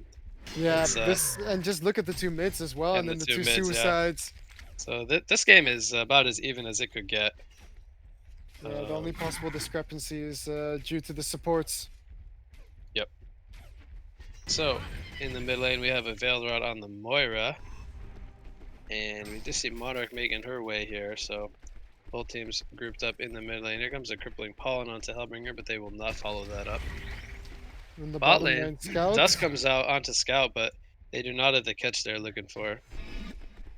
Rampage, though, he's charging. Who is his target? It looks like it's Myrmidon. He is not going to choose to pursue into the tower, as I think that was the correct decision to cancel the charge there. Yeah, definitely. And I mean, that Scout is still keeping up this farm, even though he's being pressured by this Moraxis the entire time, is quite impressive.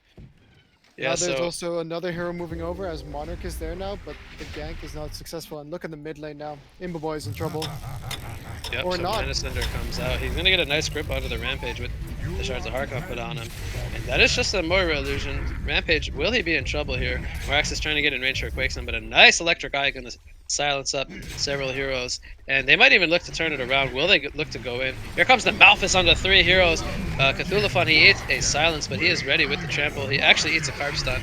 And here comes a Wheatfield. Trample is going to miss. Meanwhile, off to the side, we have Rampage and Scout going for Electrician. So we got 2 engagements going on. Electrician getting taken down really low. And nobody on the side of Hellborn is following it as they are chasing into the mid lane with that Malphus. Electrician does end up falling in the bot river. A nice 2-man trample comes out. And that's going to be a double tap coming out from Moira as she gets credit for both those kills. So 3 kills going the way of Lactose Intolerant as they take 2 split engagements. But they make it work on both fronts, and they're going to get the tier 1 tower as well in the mid lane. But why wouldn't the Hammerstone port there? That's what I'm wondering. There are a lot of targets that are low right there. He does get the top tower now, but it just feels like he needs to be a bit more active, because otherwise the Scout, well, the whole Legion team just got a huge fight right here. And this got them 2k gold. It's a 2k gold swing right now. Yeah. That just happened. Even with him getting the top tower, this just brings the Scout very close to his cleaver as well, as he only needs, I think, 500 gold till he has it. So one thing that I did notice before the Malphus came out was that Hammerstorm was in the middle of the jungle here working on stacks. However, I do think he wasn't the lowest on life, so I do agree with you. The decision to not join his team for that fight did prove to be very detrimental for them. But Yeah, nonetheless, even if it's Lactose just a takes stun, a right? great fight there. Yeah, Yeah. even if it's just throwing out a stun. I agree. But the good news is he did end up getting the tower in the top lane, so they did end up at least getting something out of nothing. Both teams are kind of setting up in the mid lane right now. Cthulhuphon is a very tanky target to go on, as is the Electrician, so they're sort of in a similar, situation right here. But they do get Trample the is gonna stun hit in on the onto Myrmidon. Myrmidon, and the Mana Thunder comes out. It's going to stop him from using his waveform. So Myrmidon will go down. Yeah, so as good as it was to have the 2 tanky people in the front, when they didn't anymore. Oh, look at Meraxis though. Here comes the Marksman shot in the bot lane. He's going to get a nice 2-man Quake Stun though onto both the Rampage and the Scout. No further chase is going to happen. Monarch TP's into the bot lane. And Elephant is setting up. Will he look to go in? He will trample in onto the Monarch. And Cthulhuphon is falling very quickly. Monarch, though, he is going to prevent himself from going down initially. He does end up going down. And it ends up being a Cthulhuphon trade for the Monarch. That is definitely not the exchange they were looking for. So, too aggressive of a dive coming out from Cthulhuphon there. Yeah, but this does give the cleaver now to Janko. Malphus in the bottom lane. Are they yeah. going to be able to lock down Moraxis? Yes, they will. He did not have a Matrax available as it was still on cooldown. So they use a Malphus there. What will they look to do with it? Here comes a charge from Rampage. It's going to connect onto Myrmidon, but did he buy himself the distance? Wheatfield is going to connect, and Rampage, will he go down? He eats a crippling pollen stun. So yes, he will. Monarch is going to Cleansing Wind the demonic wave off of Myrmidon, but here comes Electrician. Shards of Harkon is going to cancel that grip. Cleansing Shock is going to slow him down, and Moira will end up falling. So a lot of overextending coming out from the Legion side as they give up 3 kills here after only getting the kill onto Moraxis. Yeah, They could have looked needs to be careful here, though. yeah, they could have looked to have stolen the stacks from Hammerstorm, as they had great vision on that stacked Ancient Camp. Yeah, definitely in mid lane now. Yep, we see a charge coming in from Rampage, but they decide not to pursue it, despite having the greater Rhino available. Just feeling that their damage was lacking there. But Cleaver was finished on Scout, as you were trying to point out. Yep. And Hammerstorm picked up his Twin Blades. He's sitting on another 2,000 gold. So, what would you like to see Hammerstorm buy as a follow-up to his Twin Blade pickup? Maybe even a portal key, and just start setting up, because he doesn't have a portal key on Meraxis just yet, and he's so tanky that, oh, look at Myrmidon. Yeah, Rampage, he comes in very aggressive here. He uses the Greater Rhino. He pops his power supply, so he's going to stay alive for now. And Rampage just a little bit too tanky. Oh, but Myrmidon actually decides to waveform in. That could just be his downfall as the Obliterate takes him down really low. Scout ends up cleaning up the kill on the Myrmidon. He's now going for the Monarch. One more auto attack, he will get the double tap. Arcane Vortex, meanwhile, in the background, locking down several heroes. Here comes the Trample from Cthulhu Fallen, gonna stun onto 2. Hammer is gonna go down, and now will Electrician be the final victim? Yes, he will. It's a hat trick for Scout, but a quad kill for the team. As Moraxis, he was not interested in taking this fight as he still needs 400 gold for his portal keys. So Lactose Intolerant finding a great team fight engagement there, most notably Yeah. bringing down the Hammerstorm. The power of the Moira is ridiculous. That was all Moira with that beautiful Arcane Vortex to keep Cthulhu alive and to let him Yep. get another trample stun off. And actually, that's a staff pickup right now on the Hellbringer. That's a very early staff. We are only at the 17-minute mark. So Hellbringer going to have the second application of the Malphus. We see Cthulhu trampling into the tower here, connecting onto Myrmidon, and he will end up going down to the marksman shot of Scout. So Scout is now on a savage 6 streak. Grip comes out onto Cthulhu. Quakeson actually going to miss, and that might actually be the difference. Will Cthulhu make the escape? Here comes a teleport on out. Crippling Pollen is not going to reach him in time to get the mini stun off, and Cthulhu makes it to safety. So Yeah. they get a kill and they escape on their Cthulhu and meanwhile they stole some jungle camps away from the Hellborn side. It's funny though that in the final game of the series, they do go out of their comfort zone by giving Huge Soul the dual long lane instead of the The mid roll. Yeah. Yeah, I agree. It's definitely threw us off as casters, as we are not used to seeing this from Team Tim. But Yeah. Scouty's working on some stacks here. He picks up the Firebrand. Yeah. What would you like to see Scout pick up to follow up his Firebrand purchase? Geos, simply to just disarm the Hammerstorm. It's just such a strong item. Like, for him right here, he can use it to also get rid of the crippling pollen, as well as the Magikarp gets disjointed, and he can get rid of the debuff from the Moraxis. So there's just so much benefit to getting a Geometer's Bane right here, and it's still an offensive item for him. It's not like he's locked in after that. It actually just allows him to split push as well with that cleaver. So we do see the portal key picked up by Moraxis, as well as the portal keys on both the Hammerstorm and the Electrician. So a lot of key pickups picked up there by the Hellborn side as they tried to get a pickoff in the mid lane but missed the dust. I don't know if we caught that, but they tried to make use of their portal keys and they were not successful. Credit to Legion there. Now we do see a Veiled Rod on the Cthulhu font, who picks up the Shaman's Headdress, and they might be looking to take an engagement here. In the bottom lane, he's going to get the grip onto Scout, and that is going to be a dead Scout. So that is exactly what they were looking for. That will be the first death of the game for Scout, and now both the Hammer and the Scout are sitting on identical GPMs. But Hammer, will he get stopped here? He's going to get the catch onto Rampage, and Rampage is going to end up falling. So Lactose Intolerant giving up a couple of kills in both the bottom and the top lane. Moraxis, he is very aggressive here. He is all by himself. Do they have the burst damage to bring him down, though? It looks like they do. Will it come at a cost? Electrician, he's going to find the grip onto Cthulhu Font. And a nice Arcane Vortex that will stop the follow-up. But the Twin Blades taking down Cthulhu Font mid-trample as he was trying to get to safety. And they are going to steal the triple-stacked Ancients from the Legion side. So a big resource swing coming out for Team Tim. Yeah, this just goes to show what the PK does on the Hammerstorm, right? He's able to follow up with his team right here. Yeah, so they're making good usage of those portal keys that they picked up. Electrician even going to bottle himself a haste rune. So should Hellbringer look to upgrade anyone, or should he look to what should he look to invest? He should as his upgrade next Scout. item?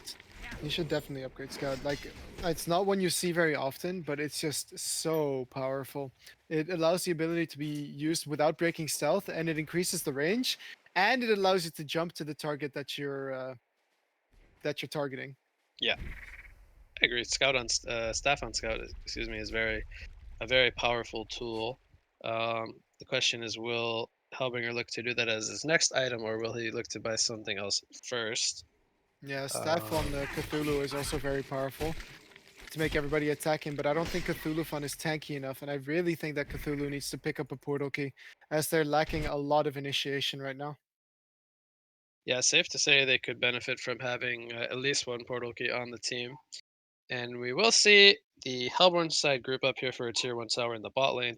But meanwhile, this is going on. The Legion team is trying to take down their Kongor as Scout picks up the Whispering Helm, so he does not upgrade, at least immediately, into the full Geometer's Bane. They use that tool to take down the Kongor. There's the Barbed Armor pickup on the Rampage. Yeah, I'm curious about that barbed armor, seeing as it can be purged. But I guess it's still, you know, he needs to use his purge to get rid of a barbed armor on the support rampage. Yeah. So in that sense, it might actually be worth it, but I'm not the biggest fan of it. I think a tablet is just a great way of kiting the Hammerstorm, or even a Void Talisman, because that's where most of their damage is coming from. So he's going to end up going with the Barbed. Hammerstorm sitting on 4,000 gold. What does he need the Shrunken Head, or is there something else symbol. he wants? He Yeah, he just picks picked up the Axe of the axe. Malphite, and is that something you agree with? I think he could benefit from some more attack speed first. Maybe even a demonic against a scout would be very effective. But yeah, he's gonna go for the symbol, so he's gonna be a lot tankier and a lot more difficult to take down. But you see now, when you see him auto attacking, he's really not auto attacking that quickly, you know. Definitely dealing lots of damage when he is able to auto attack, though. Here comes a Quakestone onto the Ephemeral Forge, so they do know that this is going on, but they are not in a position to take this fight. They are simply content with getting some damage on the top tower, as the supporting cast on the Hellborn side is taken down quite low from doing the Kongor. So they did commit quite a lot to bring it down, and they do give up their tower in the top lane. So some more map control coming the way of Lactose. Yeah, but it's dead even again this game. Only the XP is really more in Hellborn's favor. But you look at the carries, you look at the mids, you look at the off lanes. They're so similar. It's unbelievable. Yeah, it's a very identical GPM chart for both sides. With Top lane. Yep, we see marksman shot cancelled, but it does get avoided. Here comes a Greater Rhino on a Myrmidon. A nice 3-man Quakestone coming out from Araxis, but do they have the follow-up as the Fear from Cthulhu is stopping Hammerstorm from sitting on the target he wants to. Here comes the Malphus, and will Hammerstorm be able to pound in the auto attacks? Here comes the Arcane Vortex. It's going to kind of split up the team fight. Shards of Harkon is going to stun out both the Electrician and the Hammer, but it looks like Legion is in full retreat mode. Moira is going to go down. Hellbringer is going to go down from the hammer throw of Hammerstorm, so what looked like a good start to the fight ended up being a great fight for Team Tim. Double damage rune as well up on the Electrician. So Scout, he did finish up his Geometer's Bane, but I think he still does need his Shrunken Head to be able to fight into the surrounding cast of the Hammerstorm without getting locked down by all these stunts. Yeah, definitely. And the Geos, it's good to disarm the Hammerstorm with, especially because each of them, you know, they don't share a cooldown or something. So if microed very well, then you could disarm the hammer for a long time. But I still feel like he's maybe lacking some damage right here. And I think an item that'll help him far away is maybe even a Harken's Blade. Yeah, so safe to say Scout will eventually want to try to build into that in the later stages of the game. Looks like Hellbringer is going for the Resto Stone. So he is valuing that a little bit more than the staff upgrade, which I can definitely agree on. Why we're getting caught out here in the top lane. Getting a little bit too overconfident there in the top lane. They do end up bringing down the tower. I just realized now the Electrician is suddenly up to 500 GPM. How does Imboboy keep doing this on this hero though? Yeah, and he has Frostfield played, so he is one tanky guy. Yeah. That is a tanky Electrician. So The mention of Harkon's blade is even that that much more appealing now. Yeah, they're building. They already have quite some armor on the Hammerstorm naturally with the Galvanize. He's up to 21.5. So I think it's a smarter idea to go for a Harkins than to really try and deal damage in another way. Yeah, I agree. So we'll see what he chooses to go for, but I think a Shrunken Head might be on his first priority list before the Harkon's blade. Yeah, definitely. That way he Um, can actually get auto attacks off. But TKB getting caught again. But Meraxis didn't actually use Arcane Shield because he didn't have mana. Here comes the Ooh. Trample Stun, but the Arcane Vortex might have stopped that Trample from landing. Myrmidon does come out stunned. And here comes the Dream of Madness from Cthulhu Font. Hammerstorm is looking for the target he wants to go on. He's going to get feared, I believe. Actually, no, he does not. They're going to get the kill onto Moira initially. Hammerstorm jumps in with the stun onto Cthulhu Font. A nice Demon Strike comes out from Hellbringer, but Cthulhu Scout Font is is just going pushing to top go lane. down. And yeah, while this is going on, Scout is going to force some TPs back, but they do end up losing 2 players. So Scout, he's trying to get closer to his Shrunken Head. He needs about 500 more gold. Yep.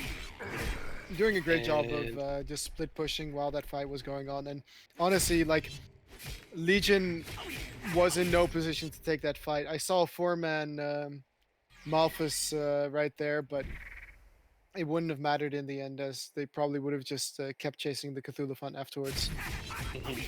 Hammerstorm goes for the Firebrand, so we could see something like either a Geometer's Bane or a Dawnbringer on the Hammerstorm, which is... How do you feel about the eventual upgraded Firebrand choices that he could make?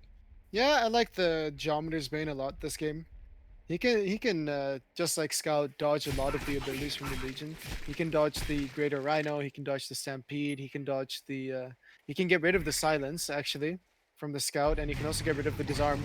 So it's a great item for him to pick up here, and it's also gonna make him a lot tankier as his mobility is gonna improve a lot. Yeah, the movement speed on top of the portal key will be very nice to assist in his chasing power. Scout's gonna Yeah. pop the Geometer's Bane there and try to do some more damage to the top tower, but needs to be careful not to get caught, as we do see a Veiled Rotted Hammerstorm up Yeah. here. Ooh, and I now he's about die farming. on the Meraxis, so Hammerstorm spots him out here. Will they get the catch though onto him? Meraxis, he doesn't have his PK up. He's trying to land the axes, but will Scout just be too quick? The 530 movement speed is definitely seeming to be too Here much. comes a Frostfield play, a nice Arcane Vortex, but it's going to catch Scout inside, and he's going to come out stunned. I think Scout is dead. Quake Stun comes out. It's going to hit onto both the Moira and the Scout. And yeah, I think if the Moira ulti didn't catch the Scout there, he might have been fine. It was Hellbringer very might be in close. some trouble though. Yeah, Electrician. That's a farmed Electrician. He is chasing down Hellbringer. Here comes the grip and the hammer throw, and Hellbringer will just drop to the auto attacks from Hammerstorm. Rampage in the top lane. Greater Rhino comes out onto Myrmidon. Cthulhu Font. He's going to cancel the teleport from Myrmidon, and they should have the damage there to bring down Myrmidon. So they get a little bit of a consolation prize, but the bigger picture is both the Hellbringer and the Scout ended up falling. Yeah, and he was running for so long, so it's interesting that no one on the Legion actually reacted to try and save him earlier. It was only TKB with that illusion, but the Arcane Vortex unfortunately also sucked up the Scout in it, and then he wasn't safe anymore. Then he just got caught afterwards. But yeah, like, really props to Imboboy. He's 540 gold per minute on that Electrician, and he's going to be so difficult to kill. He's up to 3,600 gold, and his next pick, I mean, what's he going to get? A sheep stick, right? Is what I'm assuming. Yeah, we could see a sheepstick. I don't think he even needs the Shrunken Head this game, as we've seen Hammerstorm completely avoiding that idea as well. So the Hellborn is not too concerned with the control, stopping the crowd control from the Legion side. Meraxis picks up a Mighty Blade, but it looks like he might even build into a Hellflower first as he picks up an Arcana. So okay, I eat my words. He picks up a Shrunken. So Let's pick up a Shrunken. Yeah, he just he actually I guess wants he his just wants to be script safe, right? to try to get full duration off. Yeah, there are a number of ways to cancel it though. The Hellbringer ulti, the Moira ulti, as well as Black Death, what am I saying, Rampage's charge and his ultimate. So there's a lot of ways to cancel the grip through Shrunken. So it's a safe item to not take all the damage from Hellbringer and to not get stunned up and to not get silenced, but there's just so many other cancels. Moira is going to die. Maybe? Yes. Quakeston Or actually is he? misses. Okay. Yes, he is. He gets grip, but the Quakeston I feel like shouldn't have missed there. That looked a Yeah. little silly. As he did get hammer stunned initially. And now they're just gonna go take the Legion Kongor, using that eye to counter the ward over there. But Scout is running over to split push top again. He doesn't have Geos up though, so this might be a very risky play for him. So, what's your thought behind him holding so much gold, as he does pick up the Mighty Blade? So he could choose to buy his Shrunken Head here, but decides to hold on to a large chunk of gold instead. I don't know. I feel like he needs to get an impact item, and this is not the way you do that. Look at Moraxis, by the way, just waiting there. Ooh, what is this timing? Is he gonna go for the backdoor? That's what I always expect him to do now. If they get vision of the Moraxis, then they know that he can be safe.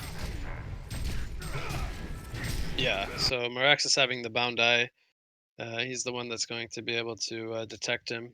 He does end up spending his gold. I didn't quite see what he bought, but I'm expecting it to be the Shrunken Head, as he still has around 200 gold left over.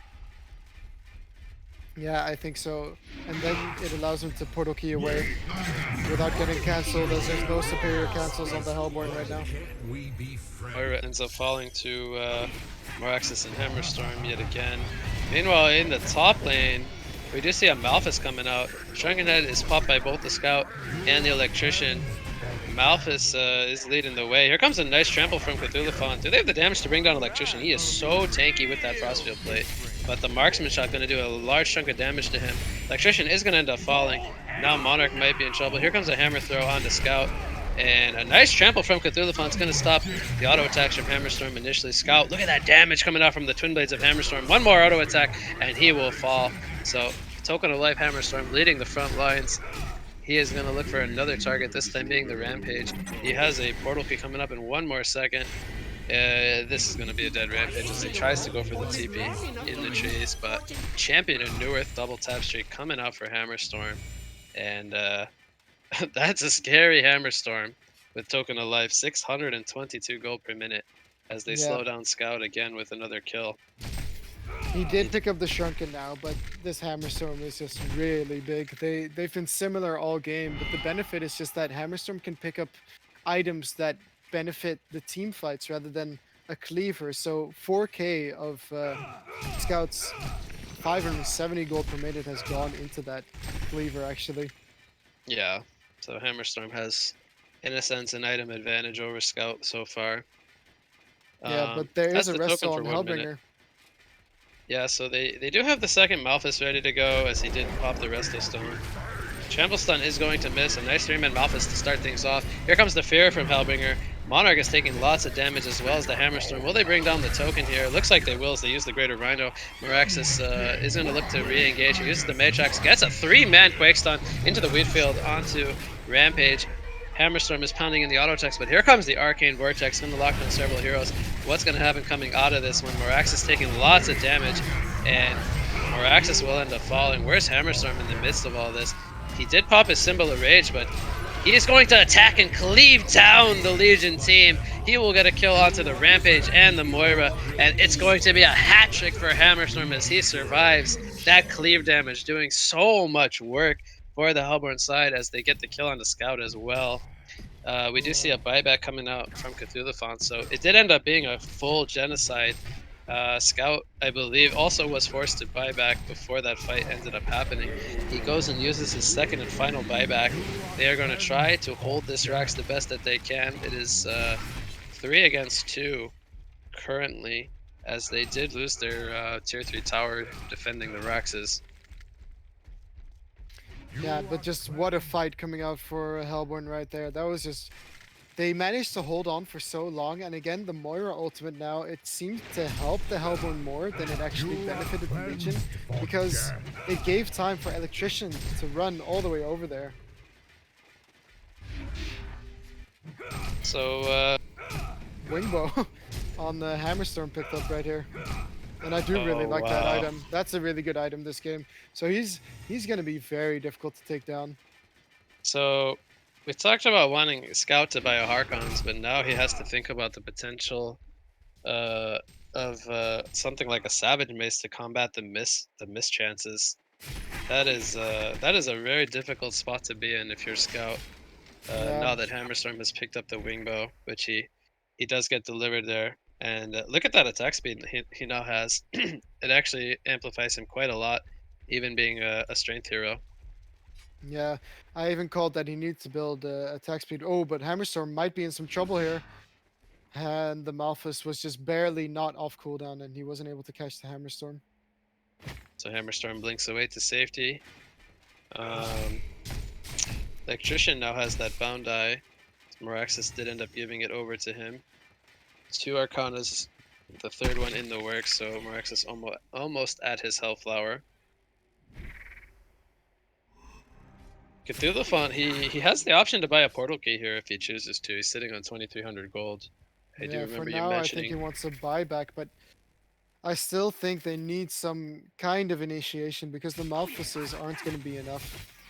Mhm. But yeah, we haven't seen a fight yet where Hellbringer has used double ulti, and he isn't level 16 either. So maybe they should look to be getting that before they fight again. Yeah, so they are coming around the corner between the level 16 of the Hellbringer. And I do think the Cthulhu Font should go ahead and buy out Oh, the portal Moira. key. Moira's getting caught yet again. She goes down to the Hellborn side in their jungle here. Just hanging around a little too long yet again. Hammerstorm actually bottom lane. There's a trample used by Cthulhu, and And well, Cthulhu is going to look like an intelligence hero as he just dies. Rampage charges in. Doesn't get the Barm Dharma off till the end. He uses the Greater Rhino, I believe, on an illusion there. Hellbringer with the haster, and he's trying to kite the Hammerstorm. Here come the auto attacks. Look at that damage as he almost brings down the Hellbringer. Here comes the Magikarp from Myrmidon, and is it going to be enough for the kill? I think it will be. yeah. Hellbringer dies. And Scout got So, caught by the Meraxis, and the Hellflower was not there as he did Shrunken before, but the Purge, of course, goes through that, and that's the GG. yeah, so we're going to see the GGs come out. That's going to do it for game number 3, as Team Tim is going to be your Cycle 4 champions. They take down Lactose Intolerant 2-1 here, so Uh, well, you guys weren't here to defend your title, but I'm going to just quote unquote say we have a new champion, even though we technically don't. We will be seeing you guys, of course, for cycle number 5. Yeah, So you guys will be definitely. able to come and defend it yet again. But If we cycle number manage 4 to reach is the going, final, you know? huh? If we manage to reach the final, If you we manage to can. reach the final. But we got to give credit to Team Tim here. They are going to be our cycle 4 champions, as they do end up taking it 2-1. So props Mhm. to them. But final thoughts here on game number 3. Um, there were just quite some misplays coming out. I mean, TKB never actually managed to pick up his portal key, which is due to the fact that he was just out of position and got ganked a lot of times. And I feel like Rampage wasn't making the impact that he did in the first game when they played. And yeah, I mean, I would have really liked to see them come together for team fights, but it felt like it just kind of fell apart. And that's also props to the Hellborn team for just waiting for their timings and then using that. And really, Imbaboy on that electrician, you can never count him out as he just goes 540 gold per minute on that hero. But yeah, what about you? What do So you think? yeah, I think the Hammerstorm got very out of control toward the end. And although it was looking very even for throughout most of the game between the Scout and the Hammerstorm, uh, there was a lot of space from the electrician, and just a lot of great ganks and fights taken by Team Tim. So well played to them, and congrats again, as they are the winners of Cycle 4. But that's going to do it for me. I'm going to turn it over now to Paradise as he can close out the cycle for us. So big shout out from me, Paradise, for doing again a lot of hard work. I believe it was a close to a 9-hour stream if I'm not mistaken, maybe even more, longer than that. So big shout out to you, Paradise. Thanks for all the hard work that you are doing behind the scenes. Yeah, Uh, I mean, yeah, I've said it before. final shout out, Shorecan. Yeah, shout outs to Paradise definitely and Desperado and Soul for organizing all these tournaments. And also shout out to you, Wig, for coming in and casting, even what must have been, a bit bitter to come and cast again. But Nah, yeah, never bitter. never It's bitter. always good to be playing Han, man. All And right, good. casting is just some extra fun. Good to hear. Good to hear. So yeah, you were saying that we were going to give it over to Paradise? Yes, sir. So that's gonna do it for me and Sharkan. Thanks for tuning in, ladies and gentlemen. All right, you heard it here, folks, and big shout out to everyone for coming in today and watching the cycle number 4. And the winner of cycle number 4 is, of course, Lacklose Intolerant. Sorry, Team Tim. Congrats to Team Tim. It was a very, very good games they played today. They showed a lot. Way better than last cycle, that's for sure. There's a lot of improvement in a lot of teams we're seeing. That's what we want to see, A lot of teams are becoming better and better and better. And this cycle did not even have a Big Eagle crew, so let's see what happens in the next cycle, which is cycle number 5. It's going to be October 10, sorry, 2020, so tune in for that. Anyhow, thank you all for watching, and we will see you on October 10th. Till then, everybody, I need to go get some rest and sleep. And big shout out to Shorkan, by the way, today for standing out with us the entire day, and for Big Wave Dave, and for what she got, and for our new supporter or assistance, which is Soul. He helped us by a lot, and big thanks for Desperado as well. Big thanks to everybody for tuning in. Anyhow, thank you all for watching. Good night, everybody. See you next cycle.